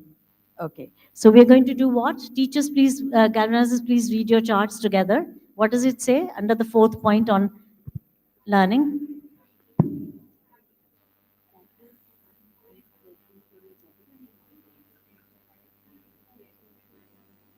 Okay. Okay, so we'll read it together once more. Stretch activities are practice, make questions for each other, and plan home stretch activities. Next day, check, correct, and cheer. So we want those terms to be understood. So yes, ma'am, anything else you want to say on this? Yeah, go ahead. You go ahead. I would like to add on by giving an example. For example, I am teaching an EVS chapter for transport. So when I have done everything, after that I can give them a stretch activity. For example, design your own vehicle. So that is a stretch activity for them where they are thinking and they're enhancing their creativity, and critical thinking is also involved in that. And even we can give them sorting activities. Children can give them sorting activities. For example, a random number of transports are given and they ask them to sort them out into land, water, and air, and ask them why it is land, why it is water, why it is air. And same ways, the design question that I have given, that can be given as a homework. You design a vehicle of your own and bring it, and that can be checked. So these are all stretch activities where parents can also be involved as a project.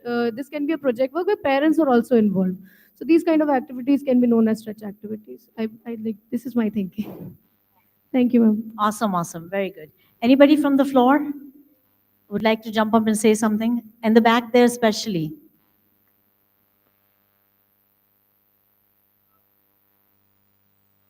Yes, please come to the front if you want to.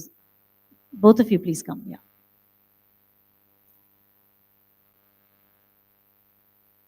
Is there a mic in the back? No, mummy, in the back. I want the galvanizers in the back to say something. Seemaji, you would like to take the mic there? So just ask anyone if they're not, feeling energetic enough. So the question is, what is the question? What do we mean by stretch activities? And then we'll get to how do you do it? And then we'll get to CCC. What is this CCC and how you do that? Check means Sunita Gandhi. Oh, stretch means Sunita Gandhi. Okay, ma. I think stretch means you. You stretch yourself so much, so much. Okay, right.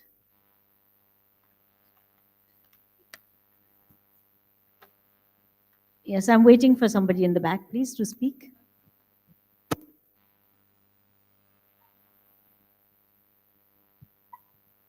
You guys have gone through a sea change. You're unbelievable, all of you. Hats off you to embrace something so crazy as ALfA. It's so complicated at some level. There's so many nuances, there's so many details, there's so much background, psychology, philosophy, vision. There's just complete sea change, and you have embraced it wholeheartedly. And I'm really grateful to you, actually.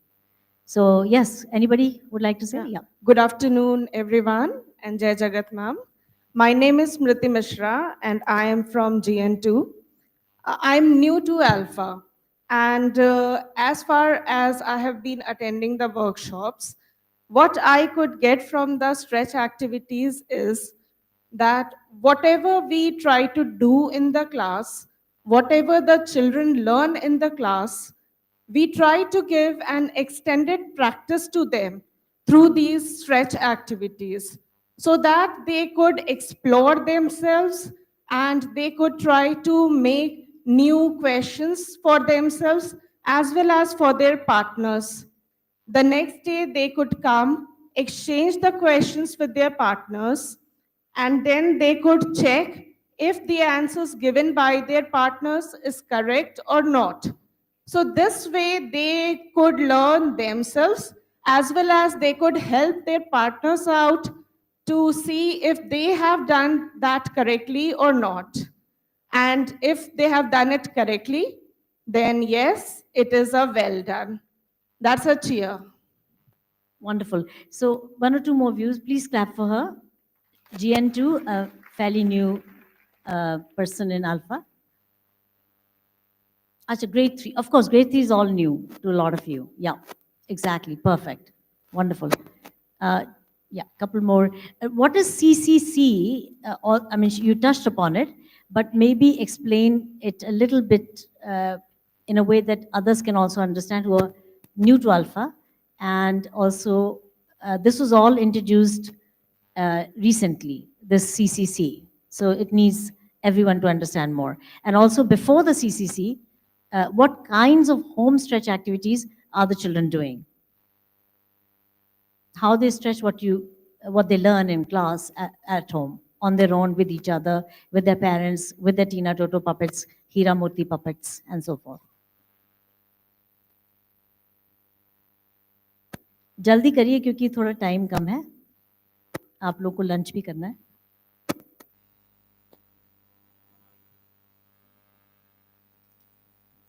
Thank you, ma'am.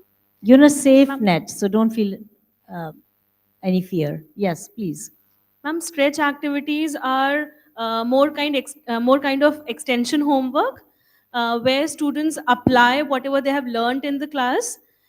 They try to frame questions on their own based on their understanding, and there many a times they are open-ended activities or open-ended applications. For example, in the chapter which was discussed here, Ollie, there Ollie, in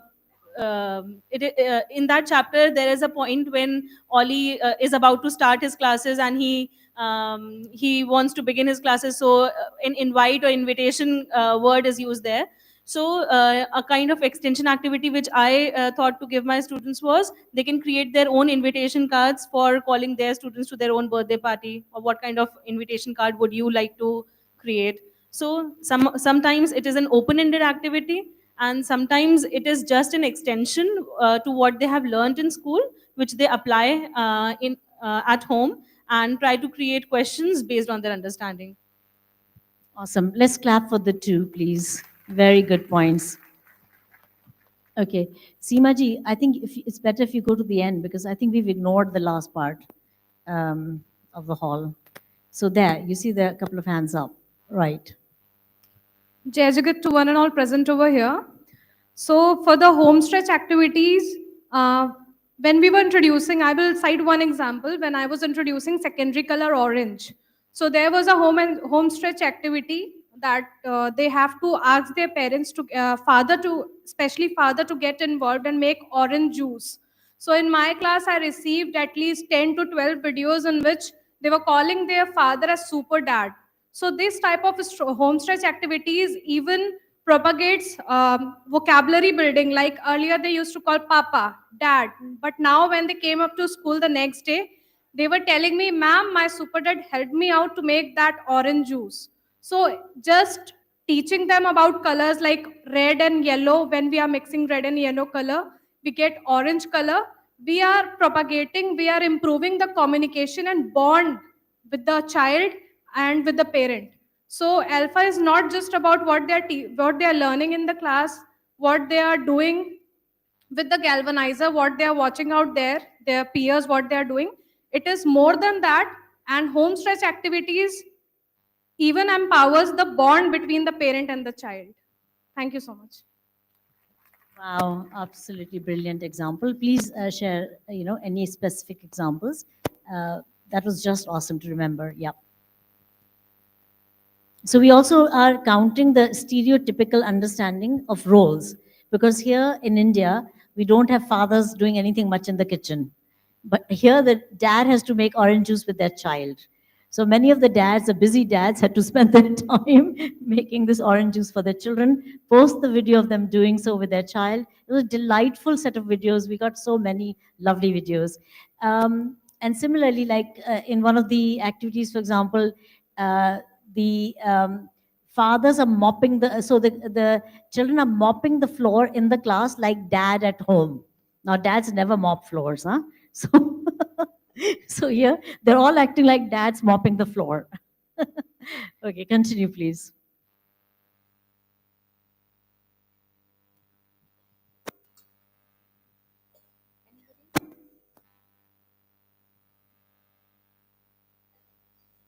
One more view, please, on CCC. I really still want somebody to talk about the CCC and how you've implemented the CCC in your classroom, and what does the term mean for anybody who doesn't know.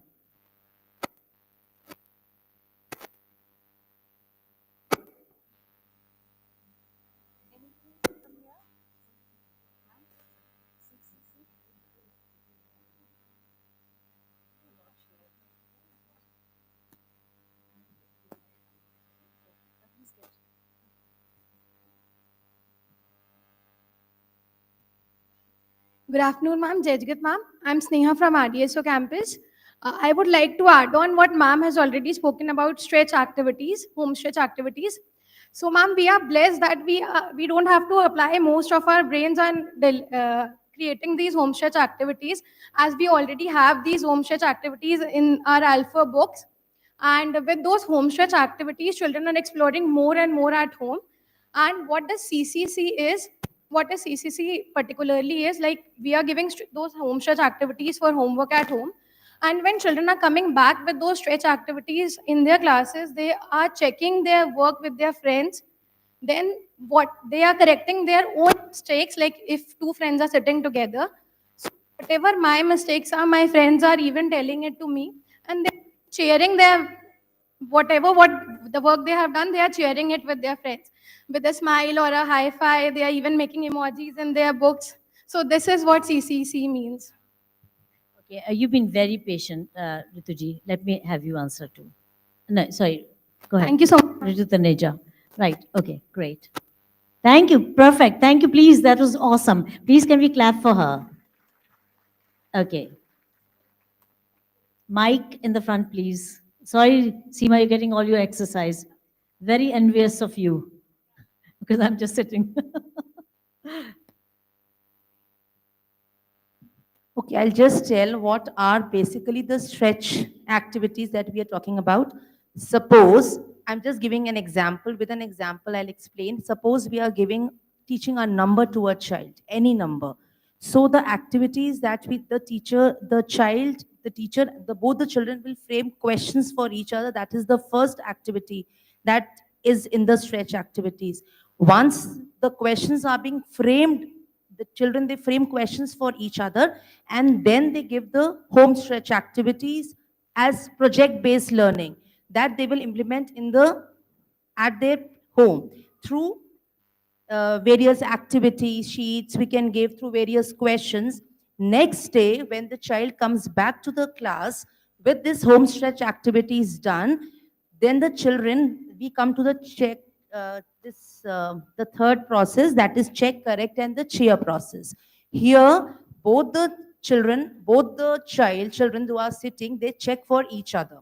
Now, suppose if the children has one child corrects the homework of the next child, if the child has done the homework correctly, then the other child gives him a sparkling smile. What we do, right? Right. Otherwise, now suppose the child has not done, maybe there is some mistake there is, and the other child finds that there is some mistake the child has done. So he will not say you have done wrong. He will give clues to that and keep on giving clues. And then when he reaches to that aspect, he will also give him the same smiley so that he reaches to the correct process. Thank you. Fabulous. Oh, look, there's somebody really with a stretched arm. Shangri-La. Let's give her the baton. And of course, one more stretched arm here. Yeah, okay. Shangri-La, just wait. She'll do this now very quickly, and then it's you. Just want to add on a point, as ma'am explained. When the children are telling each other the mistakes, they don't feel bad, they do not feel sad, and they do not feel, demotivated.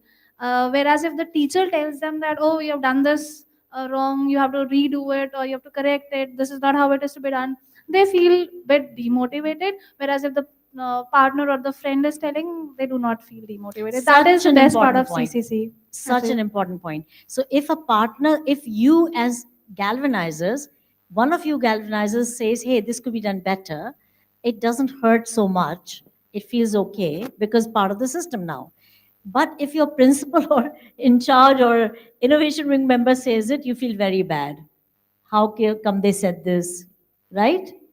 You defend yourself. So it's a very powerful point. It's a peer psychology that's working. And peer psychology, peers feel safe to share their mistakes, and you build a culture where mistakes are celebrated. The mistakes are part of life, part of learning. They're not punitive by anybody. So well done. Please clap for her.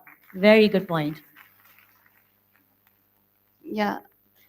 I just want to add, when we are doing CCC, so when we are exchanging our copies, so when a child is checking, so if I make a mistake, then my partner is going to underline, and then it comes back to me, and I know that, okay, I have made this mistake, so I have to correct it.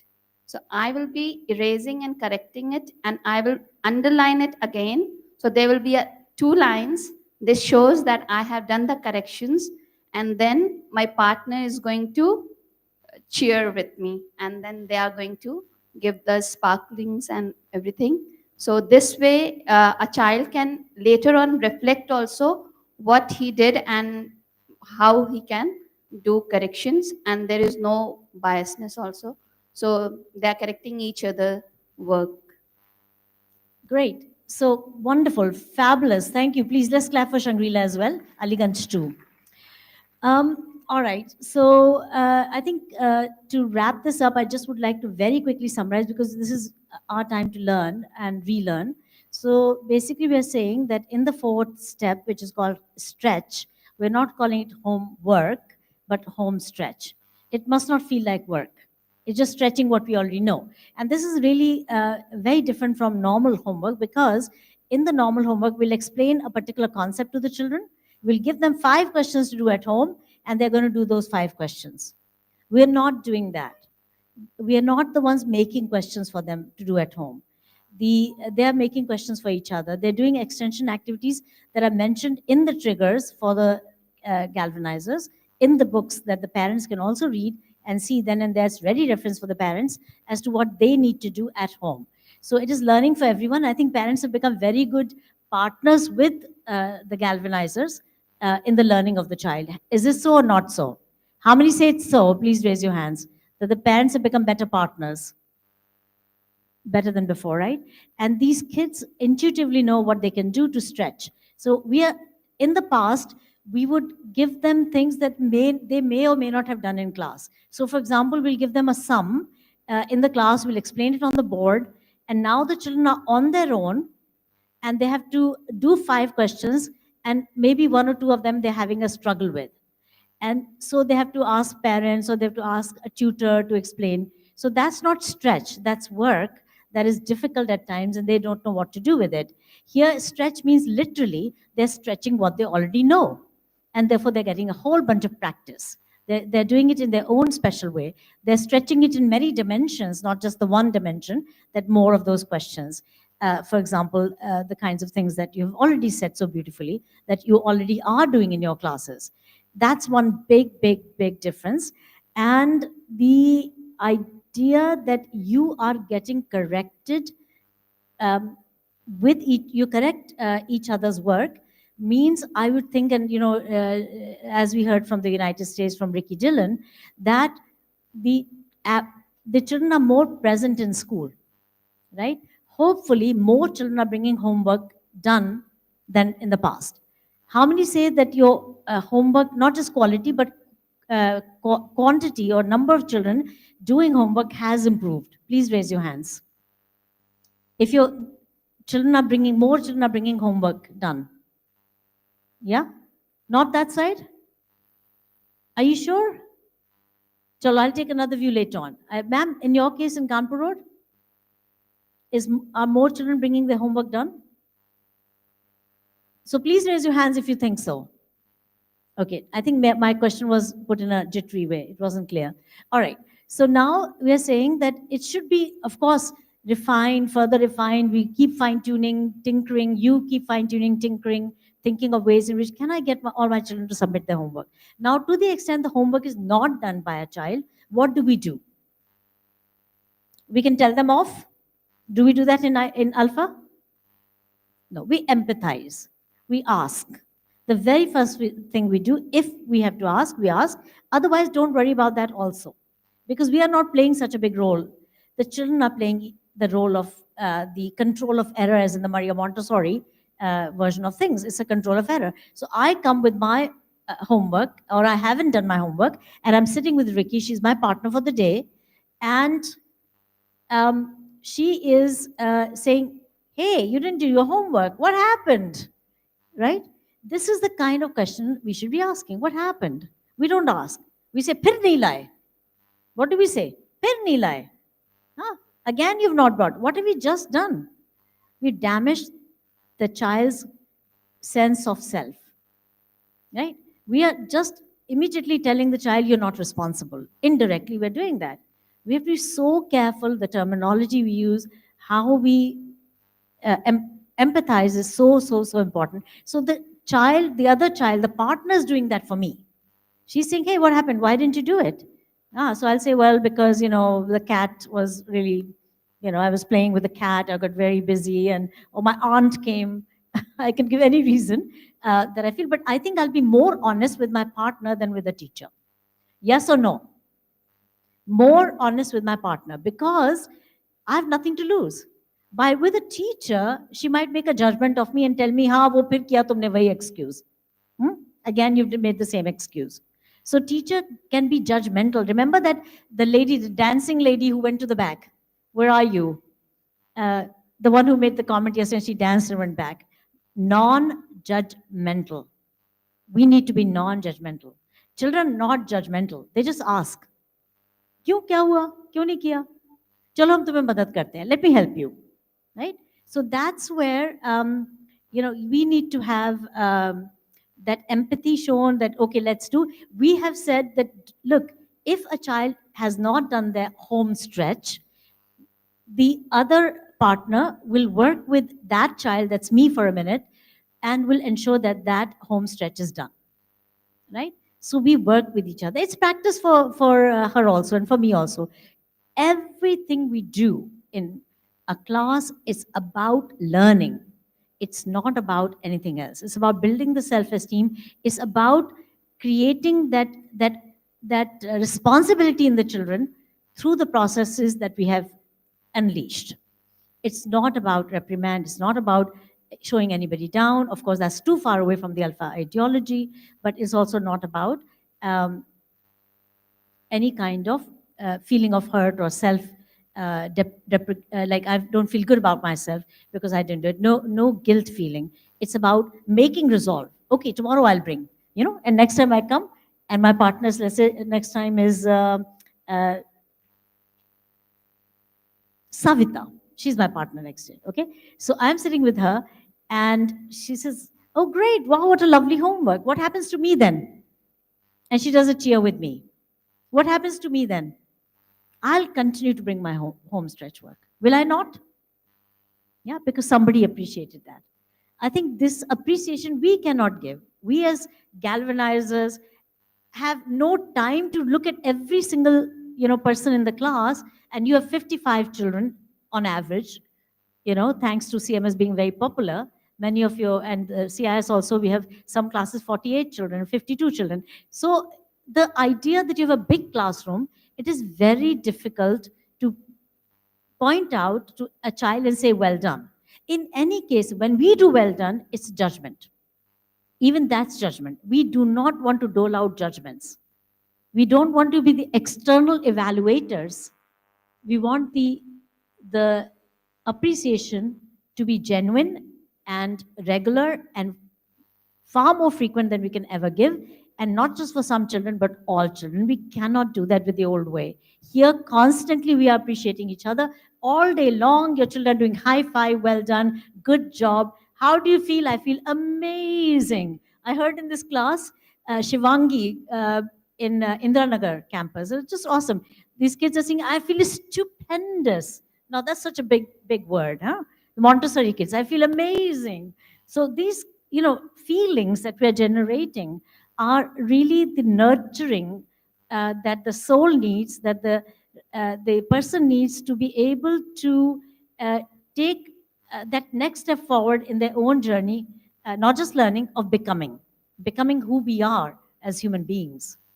And it's all about becoming, because when we become the idea being that we are developing intrinsic motivation.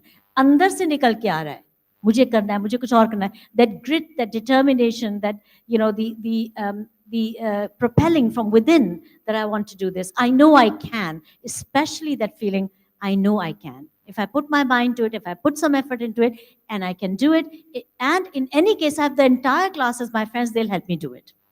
I don't feel restrained. You see the problems in grade 10 in Singapore, many places I've been talking to educators. In Singapore, I was told that children don't share their work with each other because they fear that somebody else might get good marks from their work. So the kids who are doing well, they hide their work. They don't share. A teacher may force them, share your work with so-and-so, but they don't like to share. They don't like to collaborate. What kind of a society, see, going back to my mother's point, what kind of society are we going to create if people are competing in that manner, where we're always thinking of marks, we're always thinking of, very divisive ways of even getting marks. We're taking shortcuts to getting marks. We're not thinking of the life itself as a journey towards some kind of perfection, a goal, service to humanity, and so on. And especially with ALfA, we can imagine. ALfA is not one word. ALfA is a philosophy. ALfA is not just static. It's not today a blueprint. It's a set of guiding principles, and it's evolving. It's an evolving system. It's not set in stone. And we need to continue to evolve ourselves. We need to continue to evolve ALfA so that we have the version. I said yesterday 4.1 is actually 3.1. It's the third year. So it's ALfA 3.1, the version. So 3.1, then 3.2, then 3.3. We keep evolving ALfA. We keep learning from it. CCC just got introduced because some galvanizers said our children are not bringing their work. Now, in terms of correction, so sorry, I just want to stick to this point, and my mother can comment on this. The point that when children learn these ways that we have just discussed of becoming, are they going to bring about world peace? More likely, and work on reducing differences among people, empathize with people of different cultures, colors, backgrounds. Are they going to create a better world free of poverty? Yes or no? Are they more likely to do so? Yes. Okay, done. Thank you. My mother's approval. Yes. Means everything. All right. So then the detail of it, that when they come back, if they find that, if Ricky finds that I have done something, wrong, she has my copy, I have her copy. So in that, she will make a simple pencil underline where the mistake is. I will make, if there's any error in hers, I'll make a simple underline. Then it comes to me and she gets hers. And I make the correction. I don't rub out, by the way, Shankli, a little minor change. Don't rub out, because that's my reference point for my personal diagnosis, right? Though you can see there was rubbing out, but we try not to. So we keep the underline. I make the correction on the same page, or if there's not much space, I can put a sticky in there, make the correction. I can do it on a blank page after that and write down that this word should be written in this way. And I might do one or two practices, up to me, right? But I make the correction, I make a mental note, and I'm triggered by the idea that Ricky found that mistake, I need to fix it. After I've fixed it, I put a second underline myself under it, meaning I've made the correction. Now it goes back to her. She's seen that I've made the correction. It goes back to me. I've made her correction comes back to me. No, sorry. Yeah, the second underline, and it comes back to me. At this point, I say, well done, good job. I do a smiley. I color the smiley, I write the smiley, and that's your, and I also write my name. If I'm old enough to write my name, I'll write my name. And so imagine 10 years later, Ricky and I, or 15 years later, we've joined some corporation, and we come back and meet each other. And I've kept this from years ago. I've kept this, correction by her, where she has given me a smiley. How would that feel to both of us? Any imagination? See, my mother, pedagogue, she's psychologist pedagogue. She's excited by this idea, right? 15 साल बाद हम मिलेंगे क्योंकि Ricky, you were my partner and you made the smiley for me, right? I'll remember the smiley, or I'll remember the correction. Smiley, right? So such warm feelings it will generate, not just for today, but for the future. So we are creating a better world if we continue to understand why we do what we do. Not just what we do, but why we do it. And so we then will continue to do. Erasers, by and large, don't allow children to have erasers on their desks. I've said that a few times. Reminder once more. Please have them get all the erasers, put them on your desk in a basket or a shoebox. Put them in there. If they make a mistake, they have to physically walk over to you, take the eraser, erase whatever they've done wrong, bring it back and put it back in your basket. Why do we do that? Now, again, that's a process. Why do we do that? And why should we do that? Anybody would like to say, jumping to say something on this? If you stand up, then I'll know you want to say. In the back also? Why do we do that or should do that? Okay, the reason is that children often don't think before they write. They write hurriedly. And we want them to think, because if they write, if they know that they have to go to the desk of the galvanizer to pick out an eraser, doesn't matter whose eraser it is, it's in a basket. They take that eraser, they'll say, oh, let me think before I write so I don't have to rub. Right? So we should think before we do something. We are teaching them life skill, another life skill. Think before you say, think before you write. And also because when they write in a hurried way, their handwriting goes for a song. It's not neat when they rub it out. So there are at least 3 reasons, there might be more, but these are the 3 reasons that I can think of for the moment, that the erasers should not be with the children, they should be on your desk, and they have to physically walk over. And always, always remind yourself, we are here to teach children skills for life. We are not about that content that is in front of you in a syllabus or in the book. That is secondary. If you lose a whole phase worth, I don't care. Because life is long. They have, when they enter school at age 3, they have at least till 17. That's 14 years of learning that they have to do. From the beginning, our goal should be to set them in give them the right tones and provide the right circumstances for their greater learning later on. And if they know these mechanisms, they will benefit for life, not just for that particular year. And so slow down to speed up later on. We say that don't rush at the beginning. In any case, don't rush, because we have a long journey and they'll catch up whatever they have not learned today, tomorrow. There's no real rush. Do you agree with that? Okay, done. We cannot assimilate Sure, so sure, much. mommy. Point taken. Okay, so mommy saying, shut up. All right. In a nice way. Okay, enough is enough. All right, mommy, I agree with you. And May I take your leave, please? no, mommy, just few more very important minutes. Very important minutes. May I request you? Ananya Foundation's founder, ma'am, please come. And you 3 also, please come. Come to the front. And also ma'am Ricky. So we're going to sign 2 MOUs just now in front of all of you and in front of my mother. So the first one, while they're coming, I'll sign with Ricky. In my purse.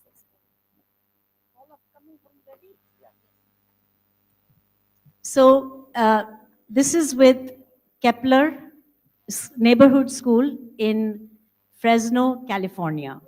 A school that has just received confirmation of their 4-year-olds being in the 98 percentile, earning their marks in the top 2% of children in grade 1. 5 of these children. And the remaining 5 are in kindergarten level. They've excelled at kindergarten level. So 4-year-olds have mastered kindergarten content. 4-year-olds 5 of them have mastered kindergarten content. And the remaining 5 have mastered grade 1 at 98 percentile. That's in the top 2% of California children. Correct? Did I get the facts right? Okay, brilliant. So yeah, I'm so honored to sign this MOU with you. You're so super tired coming all the way from California just 3 days ago and then from Chandigarh to here. It's awesome to have you. Okay. No, it's okay.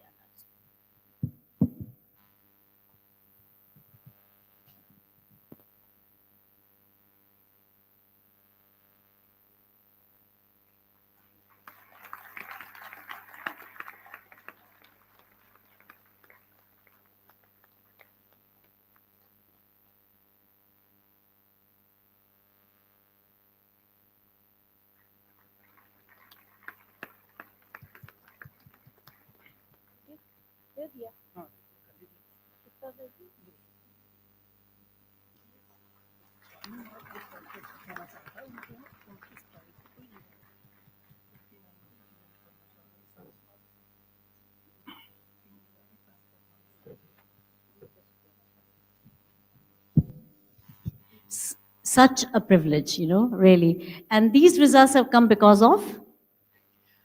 Miss Dr. Gandhi. No, No, they are because of you. no, it's because of you, actually. The reality is, um, it's the user who believes. And for me, that's everything, literally. Because that gives courage to us to continue, and it allows us to make it possible for more children to get. And you are the true pioneer. Totally. Honestly. Thank you so much indeed. Wonderful. Okay. Thank you. So now we'll be signing an MOU with the founder of Anandya Foundation and a collaboration called ALfA Anandya. So may I ask you to please introduce yourself in a better way than I would ever?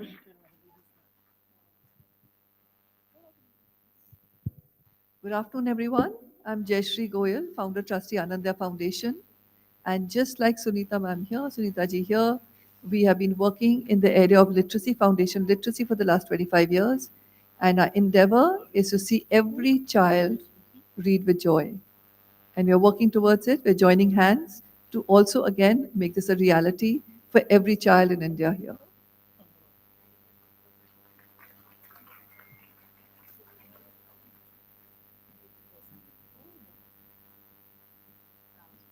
So very, very happy. Jayashree ji, thank you so much. It's an honor and a privilege. You're such a, I mean, with her, I can say truly that she also is a relentless worker, working towards empowerment of the underprivileged. She's been working with schools in many parts of India. She is providing meaningful libraries, beautifully set.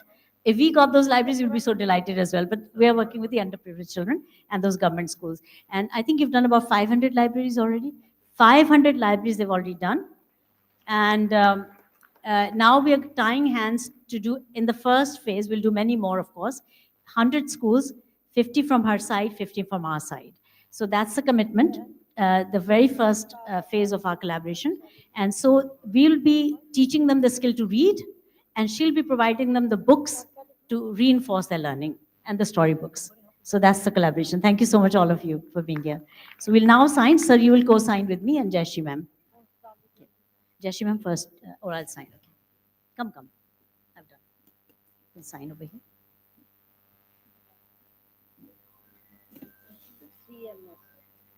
Ah, yes, there it is.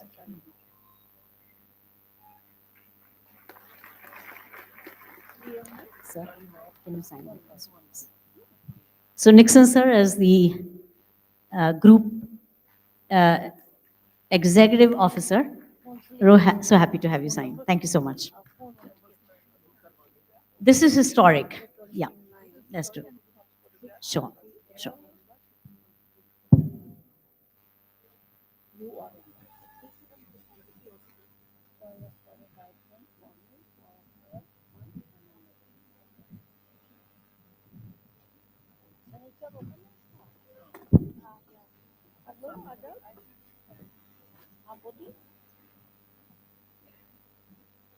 Bharti Gandhi.